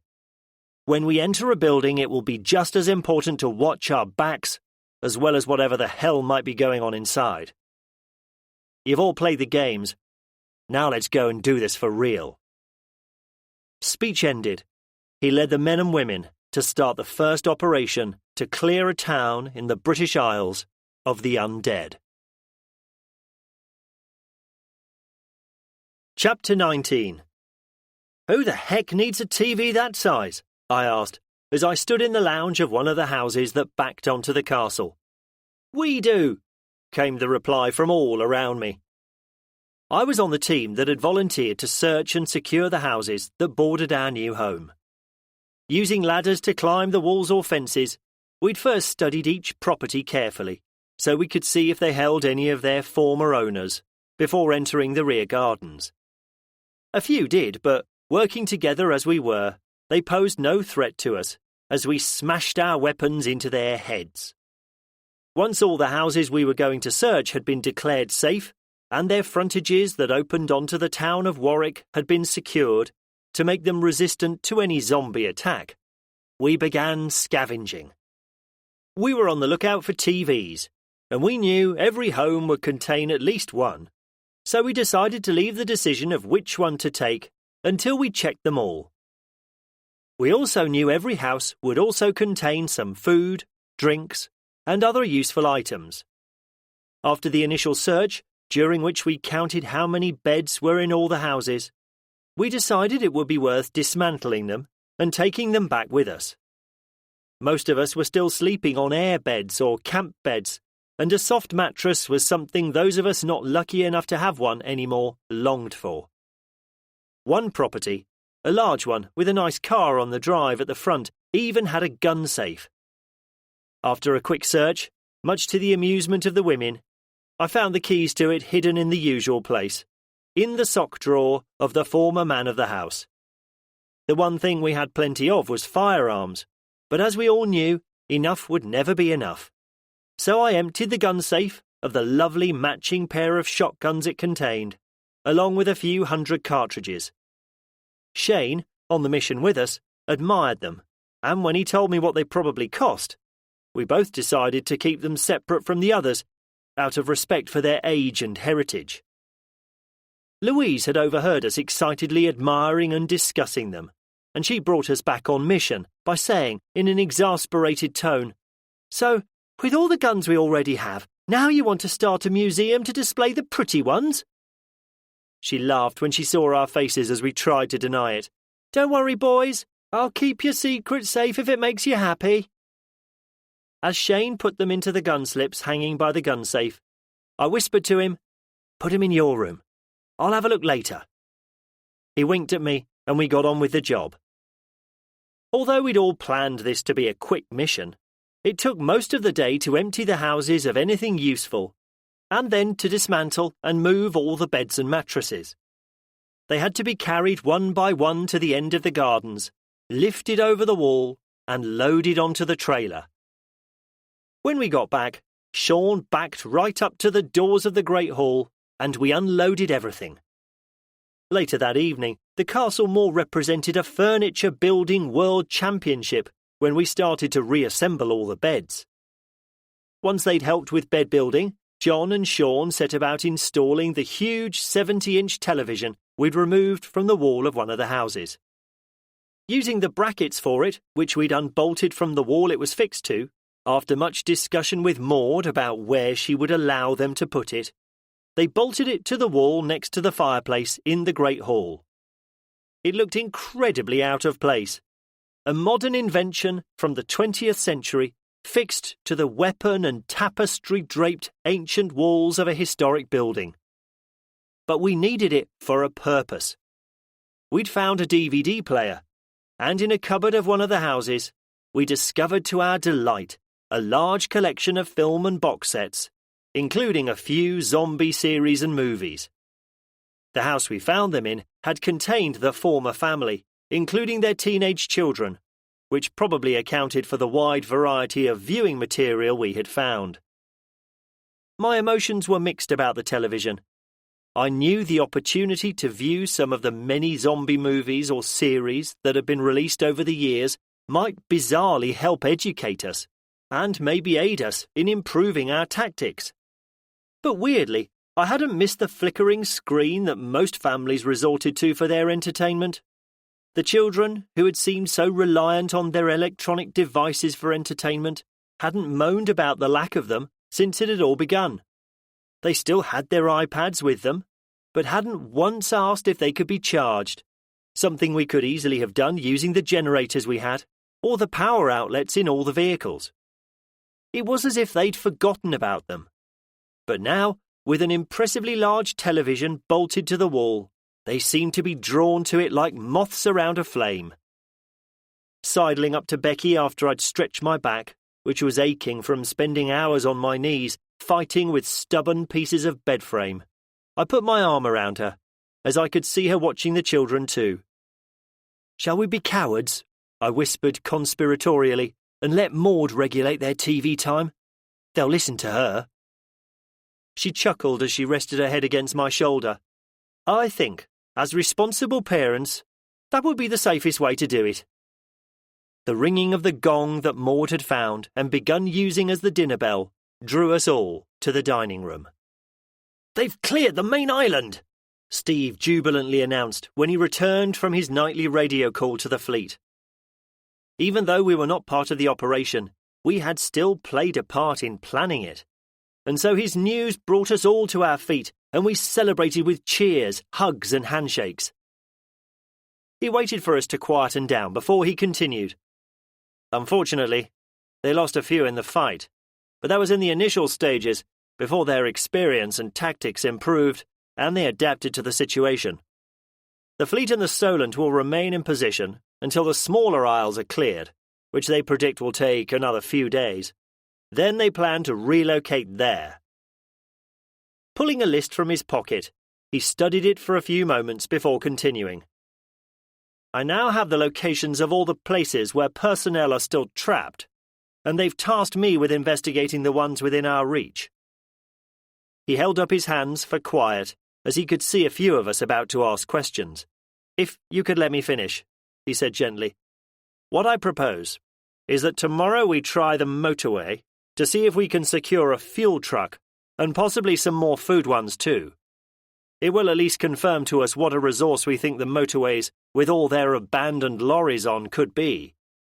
If that's successful," he then looked at Chris and me, "then the day after tomorrow, I suggest we try and see if we can get our Air Force airborne.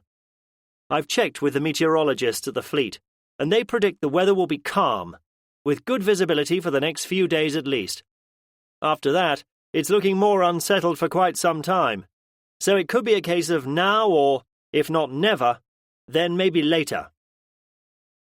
Pausing to judge our reaction, he smiled when he saw both of us nodding in eager agreement. Since I'd made my decision, my excitement about going flying again had been building, and I couldn't wait to see if I could still do it. Now, let's decide who amongst us will drive any lorries we find. Chapter 20. Once we'd all done Simon's group exercise class, which he now held every morning before breakfast, we all changed into our fighting clothes and prepared to leave. After performing a final check on the vehicles we were taking with us, those of us going on today's mission either climbed aboard Sean's trailer or into the back of the armoured vehicle, and we drove slowly out through the Barbican entrance. Much to their disgust, we'd chosen not to take any armoured knights with us, since we didn't plan to be fighting hordes of zombies on foot today, just hopefully jumping into the cab of a lorry and driving it back. To their credit, though, they wanted to go, armoured up or not, so to mollify them, some of them were chosen to go armed only with their close-quarter weapons and firearms. The rest were left on guard duty. Steve promised them, though, that he envisaged them all being needed to go on the mission to the airfield the following day, and he wanted them to be rested for that. No zombies had been seen in the grounds since we'd fixed the holes in the perimeter fence and reinforced other areas we deemed a potential weak point. Nevertheless, as we drove slowly through the grounds to the gate, we all stood ready, just in case. Unfortunately, the main gate to the town was a different matter. The ones that had probably been attracted by our last mad dash through the town as we gathered the medical supplies were still gathered in stupid obstinance around the gate, tripping over the piled-up bodies that had been swept aside by the ploughs. They shuffled around. "Shit!" Steve broadcast over the radio, his voice sounding apologetic. "Maybe we do need the knights after all. Sorry, chaps, I clearly didn't think this through enough." Woody spoke next, his cheerful voice gently mocking his superior. "Bugger me, guys, we have a Rupert who can admit he's made a mistake," he said, referring to the common derogatory nickname the rank and file in the military gave to their officers. "Don't worry, sir, we can deal with this lot from here, I reckon. But may I suggest we ask Willie to bring his trailer up with a few knights on board, so they can keep the entrance clear while we're gone?" I could hear the humour in his voice as he replied, "Good idea, Sergeant. If you could get them to do that, we'll start thinning them out a bit while we wait." Sean, with his usual companion Louise by his side in the tractor, pulled the vehicle forwards, angling it so that those of us in the trailer could bring our weapons to bear more easily. Without being asked to, We all put our main weapons down and picked up one of the silenced 2.2 rifles that was stacked in the weapons bin on the trailer. We all agreed there was no point in attracting more zombies by making any more noise than we needed to. Inserting a loaded magazine into my chosen rifle, I pulled and pushed the bolt back and forth to chamber one of the small subsonic bullets, and resting it on the side of the trailer to steady my aim, I began firing. By the time Willie pulled up in his tractor with 6 armoured knights aboard its own trailer, we'd shot most of the ones in our sight. Jamie was the first to climb down and walk towards the gate. He had a big smile on his face when he looked up smugly at Steve as he passed. "Don't need us, don't you? Thought you could handle those big scary zombies out there all by yourself, did you?" Jeff grinned just as broadly as Jamie when he joined him at the gate, and they both peered theatrically through it at the few that were still staggering around, before turning back to us. "Well," Jeff said, "it looks like you managed without us after all. Do you want us to head back? I was just brewing a pot of tea before your cry for help had us rushing to your aid. We do need our rest after all, don't you know?" Steve, standing on the wheel arch of the armoured car, raised his hands in mock surrender and replied just as humorously, "OK, chaps, you got me. There's no need to go on about it too much, though." He then waved towards the gate. "If I could trouble you to open the gate and keep any more that appear under control until we get back, I would be most grateful." Jamie called to the other 4 knights who had climbed down from Willie's trailer by now. "Come on, lads. They do need us after all. On me, boys." Every element of humour and light-heartedness vanished from the knights as they gathered around Jamie and Jeff at the gate. It was game time, and they knew it. The time for banter and messing about was over. Jamie issued a few commands and the knights formed a line behind him, with their shields held ready, as he fiddled with the code lock that secured the gate. Once he'd removed the lock, he slid back the bar, and with a pull, he heaved the gate back on its hinges. Stepping back, he hefted his own shield, and the line opened up to add him to the middle of the pack. Another command issued from his throat, and keeping formation, they advanced, axes and swords swinging and thrusting at any that lay on the ground, to ensure they were permanently dead, before stepping over them as they headed for the ones further away. Within minutes, all within reach were dispatched. He waved his arm as he indicated for us to drive towards him. He called up to us as we passed, bumping over the few bodies lying in our path. "Don't worry, we'll keep it clear here. Just radio us when you're on your way back and we'll open the gates for you." We all shouted our thanks to them as we went past. They stood, leaning on their shields, gathering their breath after their exertions, and offering a few ribald comments in return. Driving in line, we gathered speed and drove towards the nearby motorway junction. Everyone aboard knew what vehicles we were looking for, so as soon as we drove down the motorway slip road, we lined the sides of the trailer, eager to spot our first find. Having driven up this section of motorway only a few days ago, when we led the zombies out of the town, we knew that the few miles of road contained several abandoned lorries. It was what was in them we did not know. Louise's voice sounded through the radio when Sean slowed the tractor as we approached the first lorry. "Sean says we'll try this one first. Get ready, everyone." The plan we'd come up with was, as all the best ones were, simple. It was easier to get in and out of the armoured car, so it made sense for the ones in the trailer to provide cover for them as they disembarked and inspected the vehicle. Everyone in the trailer stood with their weapons ready as the rear door on the armoured car opened, and the 4 inside stepped out and approached the nearby lorry. I noticed that the unfortunate driver of the lorry was still trapped in its cab, and the noise of our arrival had awoken it from whatever stupor the weakened zombie brain went into when there were no external influences to stimulate it.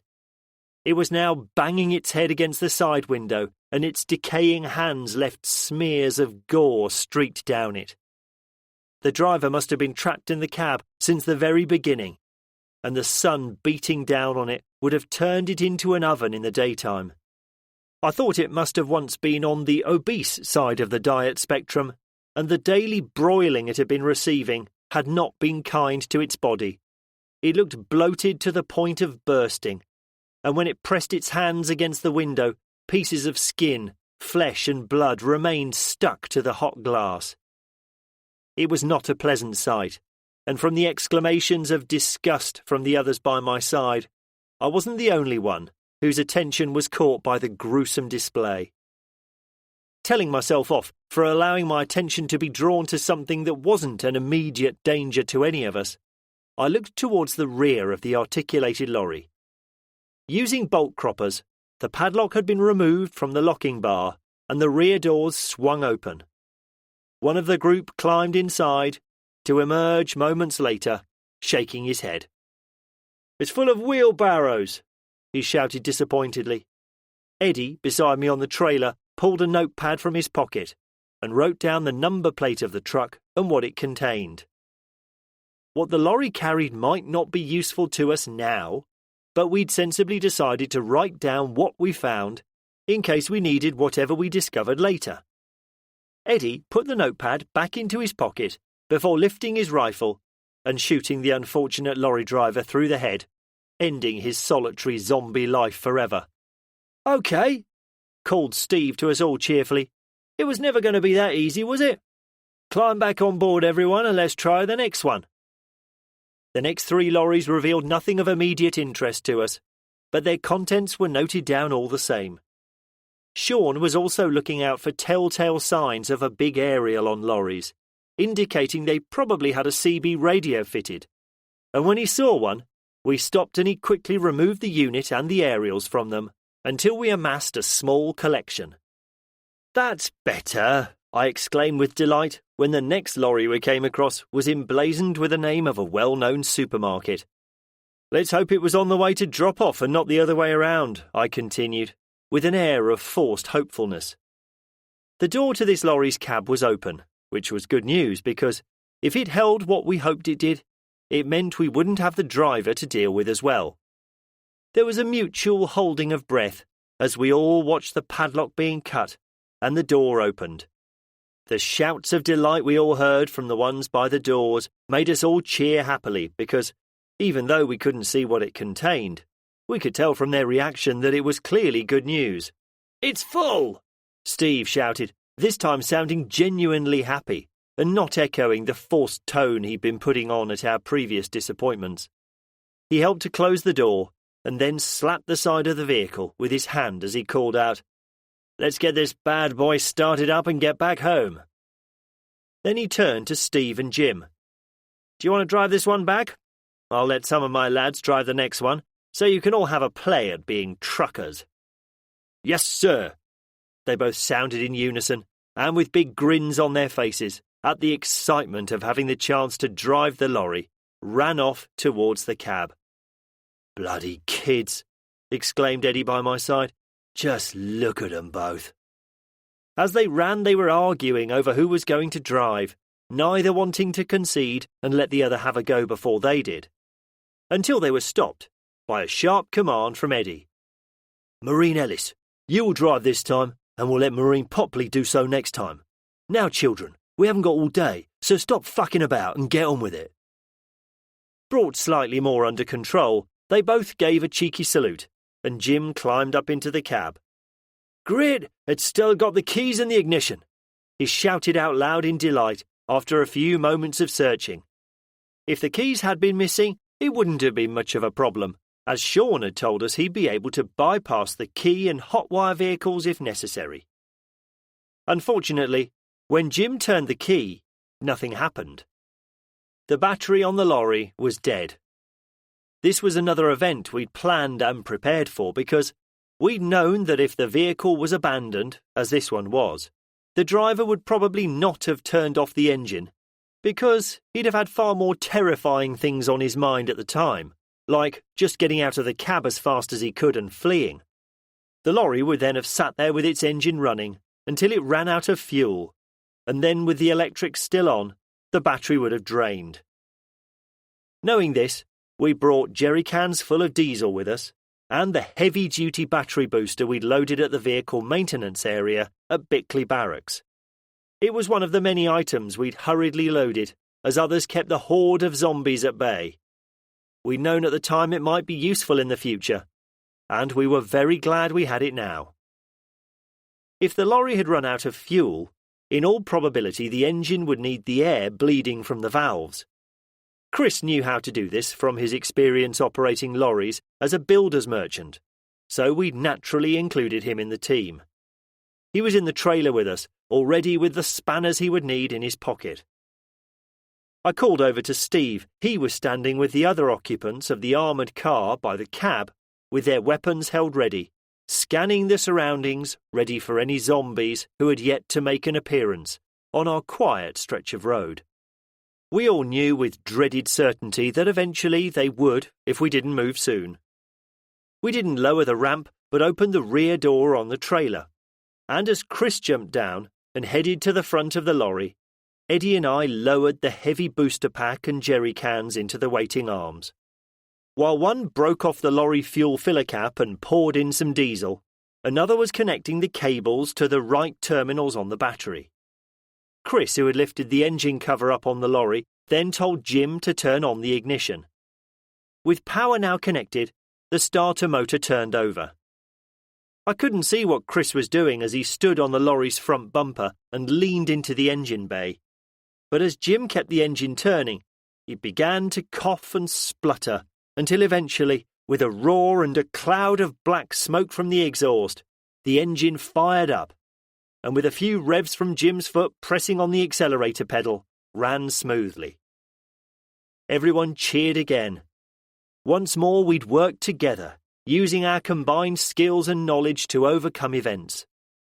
Steve, not wanting to delay any more, whirled his arms in the air to indicate to everyone to get back on board, and shouted to be heard over the engine noise, "Let's roll, everyone!"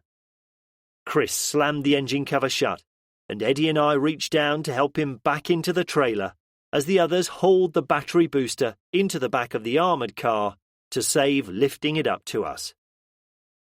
The lorry was already pointing in the right direction, as we'd been driving the wrong way down the motorway for this very purpose, and it pulled in behind us after we turned around, and in convoy, we headed the few miles back to the castle.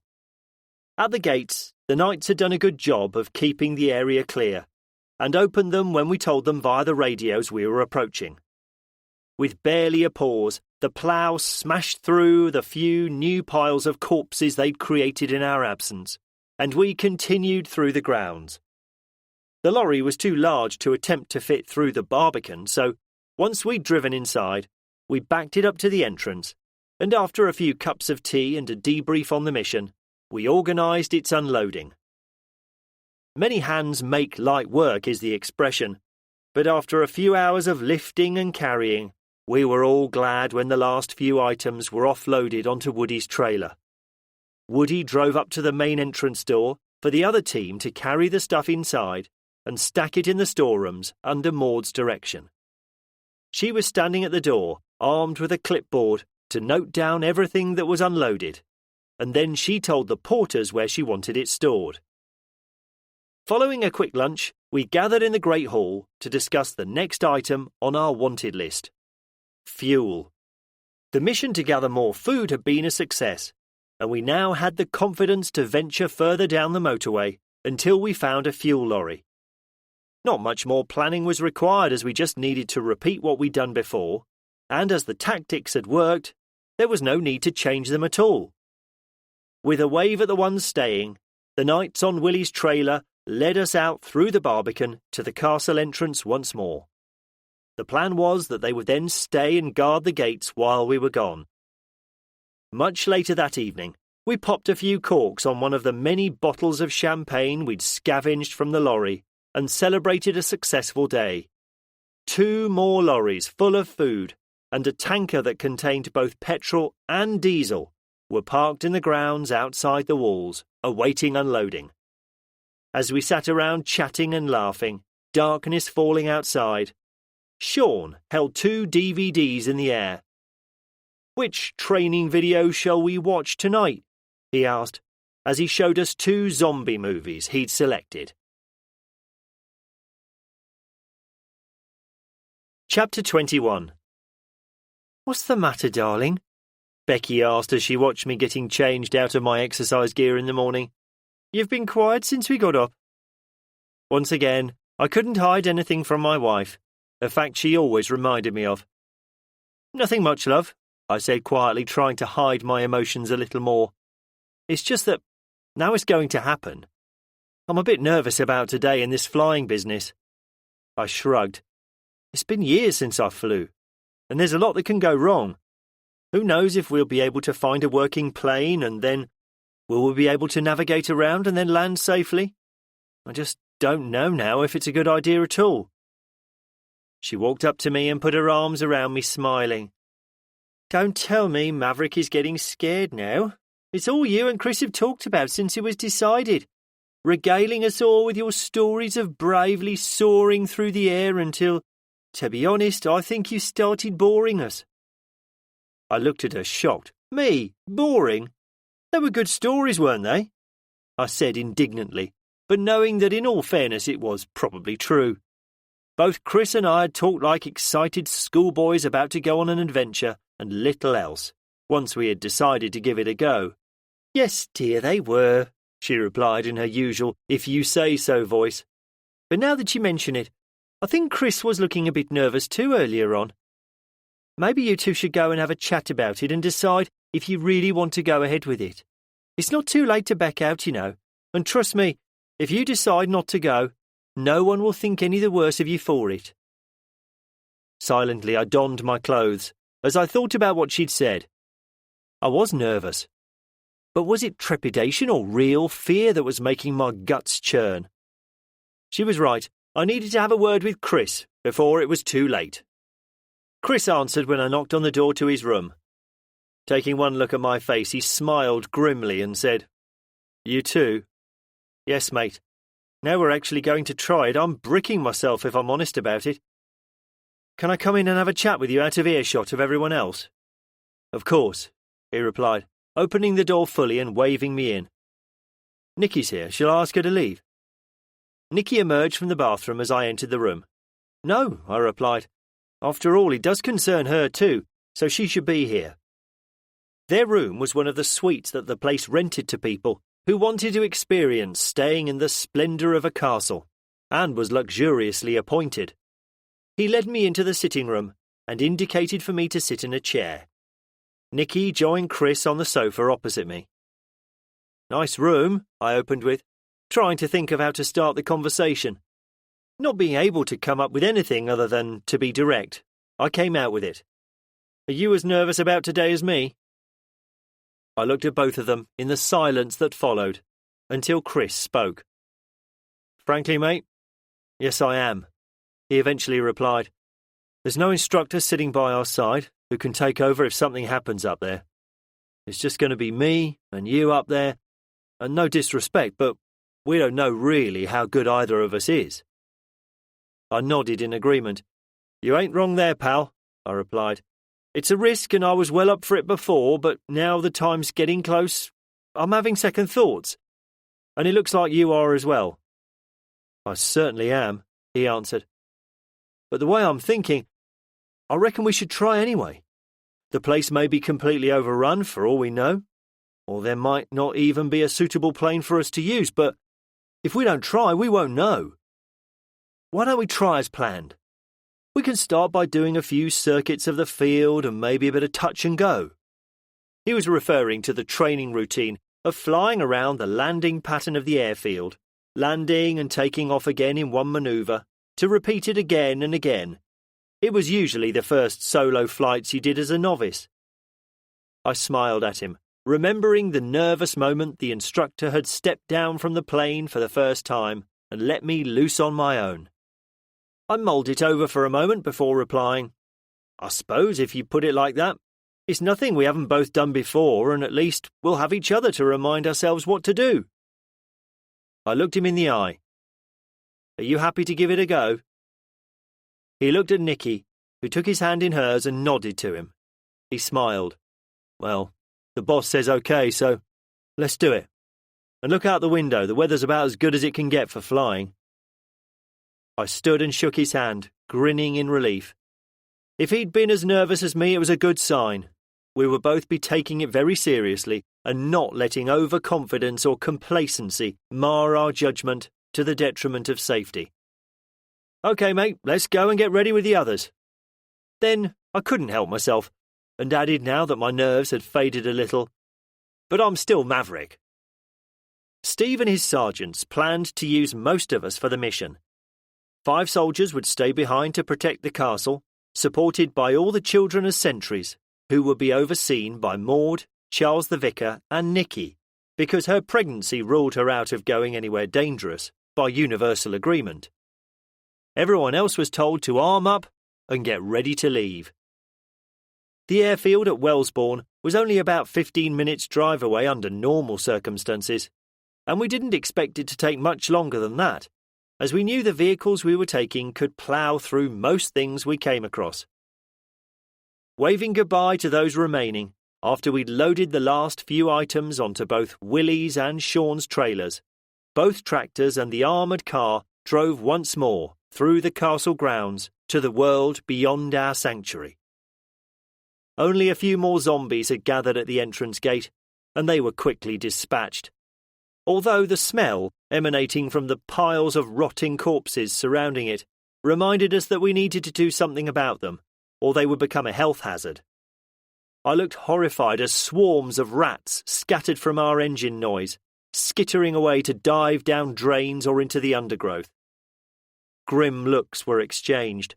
All the rotting corpses would make ideal conditions for an explosion in the rat population, as food for the voracious scavengers was now plentiful, combined with no local authority anymore to deal with it.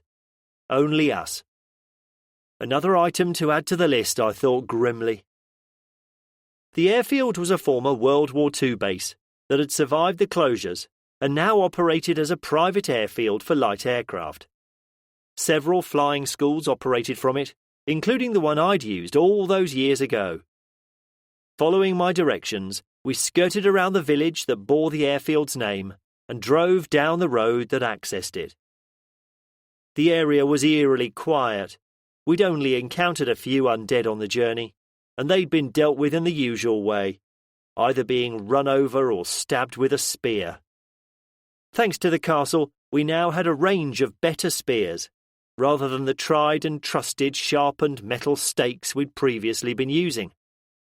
The long, hardwood-handled lances and boar spears that had adorned the walls of the castle proved once again that ancient weapons now had a firm place in the world we were living in. Training had already begun, under the tutelage of the knights, on using them, as well as the heavier pikes, which some had found too cumbersome to wield. We were all learning and inventing new and better ways for us to fight our new enemy.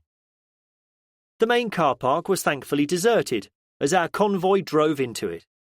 I suppose on the morning the apocalypse exploded across the United Kingdom, the last thought on anyone's mind was to go for a pleasure flight. I smiled nostalgically as I recognised the building that housed the flying school I'd used, remembering the many happy hours spent there. All the drivers had been given instructions, including my roughly drawn map of the place, and knew where to go. Sean stopped the tractor right outside the entrance to the building, as the others pulled up alongside to protect us. "OK, guys, let's do this," I said to everyone in the trailer. The knights were first down the ramp once we'd lowered it into position, and formed up around the door. A few blows from Jeff's mace destroyed the lock, and with a kick from him, the door swung open.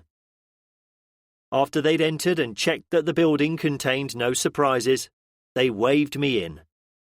The place hadn't changed in the years of my absence, so I went straight for the key safe, where I knew I'd find the keys to their planes. It wasn't a heavy-duty safe, only designed to keep all the keys in one place, and it easily yielded to the crowbar I'd brought with me for this very purpose.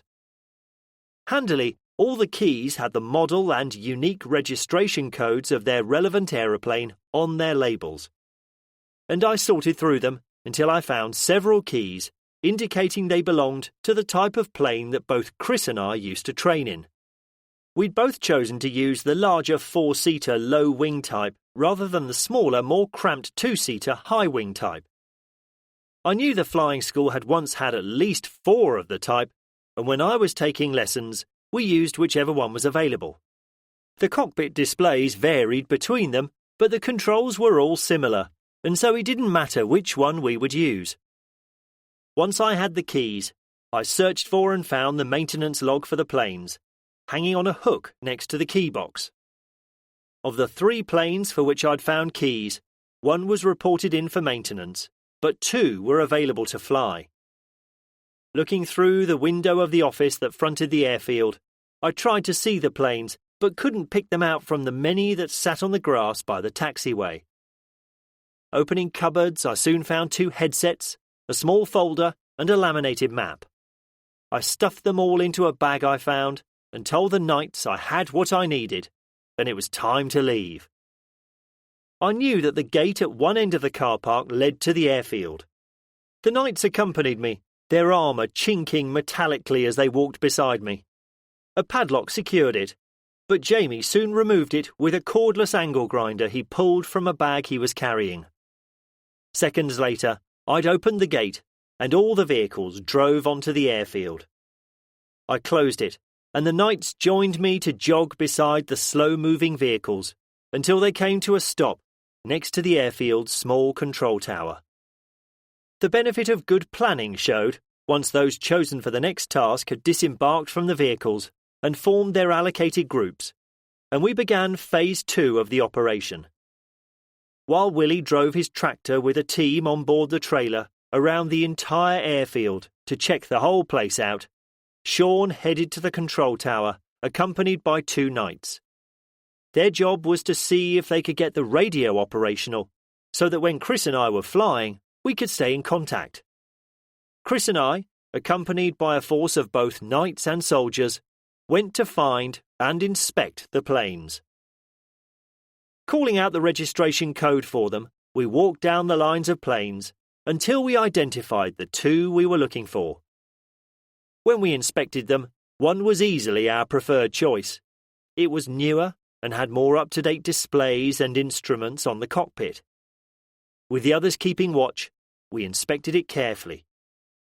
As you would expect from a fully maintained flying school plane, everything seemed to be in good order.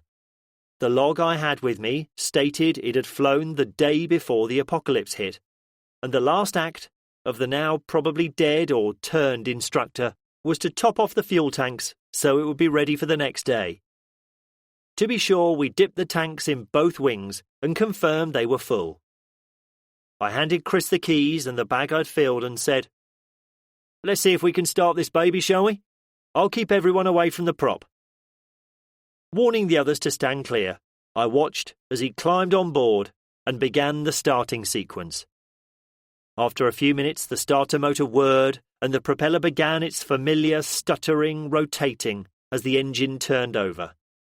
The engine coughed a few times, but after 20 seconds of trying, it failed to start. I wasn't worried. Aeroplane engines were fickle beasts at the best of times, and never liked starting from cold. I remembered a few times my instructor virtually flattening the battery attempting to start one, until it eventually kicked into life. Chris released the key, stopped the starting process, and fiddled with various settings on the cockpit before retrying. This time, it sounded better as soon as he turned the key, and soon the engine caught cleanly, and after Chris raised the revs for a few seconds, he pulled back the throttle, and it steadied back to idle. I could not help but cheer as the familiar engine sound excited me.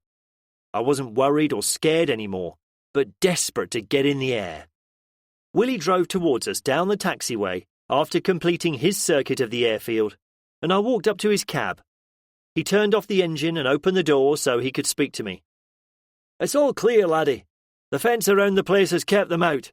A few can be seen wandering about beyond it, and I'm sure all this noise we're making will attract them, but I don't think there are enough of them to worry us at the moment." He looked at the plane that sat with its engine running and propeller turning. You all set to go then?" he asked with a grin. At my nod he replied, "Rather you than me, my boy. I prefer to keep 2 feet on the ground now. I've spent more time than I like to remember sitting in the back of falling apart helicopters and planes, expecting to hit the next mountain, to be bothered with flying anymore." "Thanks for the confidence boost," I replied sarcastically, and then turned as I spotted Sean running towards me. "Radio's operational. All we had to do was wire it up to the Jenny we brought with us." He too looked at the plane and asked the same question. "You good to go then?" "Yes, mate," I replied, shrugging, nerves once more showing on my face, after Willie's comments had reminded me of the potential dangers once more. "I don't think we can put it off any more." "You'll be fine," he answered with more confidence than I felt, and handed me a slip of paper. "It's the frequency of the airfield. I'll head back to the tower, and we can do a comms check before you go." He slapped me on the back as he turned and ran back to the tower. I looked at the scrap of paper and recognised the frequency he'd written on it. It was the one I'd tuned the radio into many times in the past, and I was surprised at my recollection of it.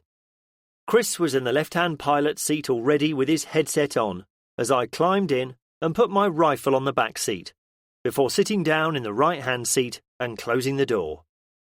The engine noise was muffled slightly, but he handed me my set of headphones he'd already plugged into the cockpit. Knowing it was easier to talk with them on, I waited until I'd fitted them before speaking. "All set, mate?" I asked as I reached for the radio and turned it on. "As good as we can be," he answered with a nervous smile. Happily spotting that the radio was already tuned to the correct frequency, I pressed the button to set the radio to broadcast on the control column and spoke. "Maverick to tower, can you hear me? Goose has the stick and is ready to fly." Sean's voice immediately replied, "If you two think you can get away thinking you're in a Tomcat, when from here it looks like a child's toy, then good luck to you." "Oh, come on, man," Chris said, laughing. "Let us dream, can you?" "Have it your way, you idiots," came the reply through our headsets. "We're reading you loud and clear. Let me just get everyone out of the way, and then Steve will escort you to the runway." That was the next part of the plan. We would be vulnerable on the ground, so the armoured vehicle would stay close to us until we were airborne. They would then continue patrolling the airfield, keeping it clear until we returned. "Give us 5 minutes to familiarise ourselves first, please," replied Chris. "Good call," I said to him over the private channel. I looked at the displays, dials and controls on the cockpit in front of me. To the untrained eye, it would be a mass of unrecognisable, confusing instruments. And initially they were to me, until I spotted the location of the important ones first, and then went through the rest, reminding myself of their use and function. Then I remembered the folder and map I'd found when I was searching for the headsets. Seeing Chris had put the bag on the back seat, I reached over and pulled out my finds and showed them to Chris, who immediately said, "Good find, that'll help." The folder contained the standard pre-flight checklist, setting out in order the meticulous but standardised process you went through to ensure the plane was ready and fit to fly. Eventually, we had gone through the list carefully and methodically, checking everything twice just to be sure. We both studied the windsock to work out which runway to use, and spent a few minutes studying the flight map to familiarise Chris with the area. I'd spent many hours flying around the region, and knew that with today's excellent visibility, we could fly from landmark to landmark and probably not need the map at all, but it made sense to do so. I did try the satellite navigation system, but it disappointingly, though not unexpectedly, didn't work. Chris looked at me. "Ready, mate?" "Yes," came my one-word reply.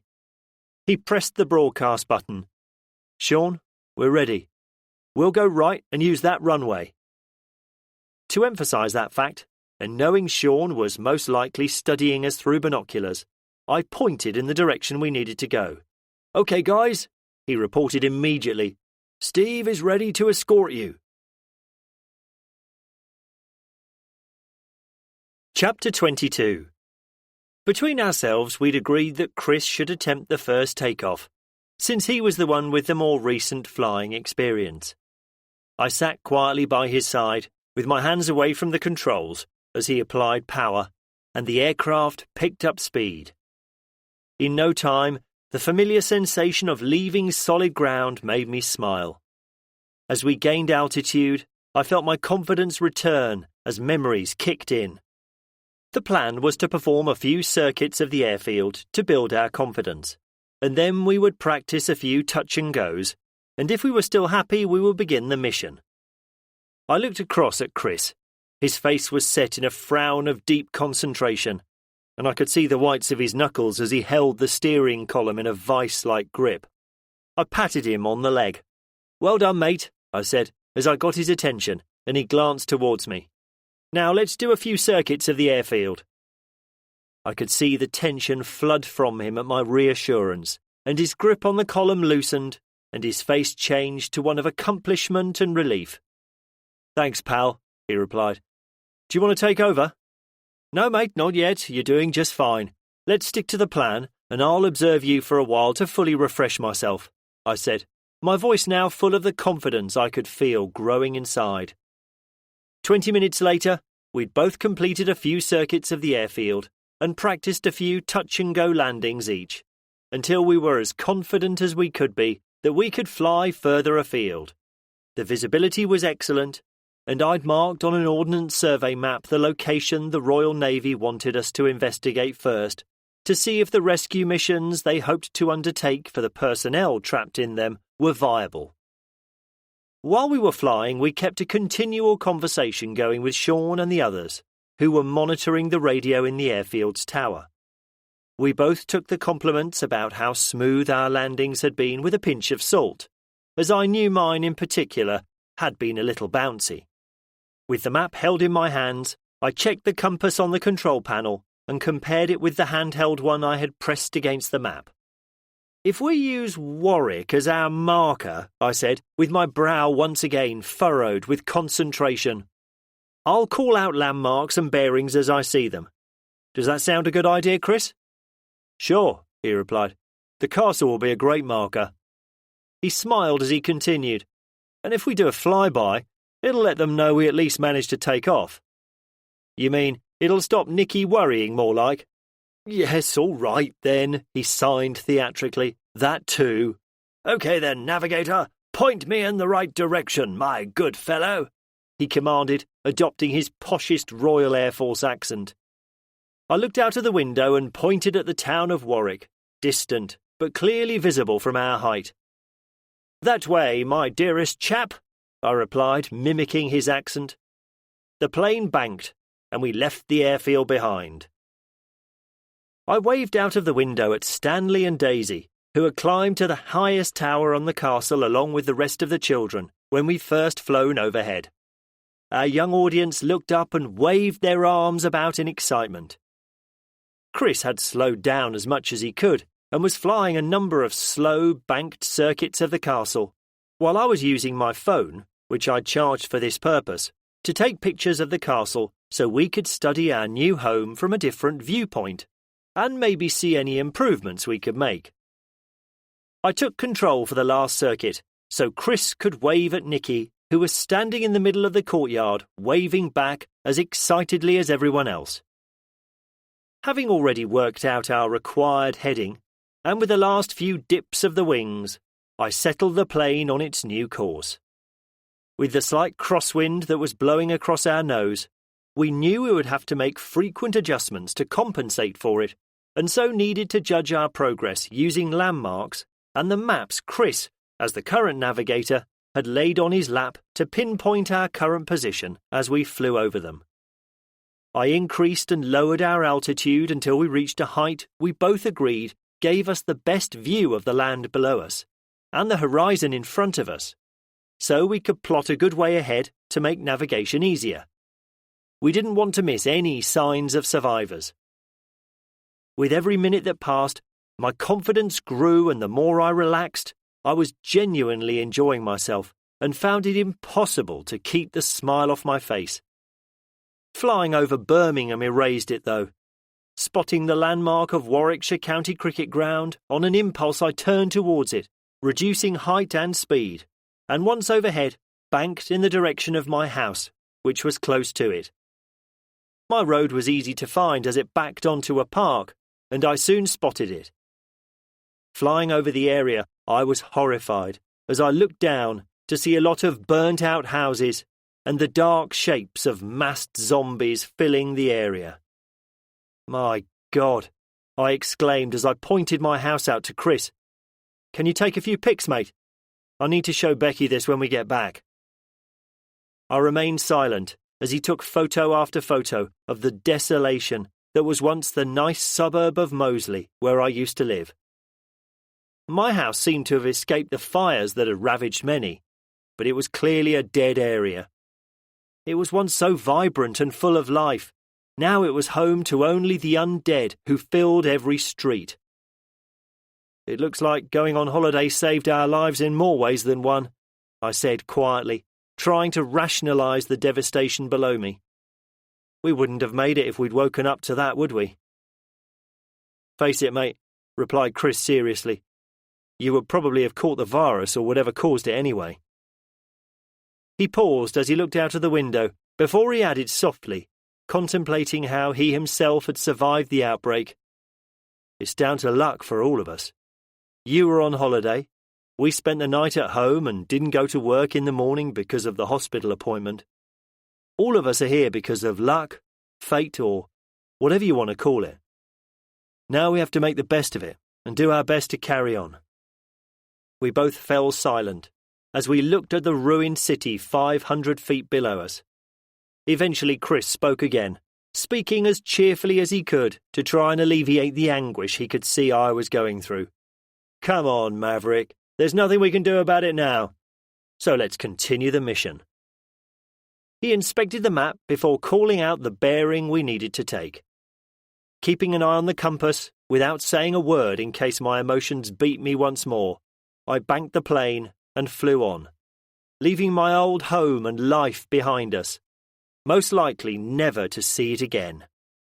"Down there!" Chris exclaimed excitedly 25 minutes later as we flew over open countryside.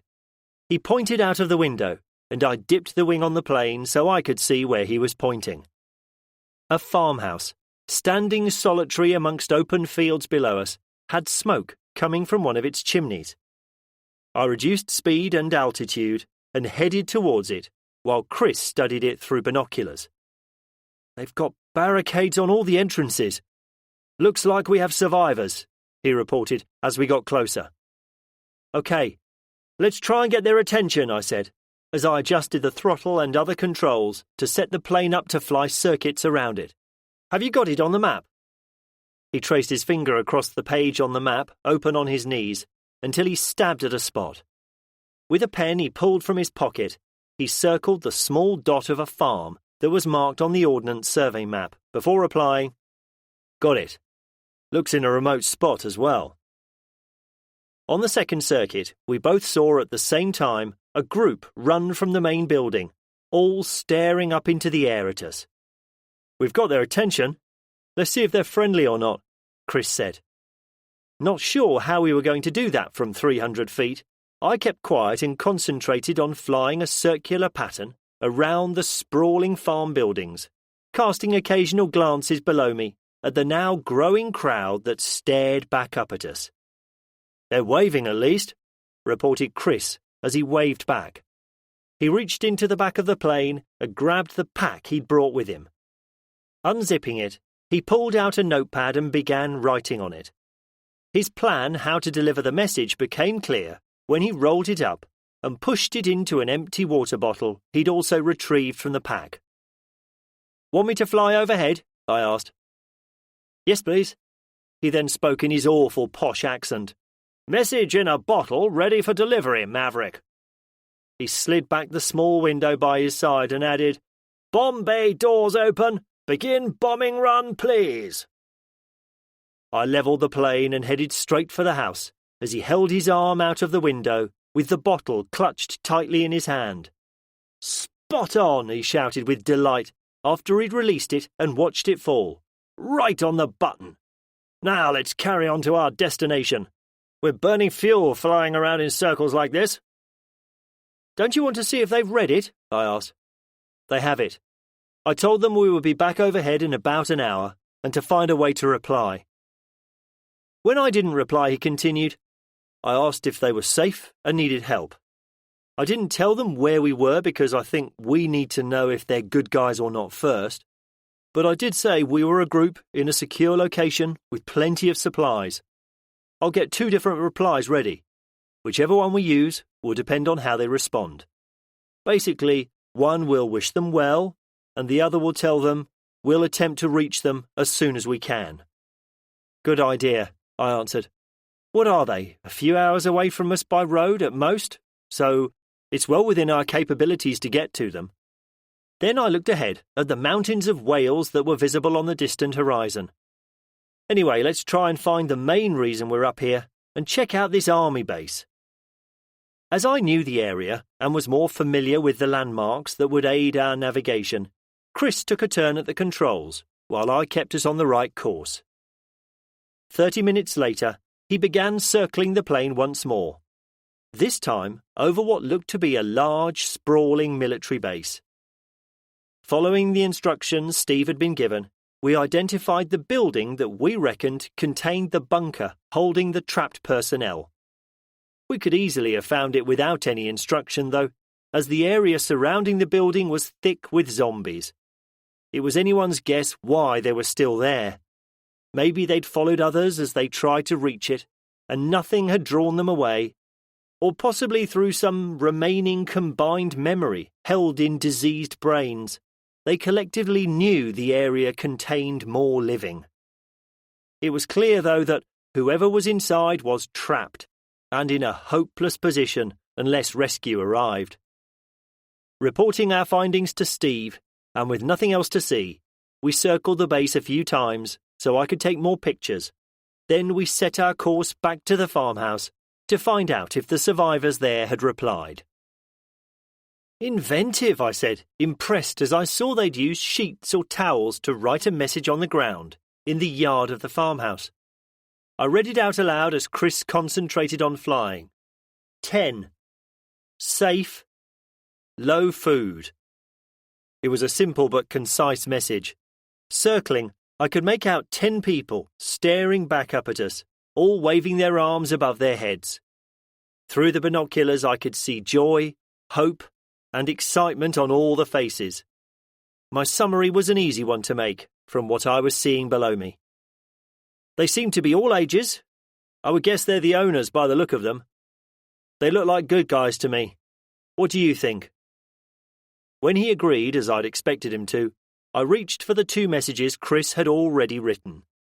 After reading them both, I selected the one informing them we would try to reach them as soon as we could, and rolled it up to push into another water bottle we'd finished for this very purpose. Why don't we drop them the food we brought with us as well? Chris suggested. It's not a lot, but if they're running low, it's better than nothing. I didn't need to reply it was a good idea because it clearly was. Twisting in my seat, I reached over to grab Chris's pack, in which we placed a few tins and other foodstuffs to keep us going, if for some reason we were forced to make an emergency landing and had to wait for rescue to arrive, or in the worst case, make it back to the castle on foot. Removing the extra ammunition he had in there, and a few other items which I left on the back seat, I pulled the bag over, laying it on my lap. After putting the bottle in, I zipped it closed. It was clearly too big to fit through the small window, so the only way to deliver it was to open the door and drop it as we flew over. Aim for the field in front of the house, I instructed Chris. If this thing lands on someone's head, it'll kill 'em, and that won't help much. Smiling in reply, I waited with one hand holding the bag and the other holding the door of the plane open, struggling against the buffeting of the wind, while at the same time watching our progress out of the window. Dropping a bag from a moving plane is clearly a skill taught through practice, as I left it too late and watched helplessly as it missed where I thought it would land by hundreds of meters, and it bounced through the long grass of the field by the farm, eventually coming to rest against a dry stone wall. Good shot, Chris said sarcastically as he dipped his wing, and we both looked down at the three people running towards where it had ended up. I hope they like dented cans and burst open packets, because I think that's all they'll get from the rucksack. I looked at him and was about to reply haughtily in an attempt to defend my poorly aimed bag drop, when I saw the cheeky grin on his face. Choosing to reply with a one-word answer, and not wanting to open myself up to any more friendly ribbing, I turned my attention to the map instead, tracing my finger over our intended route and looking out of the windows. "When do you think we'll be able to get to them?"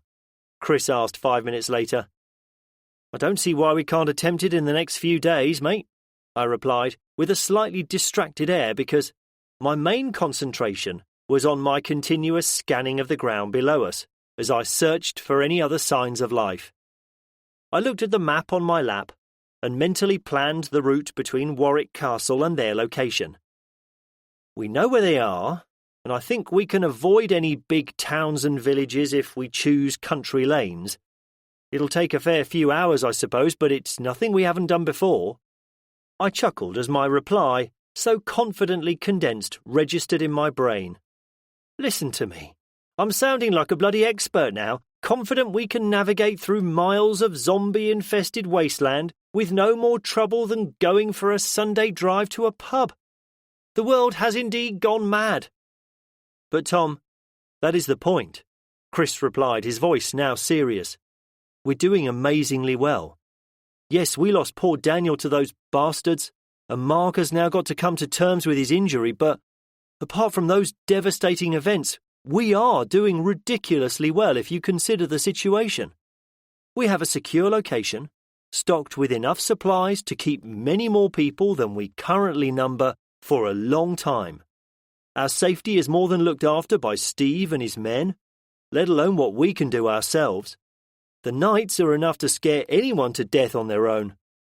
And now look at us, flying around the country, investigating the locations of other known forces at the behest of what remains of our armed forces, while they themselves are securing a land base on the Scilly Isles. And on our first attempt, we find another group who we're now talking calmly about offering help to. It's as if we're playing the heroes in some Hollywood movie or something. He waved his arm in front of him, indicating the countryside below us. How many more will we help before some sort of normality gets restored? That's if it ever does. I thought about what he'd said for a few moments before responding. Yes, mate. I think someone out there has been looking after us all. I laughed mirthlessly before continuing. A few weeks ago, when this all began, all I could think about was keeping my family alive for just the next few minutes, let alone the day. Now we're acting like the veterans I suppose we are, if you think about what we've all been through. I suppose the way I'm looking at it now is that, currently, my family are safe. We have the confidence and hard-won experience gained through doing and surviving things not one of us would have dreamed we were ever capable of. And as long as the risks are acceptable, we owe it to humanity to try and reach out to others. Take you, for example. If by fate we hadn't spotted you as we passed, I hate to say it, but you would probably be dead by now. Don't you owe it to humanity to pay it forward? Absolutely, mate, he replied, his voice cracking with emotion. Don't you think I'm not thankful every day for being saved by you? Now I'll get to hold my child in my arms, and I'll never be able to pay any of you back for that. Who knows what the world will be like in the months and years to come? But at least now, I have a chance to live in it. And yes, I agree absolutely, we do need to pay it forward, as you say. Now that we're so secure, what would it make us if we didn't try to help others? Regaining his composure, he continued. Now that's enough of me maudling like an old woman. Let's concentrate on getting back and on firm ground again. On our route, we circled a few likely-looking properties where we thought survivors might be sheltering, but we found no more signs of life. Choosing not to fly over the city of Birmingham again, I'd set a course to fly us over the numerous towns and villages that surrounded the city, not in the hope of looking for survivors, but to try to see how many zombies they still held. Some looked reasonably empty, so we marked them as potential places we could gather supplies from in the future. With the stall warning bleeping its familiar alert as I floated above the runway, I performed my best landing of the day, and the plane gently made contact with the ground. "Welcome back, and nice landing," Sean's voice sounded in our ears when he could see we were safely down and taxiing back to the main buildings. "We've cleared one of the hangars so we can secure the plane inside it. So, if you follow Steve, he'll show you where to go. Do you want to refuel first?" "Have you got the pumps working?" I asked. "If so, then yes, let's refuel now. It'll save time when we go up again." "Of course," he replied with a sarcastic tone. "You may be the fancy flyboys, but where would you be without us mere mortals to keep everything working? Anyway, the tanks look almost full, so I don't think running out of avgas is something we'll need to worry about." He went silent for a moment. "I've just told Steve to stop at the refueling point, so just follow him." 20 minutes later, we had the plane refueled and pushed into the hangar, which we locked with a padlock Willie produced, and were heading home. The evening turned into a celebration of another day of not only surviving, but achieving another small victory against the world outside the safety of the walls. I suppose the existence we found ourselves living, any excuse for one was grabbed. Those who were rostered for lookout duty during the night didn't need to be told to limit their alcohol intake, and they just sipped their drinks, although they still joined in just as enthusiastically as the rest of us. Chris and I were luckily excused guard duty by universal agreement, our efforts of the day generously deemed enough to warrant us a night off. Unfortunately, and probably due to the relief of surviving, I partook a little too much. It took Becky to help me to bed that night, helped by Willie, far more amused than she was. The exuberant mood of the night before was replaced by silence at breakfast in the morning. Cups of coffee, paracetamol and silence seemed to be the cure that most people needed. Most sat in companionable silence and mutual suffering as we waited for Steve to complete the radio call he'd scheduled with the fleet. Chapter 23. The Scilly Isles. Captain Digby was exhausted as he stood on the quay at Hewtown, waiting for the boat to arrive that was going to ferry him out to the frigate that still stood in the bay. The outgoing tide had now washed away the remaining bodies that had been blocking it. While they'd been fighting in the town, the macabre pile of the undead had been cleared using grappling hooks thrown from some of the smaller, more manoeuvrable boats that had accompanied them. One by one, the by now bloating bodies had been pulled into the more open water of the harbour, where they had slowly drifted away on the tide. He'd just declared successful the mission to clear St. Mary's, the largest island in the Scilly Isles. Successful, but in his opinion costly. 20 men and women under his command had fallen to the zombies, and he blamed himself for every one of those deaths, knowing it was down to his inexperience in dealing with a threat that no amount of training or knowledge had prepared him for. Unfortunately, the first few that had been bitten had been treated by their medics against all the advice they'd been given by those who had already fought them. They'd believed that their skills could save their friends and colleagues, despite what they'd been told. The results were as inevitable as they were shocking for those first experiencing it, and more had been bitten when the patients had turned and attacked. The initial confidence they'd felt after landing had soon disappeared, because no matter how good Captain Digby's tactics were, zombies kept managing to get close enough to attack. Ammunition soon ran out as entire magazines were emptied in panic to fell just one.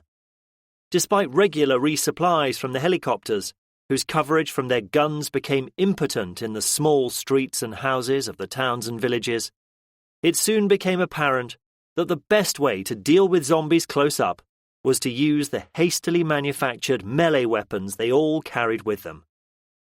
Through hard-earned and costly experience, though, the rookie zombie fighters adapted and learned.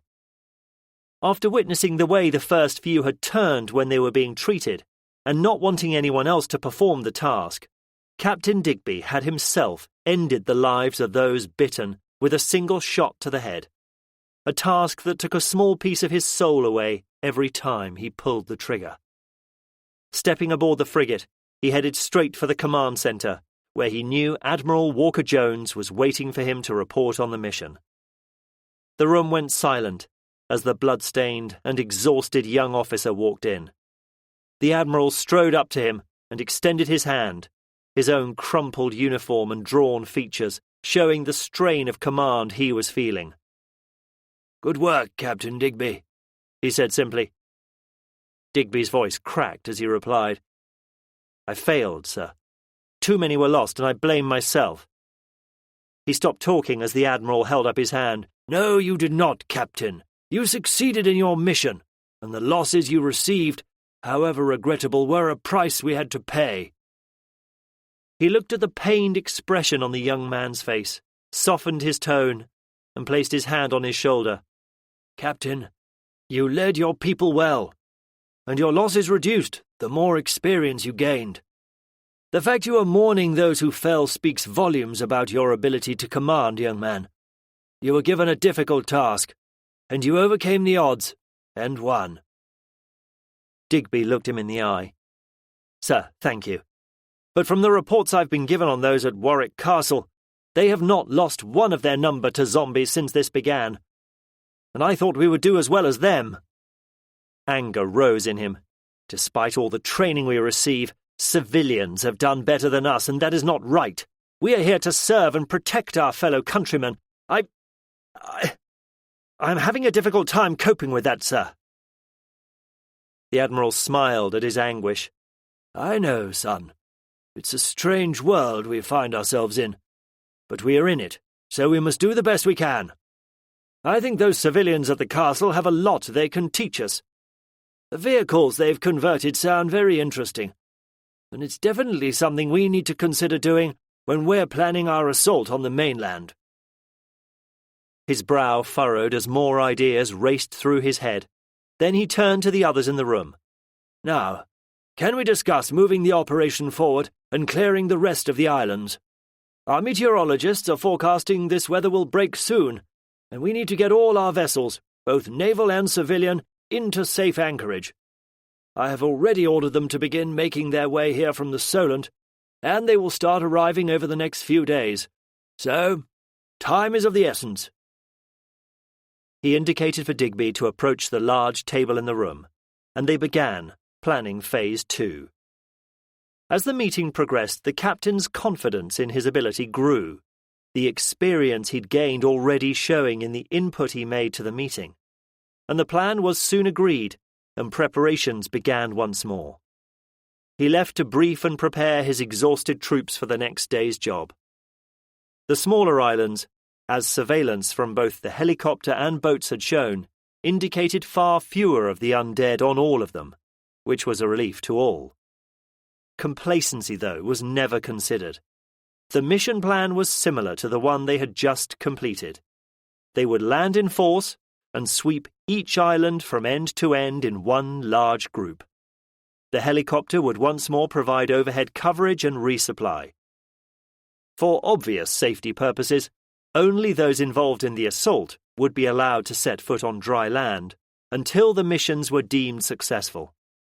An extra full and very careful sweep of all the islands would then be undertaken before the all-clear was given. They'd found from experience that even from houses and streets that had already been cleared or checked, an occasional zombie would emerge from a previously undiscovered hiding place. No one wanted to consider the possibility of what would happen if the infection were allowed to spread if an undiscovered zombie bit someone. Warwick Castle. They'll update us on the progress of the mission when they have more news, but they're confident of success over the next few days. Steve ended his update for us from the fleet. "What about the bunker?" I asked. He smiled and handed me back my telephone, which we'd used to take photos as we flew over it. "They thank you for your efforts yesterday. I described what you saw, and they will think about it once they've consolidated their position. The ones inside the bunker have enough supplies for a month at least, so there's no need to do anything rash for the time being. They do want us to investigate the other sites when the weather front they're expecting soon has cleared. Until then, we are to carry on as we are, consolidating our position and gathering what we can for the future. The news that you contacted other survivors was greeted with great relief. If we found some, then there must be others, and, in a way, it justifies the eventual mission plan. "And what is that?"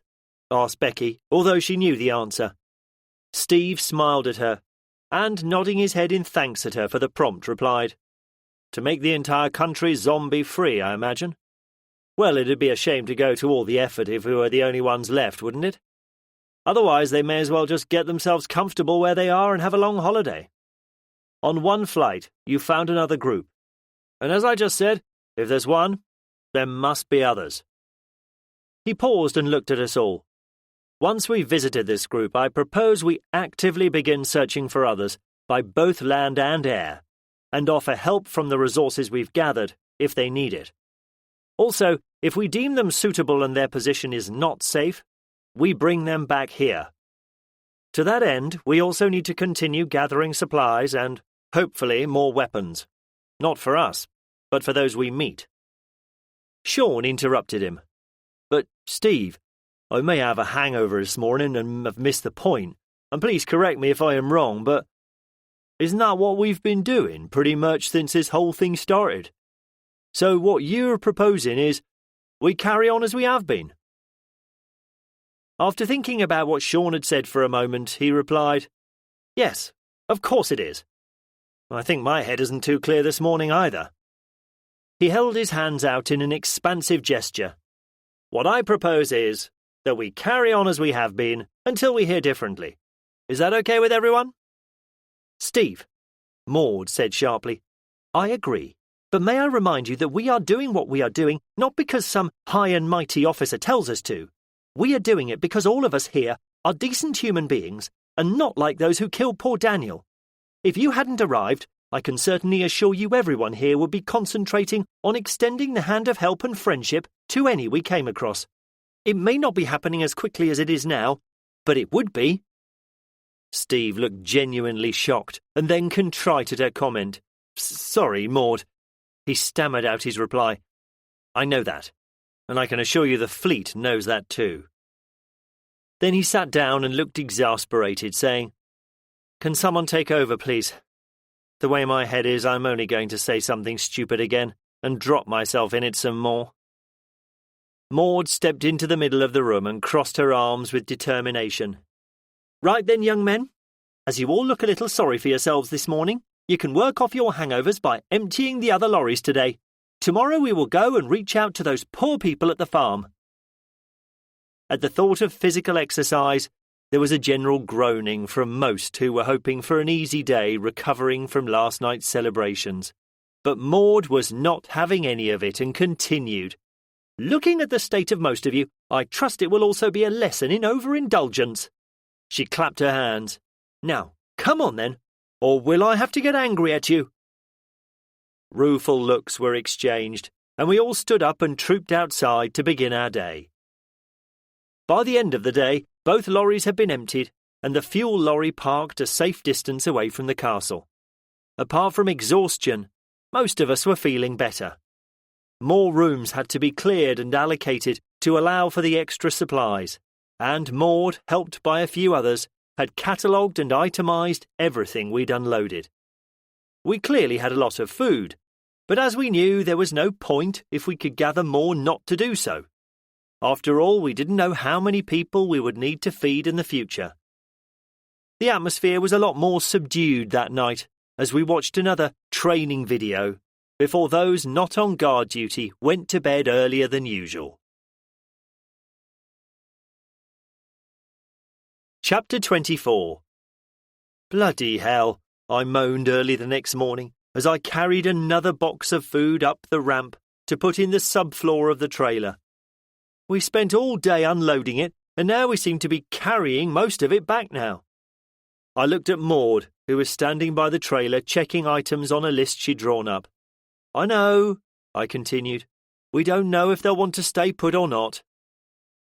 Woody, who was stacking shotguns and rifles in the same trailer, along with boxes of ammunition for them, whispered at me conspiratorially, "Shh, mate, I think we're still in trouble with Maud over last night.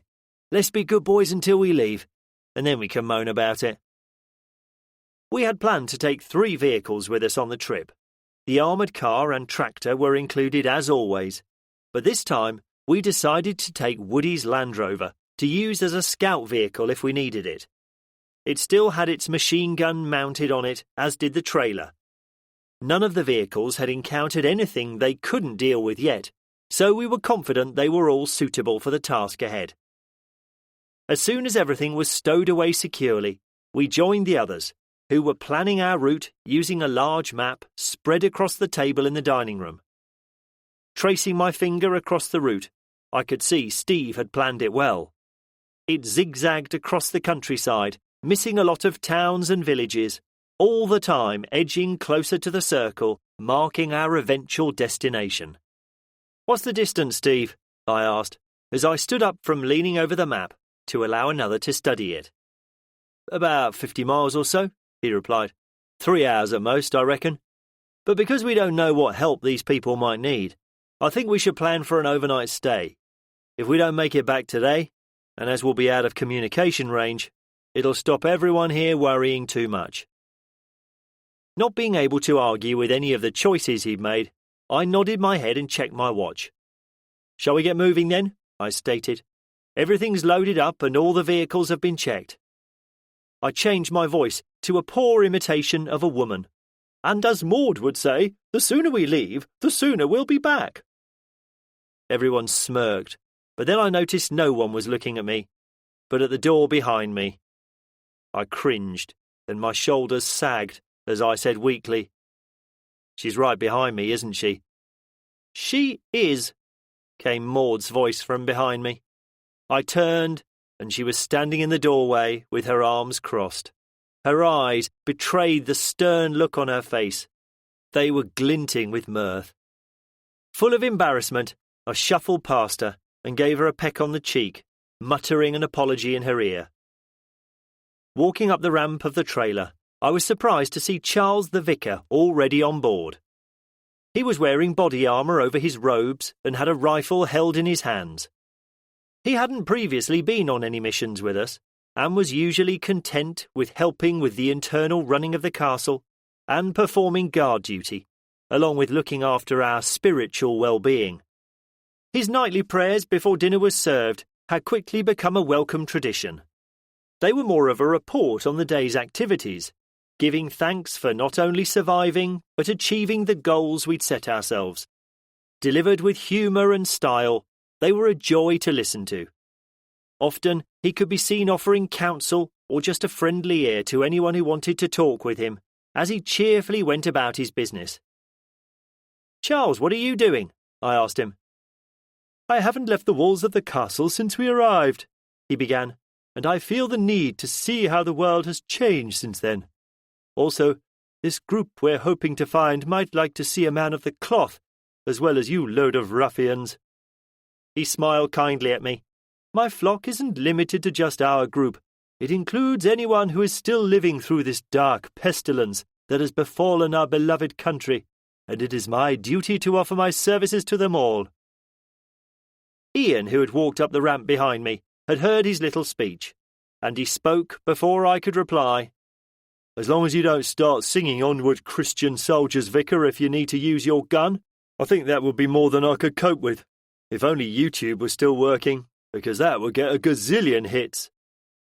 Charles laughed out loud at his comment. "Now that is a fine rousing hymn. It's one of my favourites, in fact."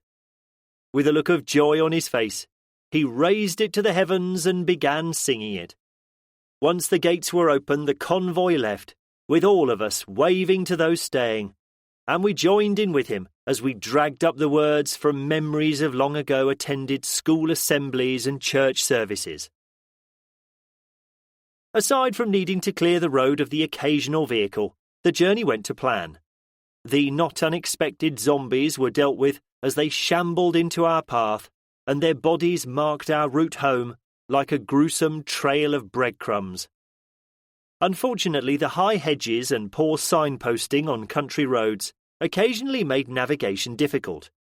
When a mistake was made, forcing us to make a U-turn, the complaints and moans we all communicated to Sean, who was leading the way, were as good-natured as they were abusive, indicating the high spirits we were all in. The CB radios Sean had installed in all the vehicles worked well, enabling us to communicate with the castle until the range got too great. Their range, though, was much greater than the handheld walkie-talkies we had, and for local work, they would be of great use. "The farm should be up the track, coming up on the right," Louise eventually broadcast through the radio from her usual position beside Sean in the cab of the tractor as we were driving along another narrow lane. 2 minutes later, Sean slowed down and cautiously turned the tractor onto an unmade road that led across some fields.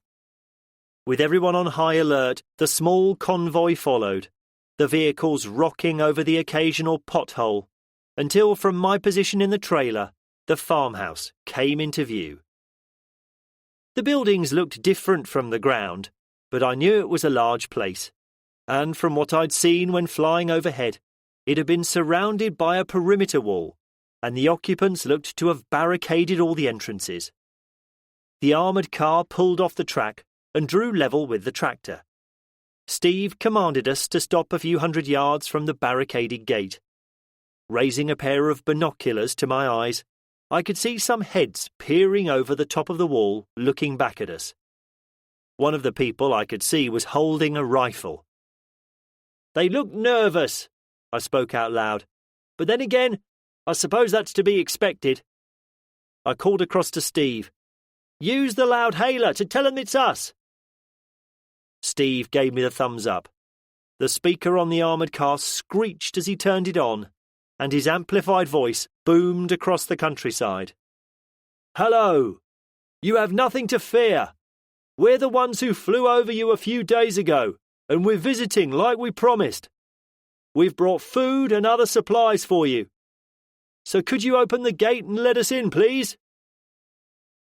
"Gate's opening," I called, as I stared through the binoculars and saw 2 men, both with guns now slung over their shoulders, pushing the gates to the main farm open.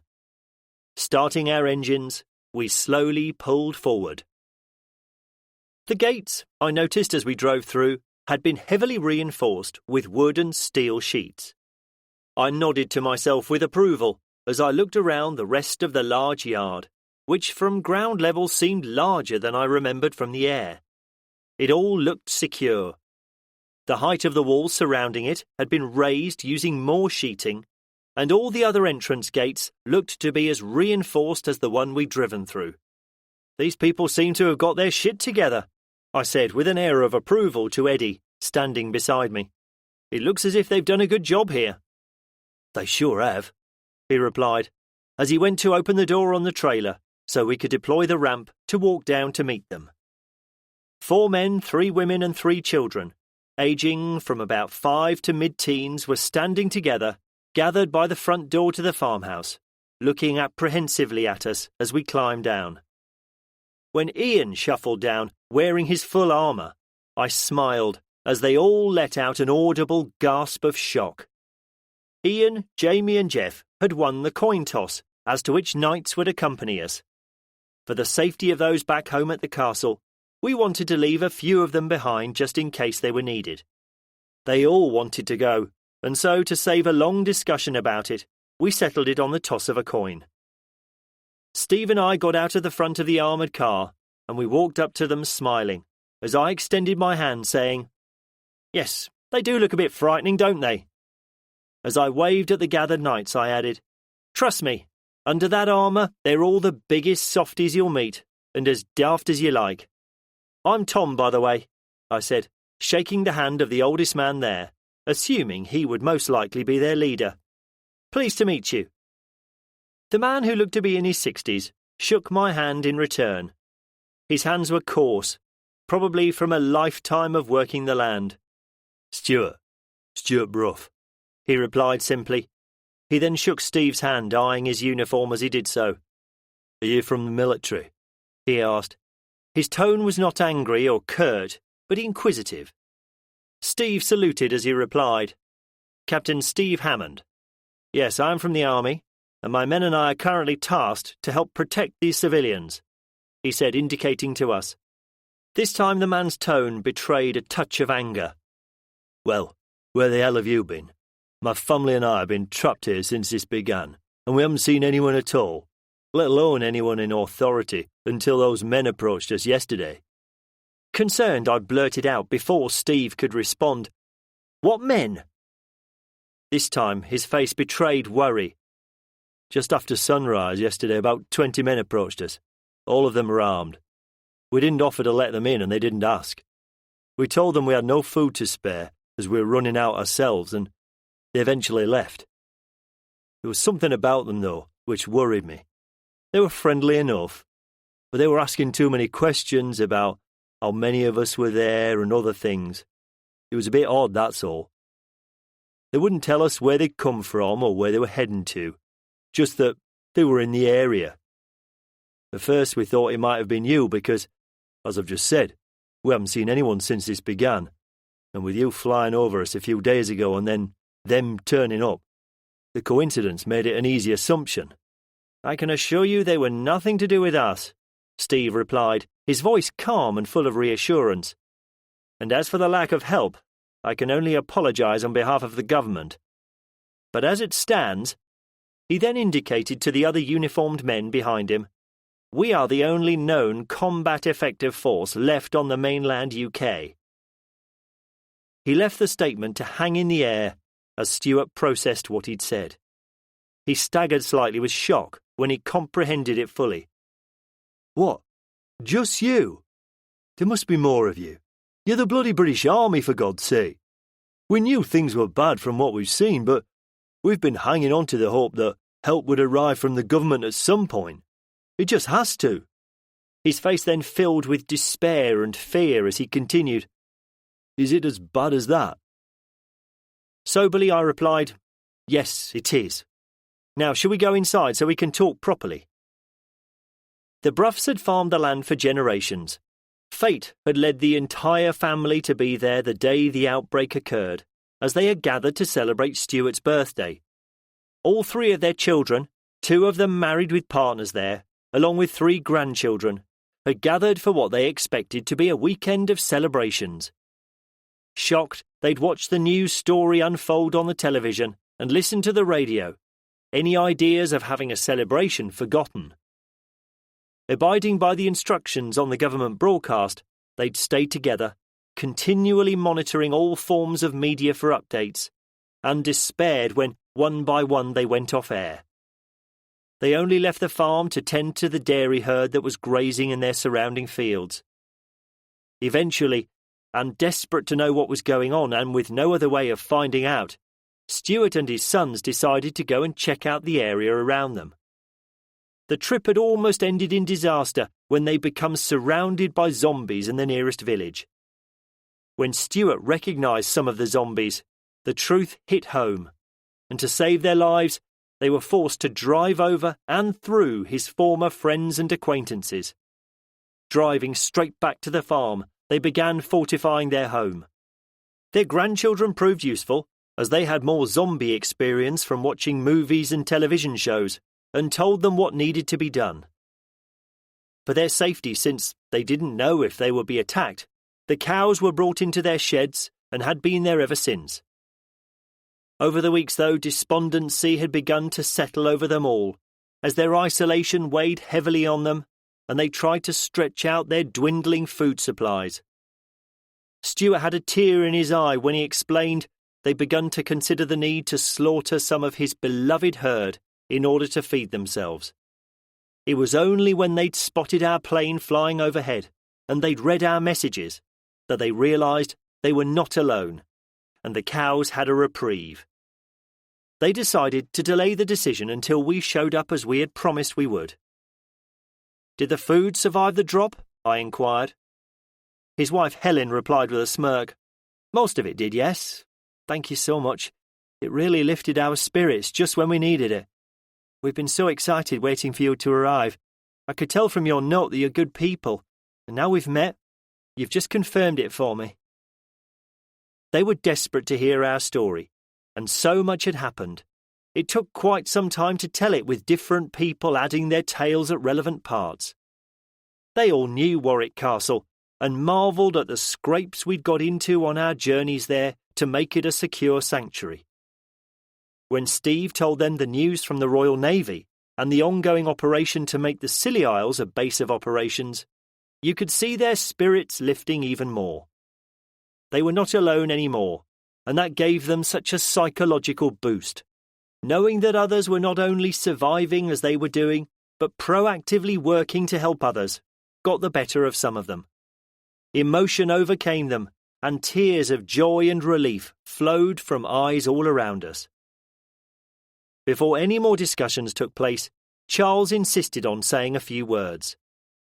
Not a prayer, but an acknowledgement of the struggles everyone had gone through, and thanks for us uniting and our group being able to offer help to others. The knowledge that a group of armed men were in the area worried us greatly.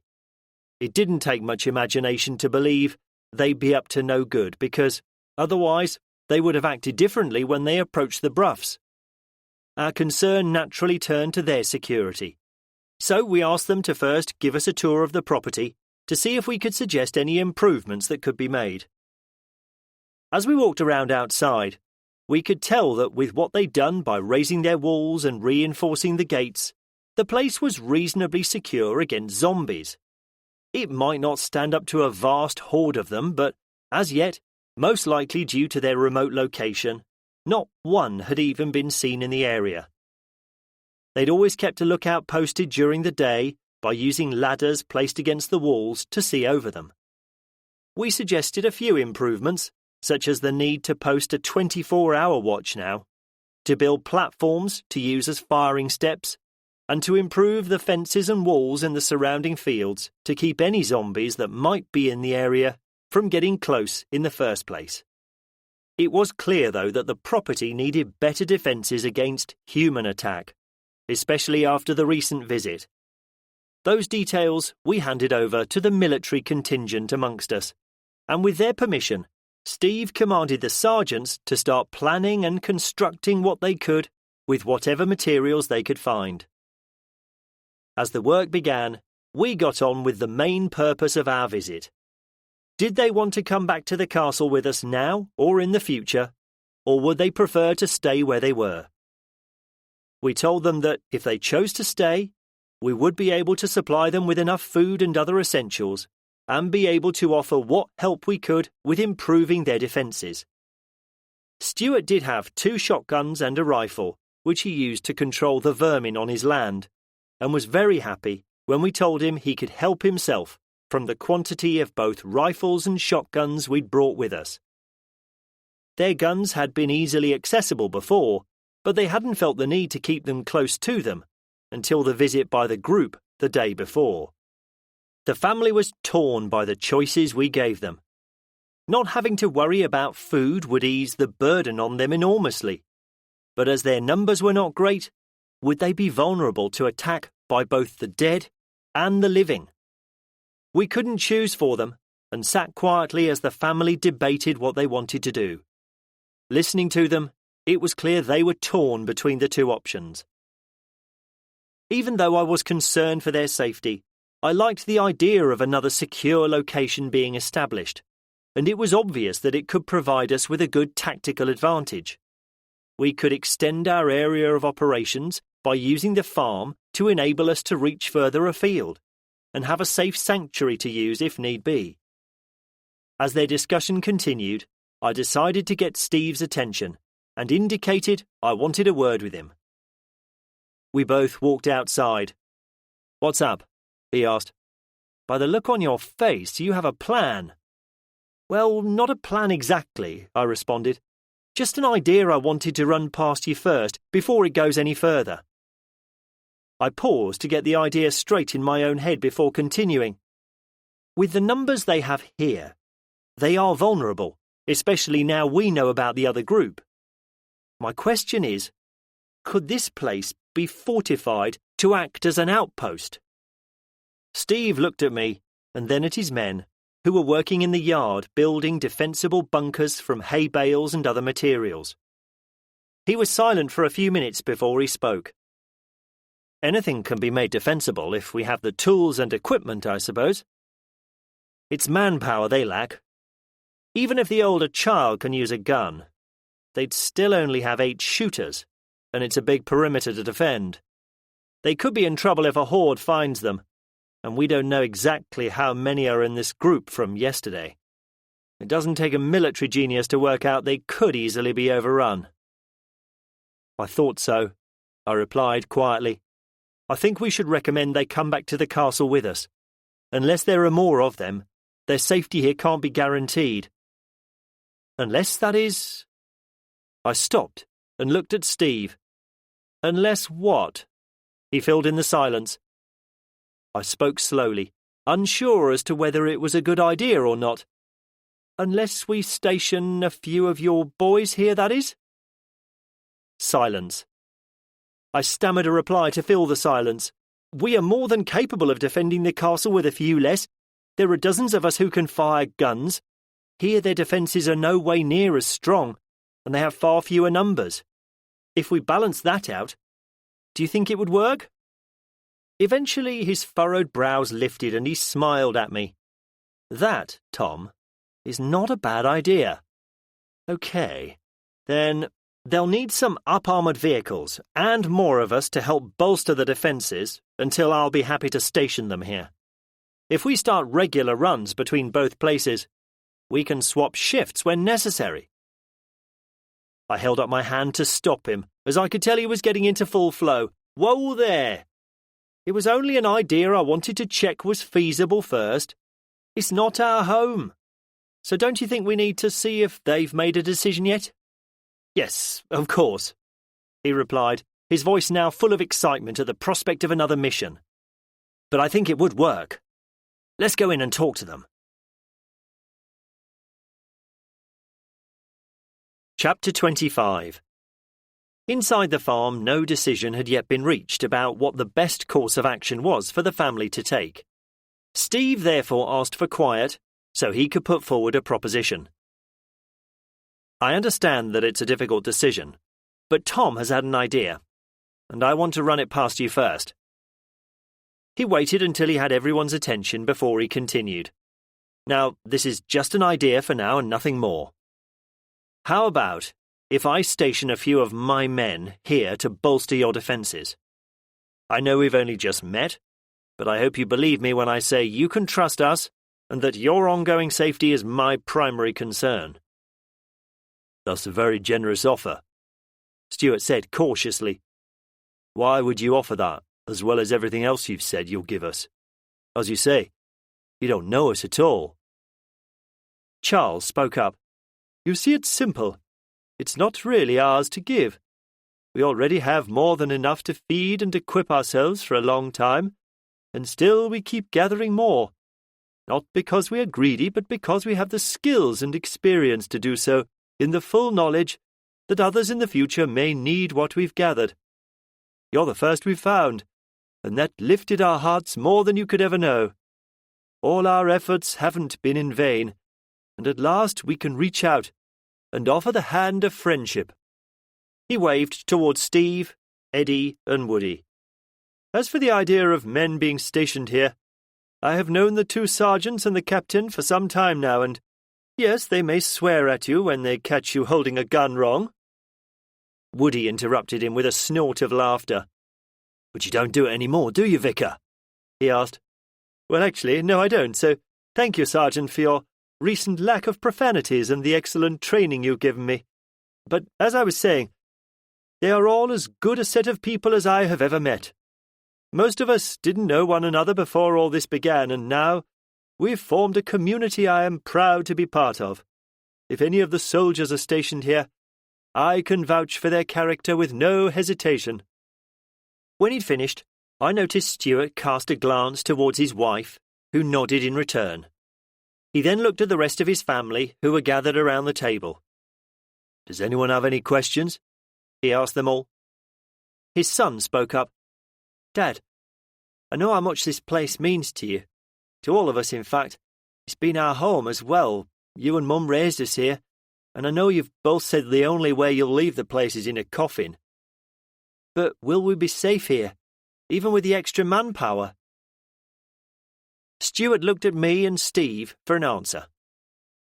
Yes, I began. I believe with a little time we can make this place a small version of a castle. Within our group we have the skills and ingenuity to do most things. What you've achieved so far is impressive. We can just help you improve it. This farm could become an important link in the chain when, hopefully, we start to try and claim our country back. I imagine we'll need staging posts to start missions from and places to shelter and rest. I warn you, though, this place might get very busy at times. His son nodded to me in thanks. In that case, Dad, I think we should give it a go. If there aren't many of us left alive in this world, don't we owe it to everyone remaining to do what we can? Then he laughed at himself. Just look at me talking. A few days ago we were talking about slaughtering Dad's cows so he could stay alive, and now we're looking months and maybe years ahead. And his cows are safe. I can't believe it. Stuart stood up and looked at his family. Are we all in agreement? All his family nodded in reply. He turned to us. The answer is yes. We will stay here and accept your generous offer. There was a general cheering and clapping from everyone in the room, and the two groups merged and shook hands, smiles on the faces of us all. Steve sought out Stuart, saying, Do you want to come and meet my men? I'll ask for volunteers, and knowing them, there will be no shortage of those. When he replied, Of course, I'll be glad to. They walked outside and Steve called out to Sergeant Gallen to call his men together. The sergeant was a stickler for discipline, and a zombie apocalypse was not going to stop him fulfilling his duties, as he chivied his men into formation, his strong Geordie accent and standard sergeant phrases making Stuart chuckle. That takes me back. Have you served? Steve asked. Yes, he replied, his gaze now looking to the distance as memories came back. Did a few years in my younger days, until I decided to take over the farm when my father was ill. Northern Ireland mainly, but I did sneak in the Falklands before I decided to get back to Civvy Street. Steve looked at the man with new respect. If he'd served in Northern Ireland at the peak of the Troubles, and took part in the recapture of the Falkland Islands, he was a tough individual, probably with plenty of valuable experience. He could sense from him, though, that he would probably not get much more from the man, as many did not like to talk about their time in service. His comments marked him out as a Marine, and he made a note to tell both Woody and Eddie about it. As fellow Marines, they would both enjoy meeting a former member of their elite band of brothers. Steve shook his head with respect. Not that I expect any resistance from them, but if they know you're one of us, so to speak, I'll expect even less now. Do you mind if I tell them you served? Stuart thought for a moment. Steve could imagine memories of his time in uniform flashing across his mind before, with a sigh, he responded. No, I don't mind.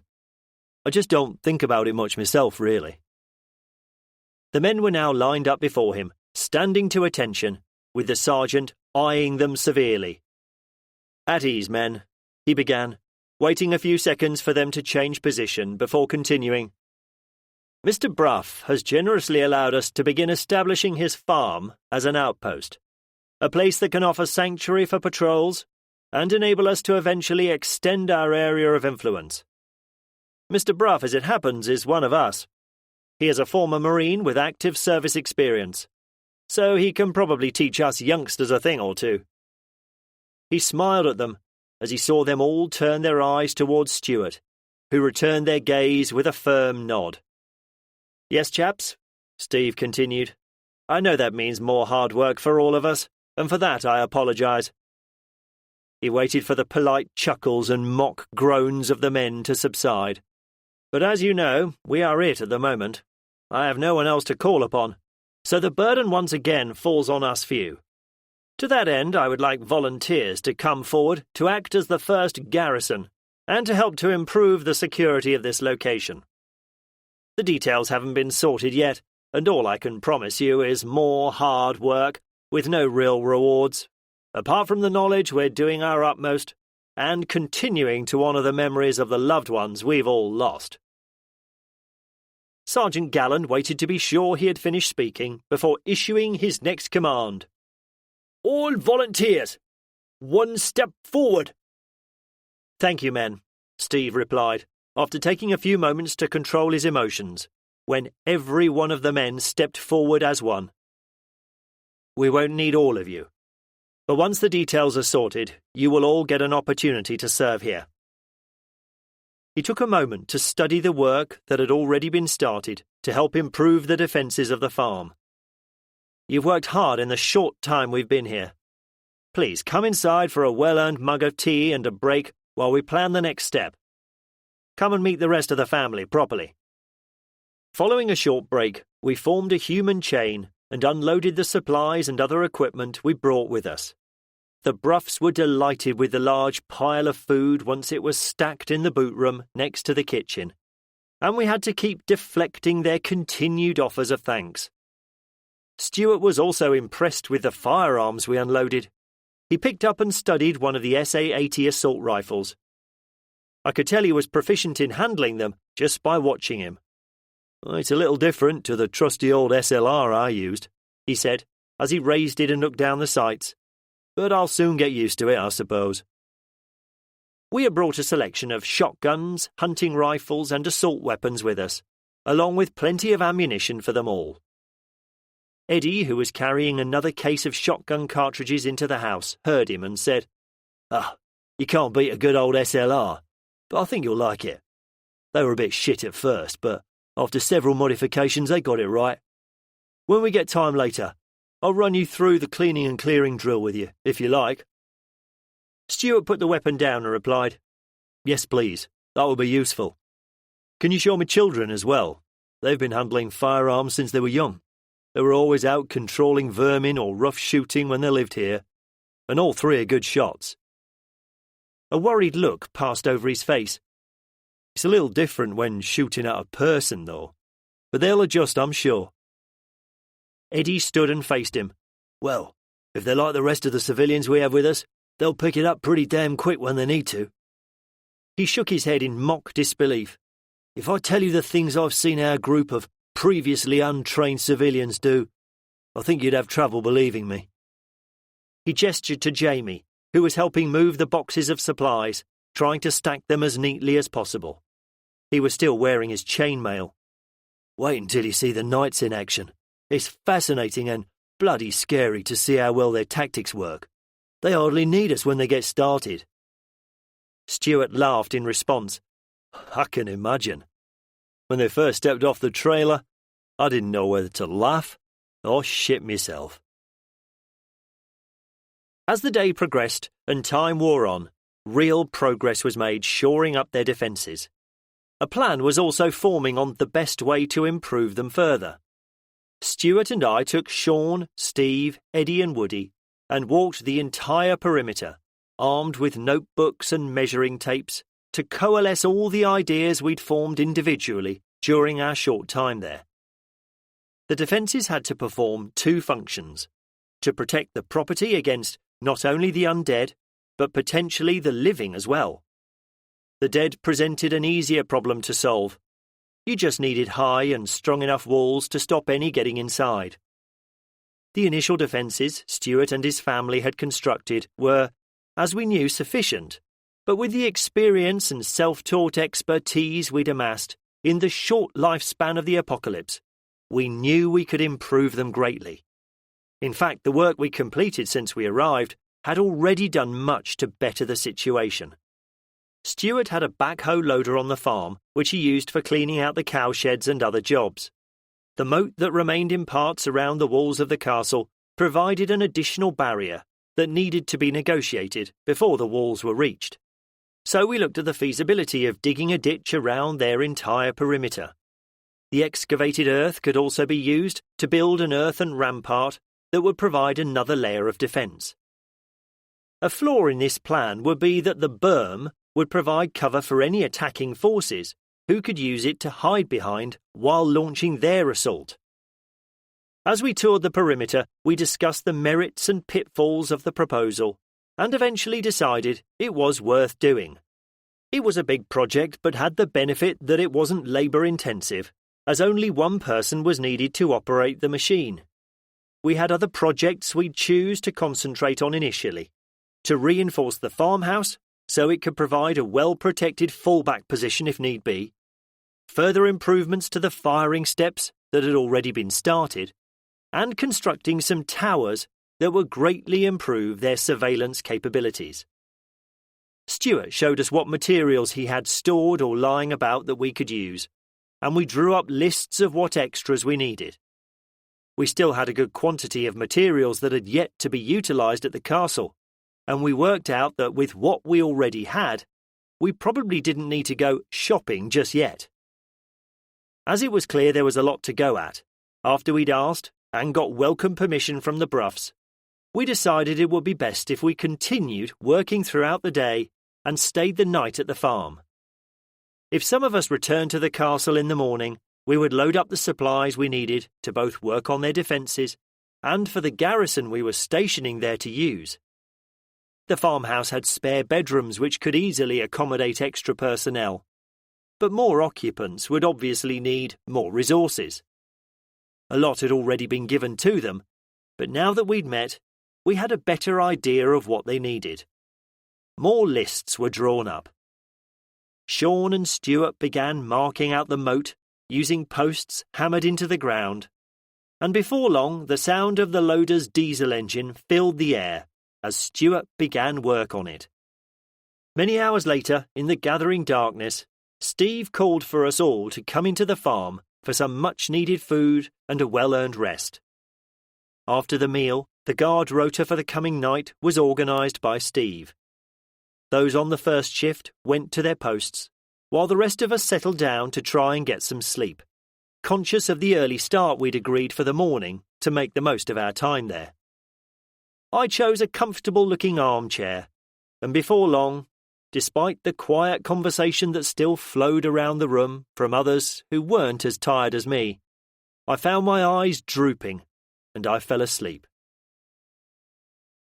I woke with a jolt as a loud repeated shout of "Stand to!" came from outside, interspersed with flurries of shots. Initially confused, it took me a few moments to work out where I was.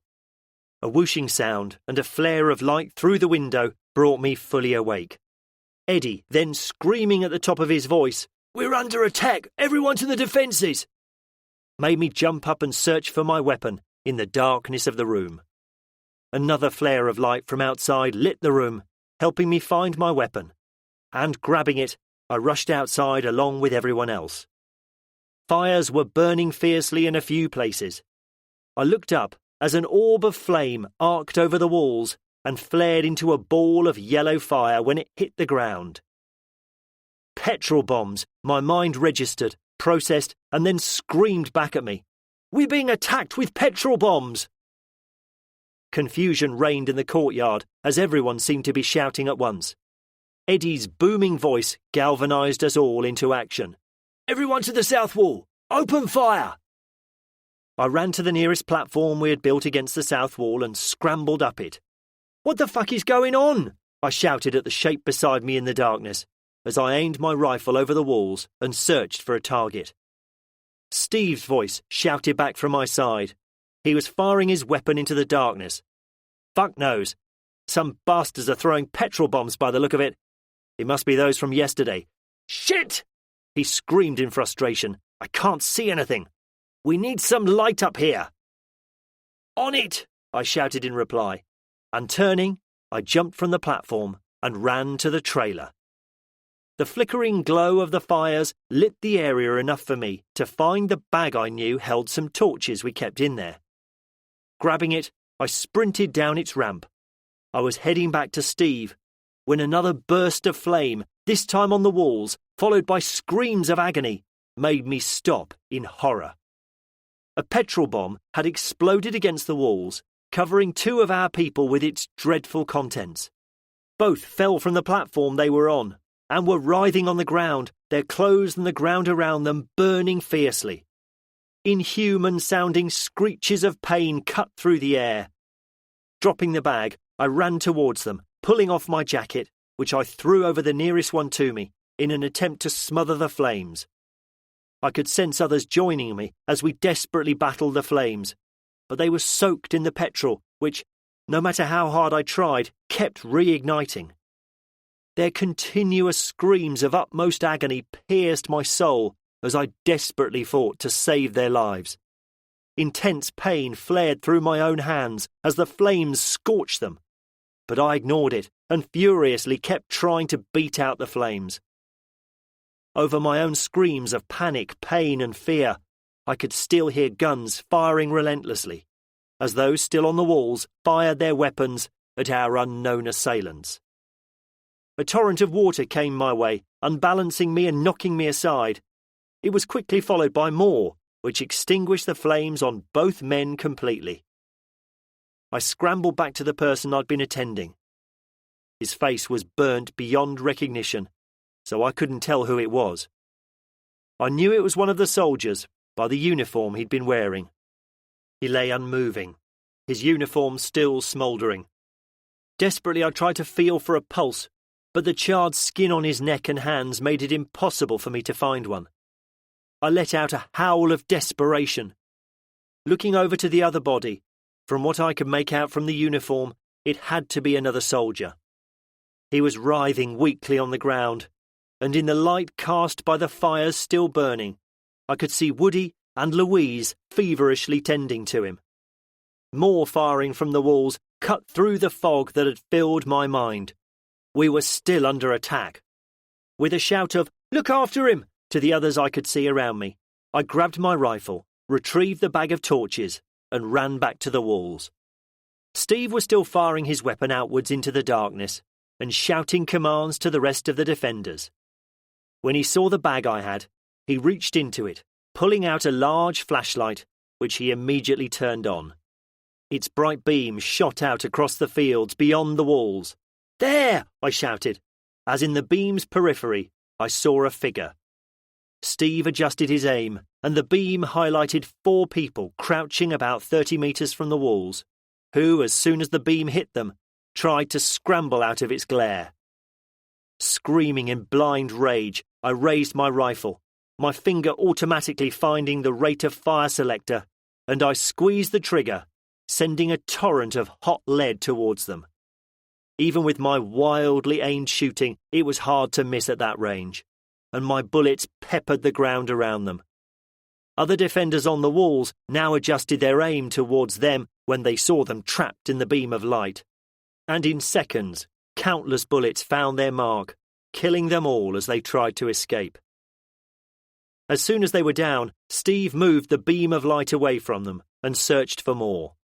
The backs of distant figures running away were lit up, and concentrated fire poured into every target, until no more were found. Steve kept scouring the area with the torch, and after another 5 minutes, when no more targets were found, ordered the ceasefire. He handed me the torch he'd been using, and pulled another from the bag. "Stay here," he commanded. "I need to check the other walls." 10 minutes later I heard him shout, "I think they've gone. Those on the walls, stay there and keep vigilant. Sergeants, on me."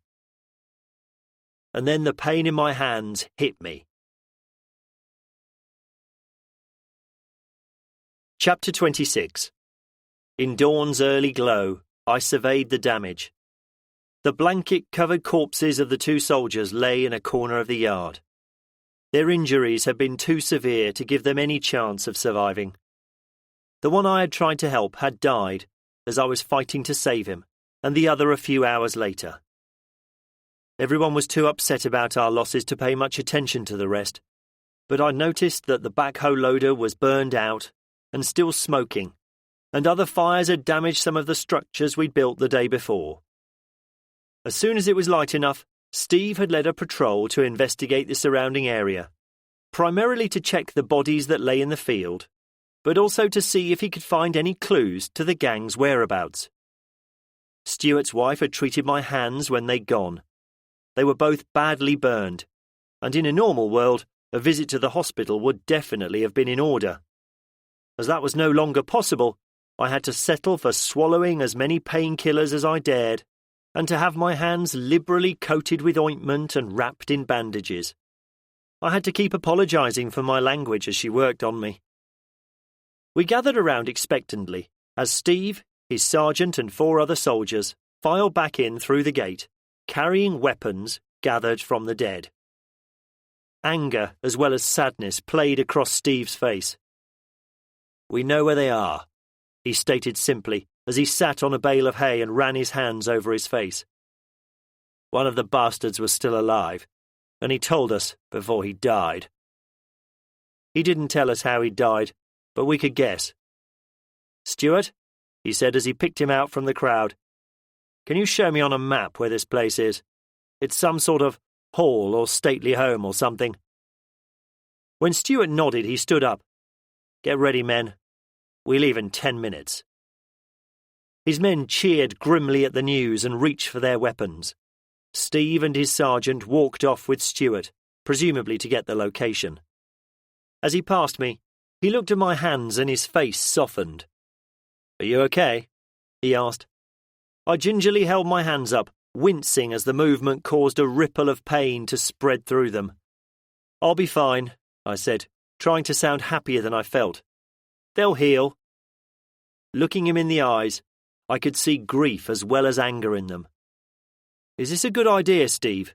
I asked. "Don't we need to get our shit together before going up against them? Everyone's exhausted and not thinking straight."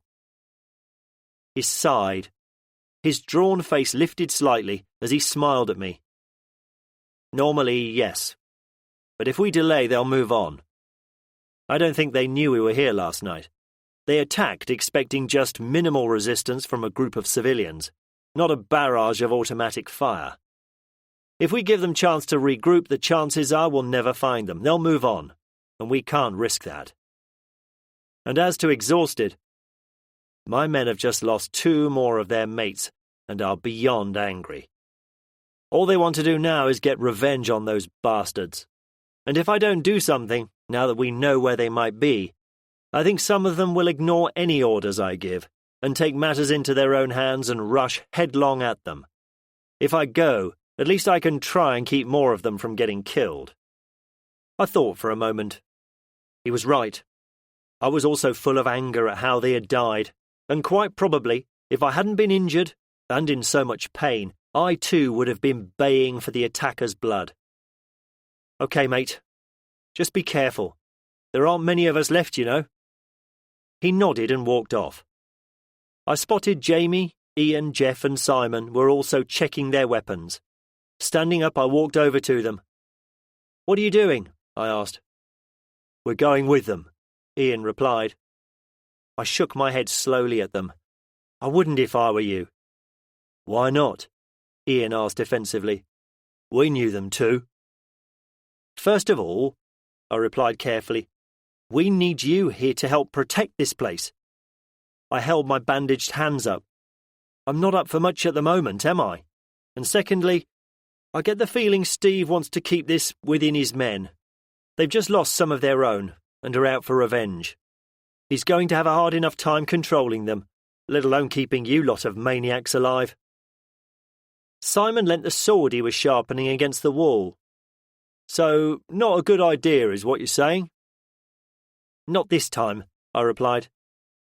Ian thought for a moment before nodding slowly. "Okay, agreed. Let's help the boys load up then, at least." As he passed me, he held out his hand for me to shake. I instinctively took it and screamed out loud in pain as soon as he gently touched it.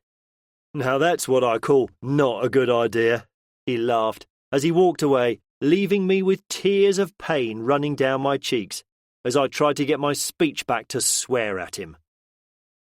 Within 15 minutes, the armoured car raced out of the farmyard, clouds of black diesel fumes pouring from its exhaust, as the driver coaxed every last inch of speed out of the vehicle. Woody and Eddie closed the gates and dropped the locking bar into place, securing the compound. Charles spoke up. He indicated the two blanket-draped corpses. "I would like to bury those two brave men with dignity, if I may, Stuart," he said, looking at him. "Do you have a suitable place on your land you can suggest?" Stuart looked painfully at the two corpses. Tears formed in his eyes as he spoke. "Yes, Vicar," he said, pointing in a direction. "There's a beautiful copse of trees just over there. It's my favourite place on the farm, and where I often go when I just want to sit and think. It has a beautiful view over the valley. It's where Helen and I—" He smiled at her as he took his wife's hand. "Have stipulated in our will that we want to be buried. Those two brave men gave their lives to protect ours, so I'll be proud to lay by their side when my time comes." "That sounds a beautiful place," Charles said. He turned to the sergeants. "Can you take me there, so I can consecrate the land, please? And can you organise digging the graves?" Woody replied soberly, "It would be my honour, Vicar." He thought for a moment. "We'll take my Land Rover for transport and protection if that's okay. But I suggest we wait until Steve and his men return before we do the service. Before we do anything, we do need to discuss what we should do today first. We need to get back to the castle and get more supplies for this place. But as last night proved, the ones left here might be vulnerable to another attack." He turned to Stuart and his family. "I've been thinking. Would you be open to the idea of the women and children coming back with us until the work is complete? I can't guarantee their safety until then." Stuart nodded in agreement, but his family initially looked shocked at the suggestion. He supported it because he could see it would be the safest option for them. They were resistant to it at first, but he slowly persuaded them, and eventually, even though slightly reluctantly, they agreed to the idea. They just hadn't wanted to be separated. I was excused work due to my injuries and took over guard duty as Woody drove off with Sean, the vicar, and Stuart's two sons to begin work on the graves. Everyone else worked to tidy up the destruction caused in the night. The biggest loss was the backhoe loader, without which the ditch would be impossible to dig. Stuart claimed that he knew other farms in the area that had them, so they would be able to replace it easily enough. The distant rattling of automatic fire made everyone stop and look around in fear. Deeper-sounding bursts of fire intermingled with the continual noise.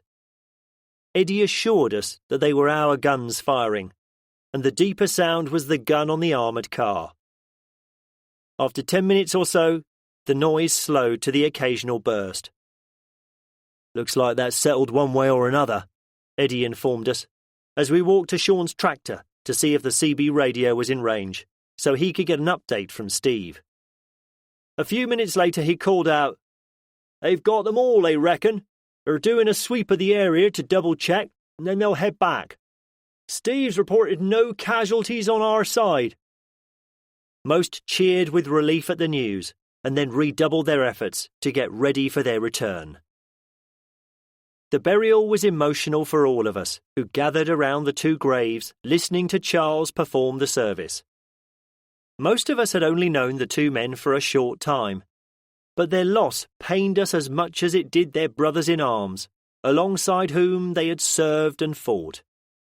Steve and Jeff, his sergeant, had both given a short speech, remembering their time in service and the families they had both lost, as the zombies spread throughout the country. Their speeches at times had us laughing as amusing stories were told, and then wiping away tears as their sacrifice was remembered. It was a sombre group that gathered in the yard of the farmhouse a short time later to make our final preparations to leave. The Bruffs were all upset at their imminent parting, despite assurances from us that it wouldn't be for long, as we would concentrate all our efforts on completing the works in as short a time as possible. Unfortunately, until we could find another ham radio, something we now needed to double our efforts to find. Communication between the two sites would be restricted to messages passed by hand or mouth from the regular route we intended to start between us. We would experiment trying different routes to find the quickest way to reach each other. Once the optimal one was found, that balanced speed with avoiding areas where zombies could mass and was cleared of any obstructions along the way, we knew the journey time would be reduced considerably. Still, though, the thought of being apart and out of touch was hard for them to bear. Steve left the armoured car and 6 of his men behind, and with Stuart and his 2 sons, Steve was confident they would have enough manpower to stay safe. The latest threat, the gang that had attacked them, had been wiped out. The few survivors of the attack had, while they lived, been questioned, and their story unfolded. The gang had formed and grown as the apocalypse began. Initially, they'd just been a few frantic men who had banded together for mutual protection, as they desperately tried to avoid the zombies. As their numbers and survival experience grew, though, their attitude changed. Continually on the move, trying to keep one step ahead of ever-present zombies, on the search for a safe place to shelter, they found some who refused to offer them help when they needed it most. Their initial attacks on others were more out of a sense of self-preservation than cruelty. But after encountering a few such groups, their mindset changed, and the darker side of their personalities came to the fore. They had the strength in numbers, and nothing would stand in the path of their survival. Slowly moving through the countryside, they stopped asking for help from any they found, and began attacking without provocation or compassion, always on the lookout for a suitable permanent base. Their survival took precedence over that of any others, no matter their situation. Our arrival at the farm had gone unnoticed by them. After their discovery of them in the morning, they'd gone back to their temporary base and prepared to attack in their usual manner. In the middle of the night, when whoever they were attacking would normally be sleeping. They were not expecting the resistance they got. Shocked and reeling from their losses, they'd retreated to the house they'd taken over to lick their wounds. In cowardly manner, they were frantically getting ready to make good their escape from the area, when Steve attacked. Using their close-quarter battle training, the soldiers had swept through the building room by room with maximum aggression and speed. The armoured car roamed outside, killing any who tried to escape through the many doors and windows of the house. The poorly trained, disorganised men inside had stood no chance against the onslaught. Given no quarter by the enraged troops, most had perished in the assault. Their story was gleaned from the few mortally wounded survivors before they succumbed to their injuries. I did not feel sorry for them, and the end they'd suffered. They could have used their group's strength and experience to help others, but instead took the other path, the more cruel, selfish and heartless one, which ultimately led to their demise. They deserved everything they'd got, as far as I was concerned. The one positive thing I could take from their story was that they had found other survivors in their wanderings. Yes, they had attacked and killed those they discovered, but if they had found some, then there must be a far greater number still out there. All we needed to do was find them. Chapter 27. The relief of those at the castle when the CB radios were eventually within range was evident by the response we received. They'd known not to expect our return the same day, but the passage of time and the silence had only exacerbated their worries and fears about us. Standing in the trailer, watching the countryside pass by as I scanned the area for any threats, I tried to keep my impatience in check, but I was desperate to see Becky and my children.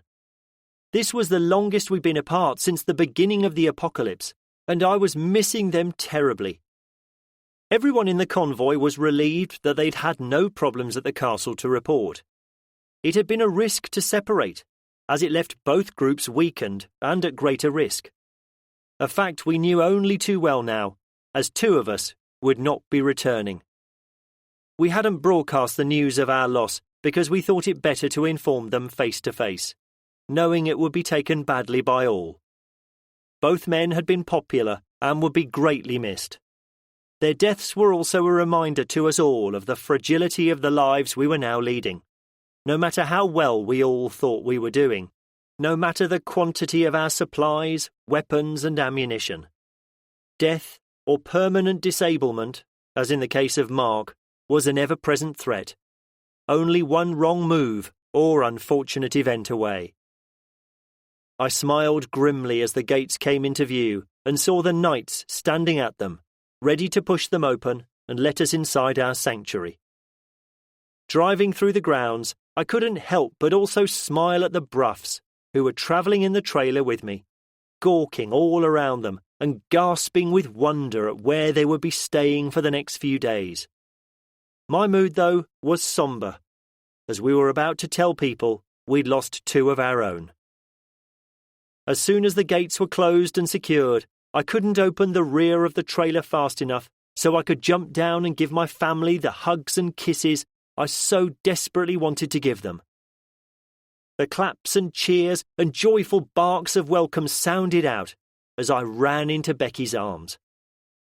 These soon faded as they picked up on the mood as the others stepped from the trailer and Land Rover. Even the dogs stopped barking as they too sensed the solemn mood. Horace went to sit beside Ian and whined quietly for attention from him, and Princess returned to Daisy's side. Becky broke from my hug when she saw the tears in my eyes, which she knew were not caused by happiness. "What's the matter, darling?" she asked softly, her eyes darting around the rest of us, seeing how we were all carrying ourselves. "We were attacked at the farm," I said quietly. "Danny and Rich were killed." She recoiled in shock and looked around, trying to find them in the crowd, as if to deny what I had just said. Holding her hands to her face, tears of her own filled her eyes. "How? Why?" was all she could say. By now I could see that the news was spreading by the growing reaction of the others around me. "Some bastards attacked the farm." I paused as I thought about the manner of their deaths, deciding it was best to spare Becky that knowledge for now. They were killed defending the walls. I could see anger building in her face. "Don't worry, we beat off the attack and Steve and his men hunted them down and killed them. All." She nodded, waiting for me to continue. They were a gang that had been roaming the country since this all began, not helping any they found, but killing and stealing from them instead. If we hadn't arrived when we did, the Bruffs would have been overrun. Her brow creased as I mentioned the Bruffs. "Of course," I responded at her confusion. "I haven't told you yet. The Bruffs were the family at the farm." I indicated the group still standing by the trailer, looking at the displays of emotion all around them. "We've brought the wives and children back with us, and some of Steve's men have stayed behind to help protect the place until we can improve their defences. We thought it would be for the best." Becky looked at me as she wiped away her tears and a look of consternation rose on her face. "Well, this is some welcome they've been given," she said as she turned and walked over to them to introduce herself. Within minutes, others had caught up to the story, and they too gathered around the new arrivals to welcome them to our community. Maud once again took over by raising her fingers to her lips and emitting her customary shrill whistle, which quietened everyone immediately. "Now, it's getting late, and nothing is being done by us all standing here talking. We have guests that need making welcome, and I'm sure there are a lot of other things that need planning, if what I've been told is true. I suggest we reconvene in the Great Hall, so we can begin." A small sob escaped, as she said with eyes brimming with tears, "We also need to say farewell to Daniel and Richard." As usual, she got it spot on.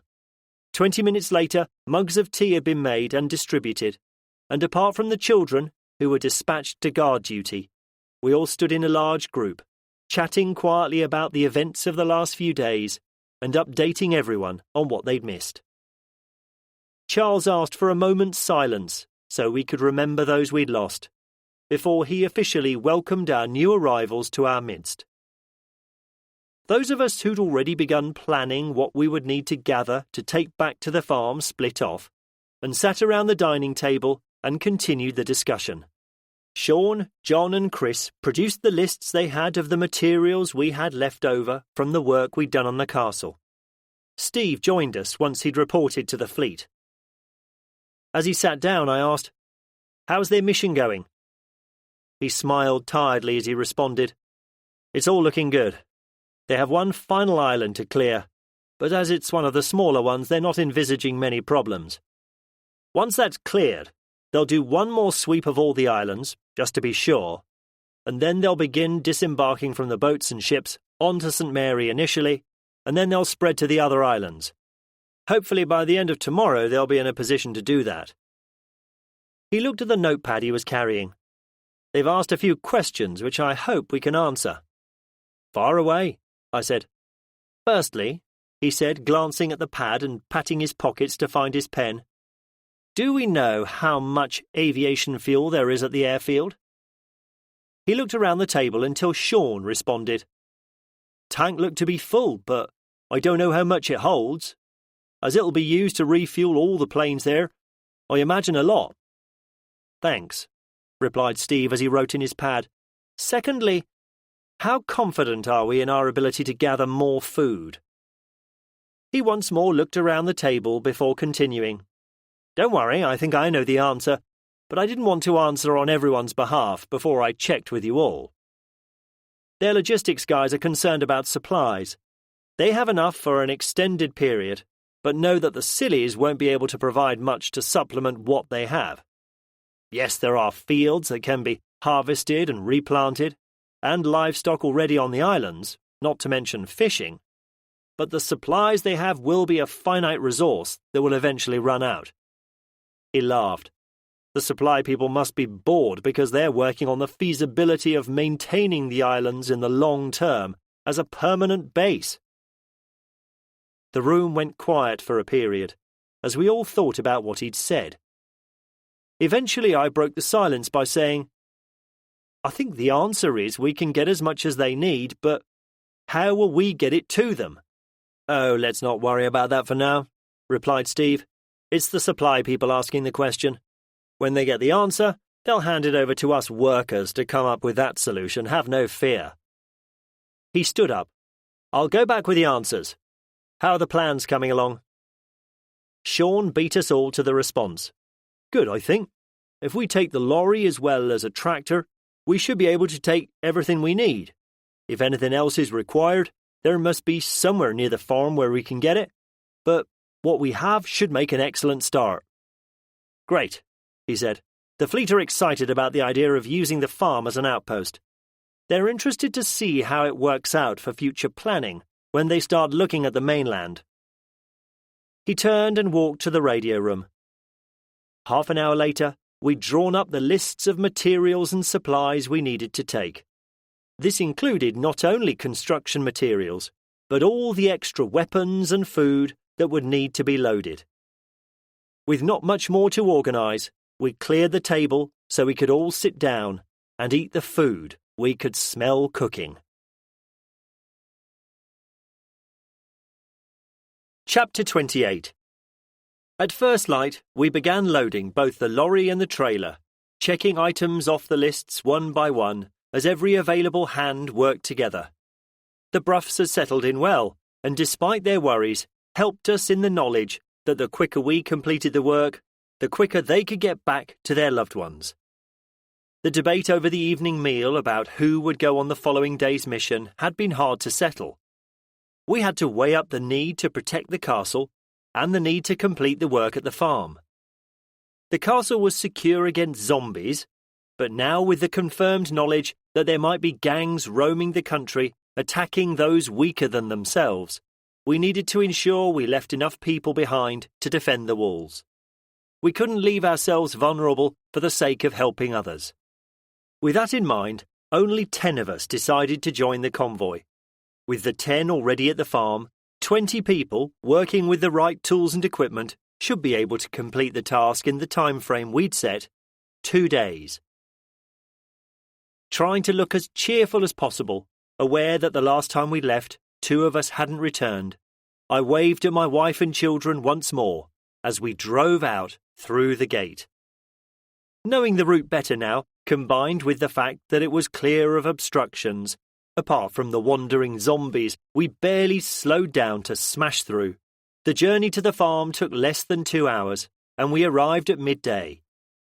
The good weather had broken as forecast, and those of us who were riding in the back of the trailer and lorry arrived wet and cold at the farm from the rain that fell. We'd all worn our sturdiest jackets and waterproof trousers, but the incessant rain had worked its way through zips and seams, so by the time we arrived, most of us were soaked to the skin. The CB radios had warned Steve's men of our arrival, and the warm mugs of tea they handed to us as soon as we stepped from the vehicles and trooped inside the farmhouse were very welcome. All had been thankfully quiet at the farm. No one, either living or dead, had been seen, and they'd got on with the necessary work, using what materials and tools they had. All the lower windows of the farm had been secured, and firing positions created on various windows of the upper floors. Early that morning, one of Steve's men had used the armoured car to take Stuart to a neighbouring farm, where he knew they had a similar digger to the one destroyed in the attack. The owners, who were also Stuart's friends, were still in residence. They'd all turned, and they found them trapped in the house, their faces and hands pressing against the windows of the farmhouse, when they were attracted by the noise of their arrival. Stuart got to see the knights in action for the first time, as they enticed them one by one from the house and killed them. Axes, maces and swords had quickly ended their misery. As well as taking the digger, they quickly emptied the house of any useful items they could find, including food and weapons. On their return, Stuart had wasted no time in continuing the work on the ditch, while a planning meeting was held by the others to prioritise the jobs that needed to be done. The work progressed well with so many hands to help and a determination to complete it in as short a time as possible. Although I was not much use, and trying to accomplish any task with bandaged hands was a bit of a mission. The labour continued long into the night until exhaustion forced us to rest for a few hours, after which we dragged our tired bodies back outside into the rain and the growing light of dawn to continue. By the end of the first full day, we all took a well-earned break to survey what we had achieved. The walls surrounding the entire place had been strengthened and raised. Towers had been built on each of the 4 corners. These gave a good view of the surrounding area and had been reinforced with steel and timber, which should make them resistant to small arms fire. Machine guns were mounted on 2 of the towers, and these would be able to lay down a withering amount of fire to sweep the fields surrounding the farm free of the undead if they approached in large numbers. The work on the ditch was yet to be completed, but when it was, the plan was to line it with sharpened stakes to provide another layer of defence. The one vulnerable part of the walls would be the main gates. The other entrances had been blocked completely, so work had already started. Basing our plans on our experience at the castle, we built an extra angled set of gates in front of the main ones, which would direct any zombies into the deep ditches either side of it. We'd briefly discussed continuing the ditch in front of the gate and building a drawbridge over it, but decided against it due to the difficulty of designing the winding gear needed to raise it. The rain we had endured had filled the ditch with water, so the place did begin to look as if it really was surrounded by a moat. I looked at the much diminished pile of materials we had unloaded. There was not much remaining, but then again, we seemed to have completed most of the work needed. Sean had concentrated his efforts on Stuart's tractor and silage trailer. It was the 3rd one he'd performed his magic on, and his growing experience showed in how quickly he transformed them into a zombie-destroying mobile castle. Steve hoped that, Once the farm was secure, they would begin missions to reconnoitre the area in the search of survivors and supplies. The supplies would be stockpiled at the farm in one of its many outbuildings. What would happen to any survivors they found would depend on their circumstances. Stuart had already indicated he would be willing to allow more people to join them at the farm, saying it would be selfish of him not to permit it, following the kindness and generosity we'd shown to him. He did raise concerns that, as they would be a much smaller group than us, whoever was allowed to join needed to be the right kind of person, someone who would be able to get along with everyone and help them achieve their aims. We assured him this would be the case, although his comments did make us realise how fortunate we had been so far, in that everyone we'd found had the right attitude and agreed with what our ultimate goal was. Had natural selection already weeded out most of the selfish and ungrateful or just unwilling from our society? Some bad apples would of course choose the other path, just like the gang we had just eliminated. We fervently hoped the former outnumbered the latter. With shouts of "See you soon!" and other pleasantries, our much lighter vehicles left the following morning to return home.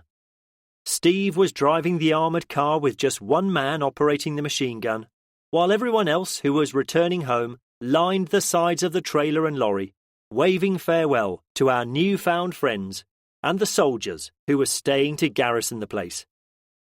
As soon as we got back, Steve would return with the rest of the Bruffs and stay a day or two to settle in the men. His sergeant, Jeff Gallen, had volunteered to be the first to command the garrison, with the duty being rotated around Woody and Eddie as time passed. I looked back at what we had achieved as we drove down the track.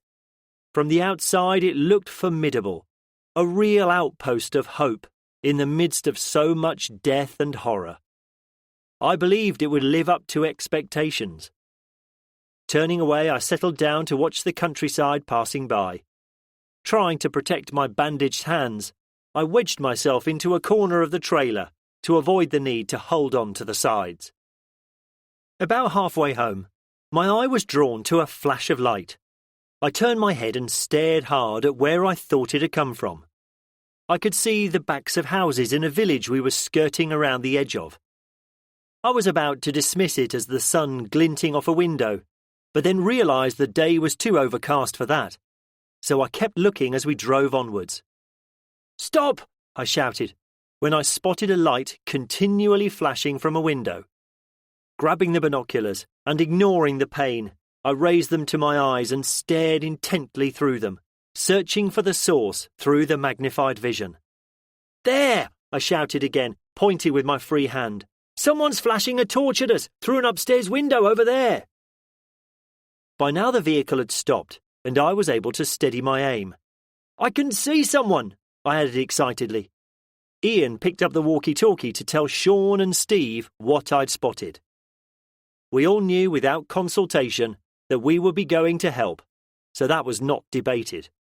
We just had to decide how to reach them. The most direct route, straight to the house over the fields, was discounted because of the deep ditch that ran along the side of the road. Studying the map, we identified a lane coming up which led directly to the village.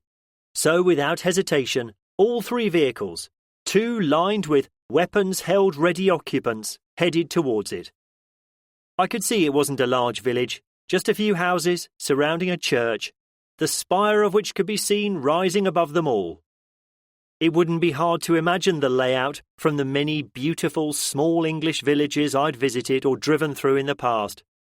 It probably contained one street lined with old houses, with a few new developments leading off from them. The church would be at its centre, and if they were lucky, the local pub would have survived closure to still provide refreshment for all. It was how many unwelcome visitors we would find there that would be the only unknown quantity. And if whoever was signalling to us from an upstairs window was as desperate as the flashing light suggested, it didn't bode well. When we entered the village, it was easy to spot the building we needed to aim for. The front of the pub that faced the small village green was thronged with the undead, who began to peel away from crowding around its main door and started to head towards us when the noise of our arrival proved a more tempting target. The door to the pub was open, and even though we couldn't see through its walls, I could imagine it was packed with customers, and the ones outside were pushing against them, compressing them even further. Raising his weapon, Eddie called out, "Thin them out, guys, but watch your fire discipline. We don't know where they are in the building yet." Individual cracks reverberated across the village, as on single fire, our bullets tore through the front ranks of zombies. Unable to hold my rifle, I watched the destruction the others were causing, grunting with satisfaction as the 5.56mm bullets punched holes through foreheads and faces, spraying the ones behind with their now very dead brains and virus-infected blood. The vehicles we were in would protect us completely from what was stumbling towards us, and remorse or regret had long since been quashed in my emotions, as I watched what was once another living person's life being ended. We had a job to do, and by the way the corpses were beginning to pile up, forming a barrier the ones behind now struggled to climb over, we were getting good at it. Not many words were exchanged between us all, as the smoking brass bullet casings ejected from weapons rolled across the timber bed of the trailer. After every engagement, we diligently collected as many as we could find, so they could be reloaded using the components and machines we had scavenged from the gun shops, and then stored in the many boxes of bullets we had in the armoury. Bullets were a finite resource, which needed to be husbanded carefully. The outcome was as inevitable as it was gory, and before long the flow of bodies that had initially begun streaming out of the open main doors of the pub to join their zombie brethren had slowed to a trickle, as the stragglers joined their now deceased comrades, hopefully in a more peaceful place. "Let them clear the door before putting them down," called out Eddie. "Otherwise we'll have to climb over them to get inside, I imagine." We could all see this was a sensible idea, so there was a pause in firing as they waited for the remaining ones to get away from the entrance before they too were re-killed. Magazines were changed and new ones slapped home, and the firing slowly decreased as the last few were killed. In the quiet that followed, I studied the pub. On a different day in a different life, it would have been an ideal refreshment stop on a sunny day. The piles of dead stacked in front of it now suited the gloomy, blustery, rain-threatening day it was now, though. Movement in an upper window caught my attention. I could see 3 or 4 faces staring down at us. The pale, wide-eyed, terror-filled faces I could see seemed more scared than relieved, which was understandable, as not for 1 minute did they imagine that the rescue they'd been so long hoping and praying for would turn up in armoured cars and Mad Max-style vehicles, with everyone firing automatic weapons from them. As the last crack of a rifle rolled away into silence, when one late-arriving final zombie fell, I waved and smiled at the faces looking down on us, in a vague attempt to reassure them we were a lot more friendly than we probably looked. There was more activity at the window, and after a brief struggle with the latch, the window opened, and a bewildered-looking man leaned from it.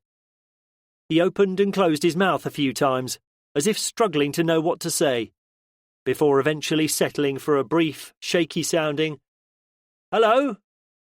"Hi," I shouted back, trying to sound as cheerful as possible. "I'm glad we saw your signal. How long have you been stuck here?" "Weeks," came the reply. "Since it began." Putting his lack of chattiness down to shock, I carried on talking to try to get him to realise he was now safe, and we were not a threat. "We were establishing a new base, and were returning to our main one when we spotted you. We are in a way working under the authority of the surviving British military to begin establishing outposts, so we can create safe havens for survivors and safe places to gather and store supplies." The mention of the military worked, as I'd hoped it should. Any survivors would, I imagine, be expecting that the first help to arrive would be from the government itself, and wouldn't present itself as we had in our ragtag collection of both military and converted farm vehicles. His face changed from shock to hope as I continued. "How many are you? Are you okay for supplies?" I didn't mention yet that we would be willing to let them come with us because I thought it might sound too pushy. They had to get used to the idea that they'd been saved first of all. His response this time was more confident as he looked at us with renewed hope. "I'm the landlord of this place. I've got my wife and 5 villagers who managed to make it here. We're okay for supplies because the pub storeroom is on the upper floors." He laughed. "And imagine how I used to moan about having to carry them all upstairs. I'm bloody glad we did now, because otherwise we'd have starved long ago." He paused as he studied our vehicles with renewed interest. "Where have you come from? We heard you first and then caught glimpses of vehicles a few days ago, and we've been desperately trying to signal to you every time you passed." He turned and looked back into the room and then turned and shrugged, a half smile on his face. "One of us even wanted to set fire to the building so you would spot us, but the sensible ones amongst us dissuaded him." I could hear a moan of mock protest from within the room and smile back at him, saying, "Yes, we have some who would come up with an equally dangerous idea. I caught sight of your light flashing out of the corner of my eye, so at least you didn't have to resort to that." I indicated to all of us and continued, "We've set ourselves up at Warwick Castle. There are over 50 of us now.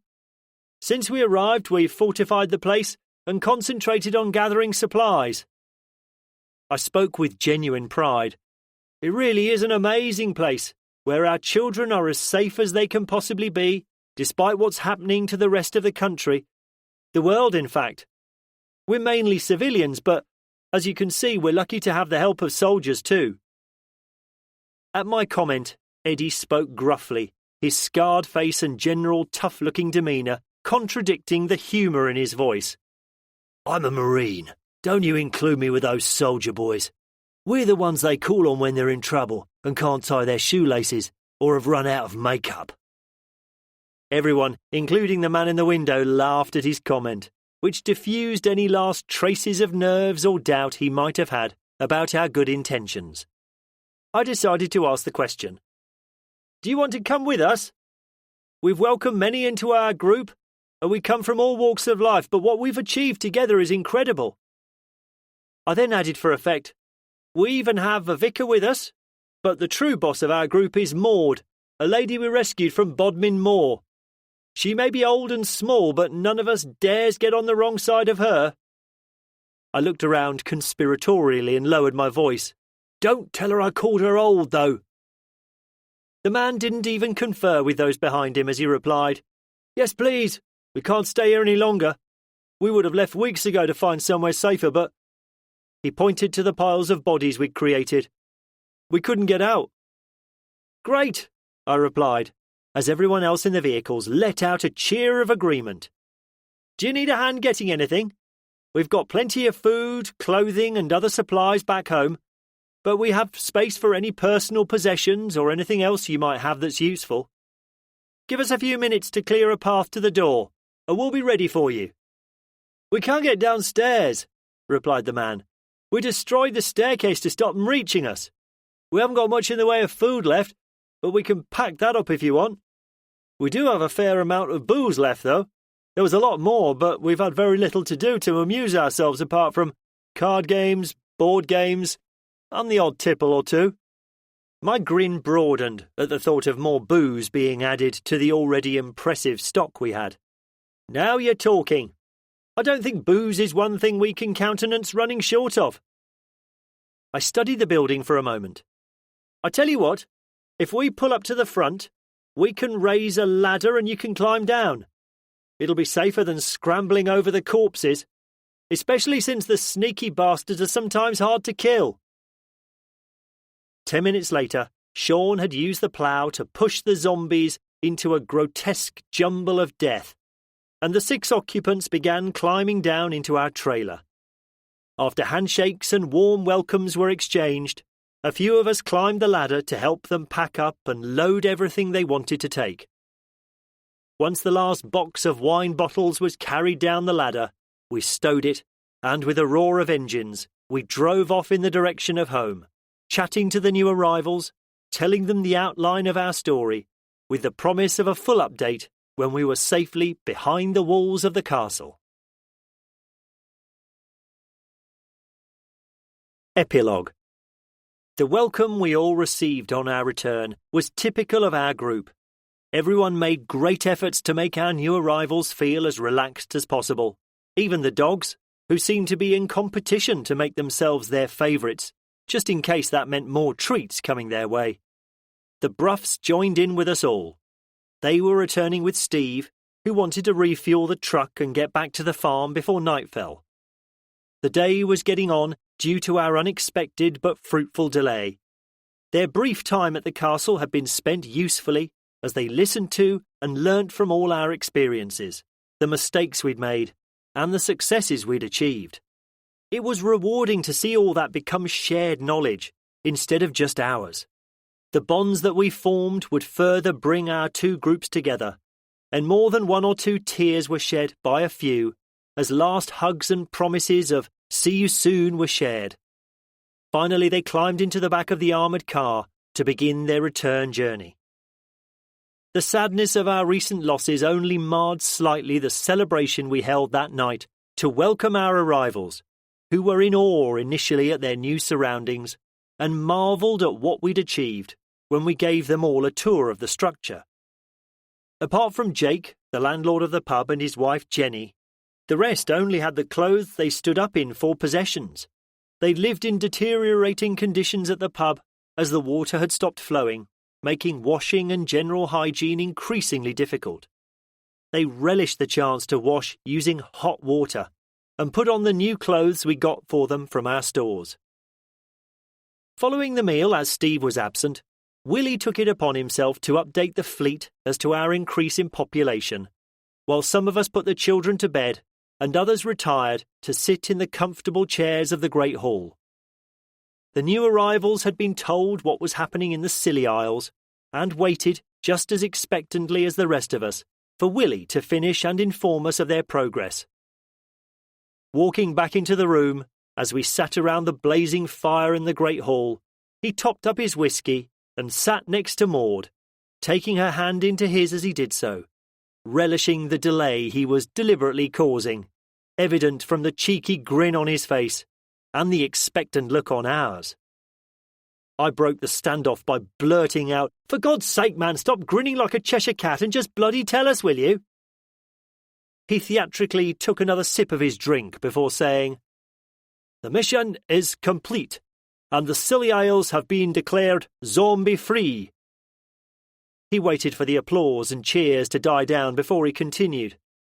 "Everyone is now disembarking from the ships and boats, and accommodation is being allocated.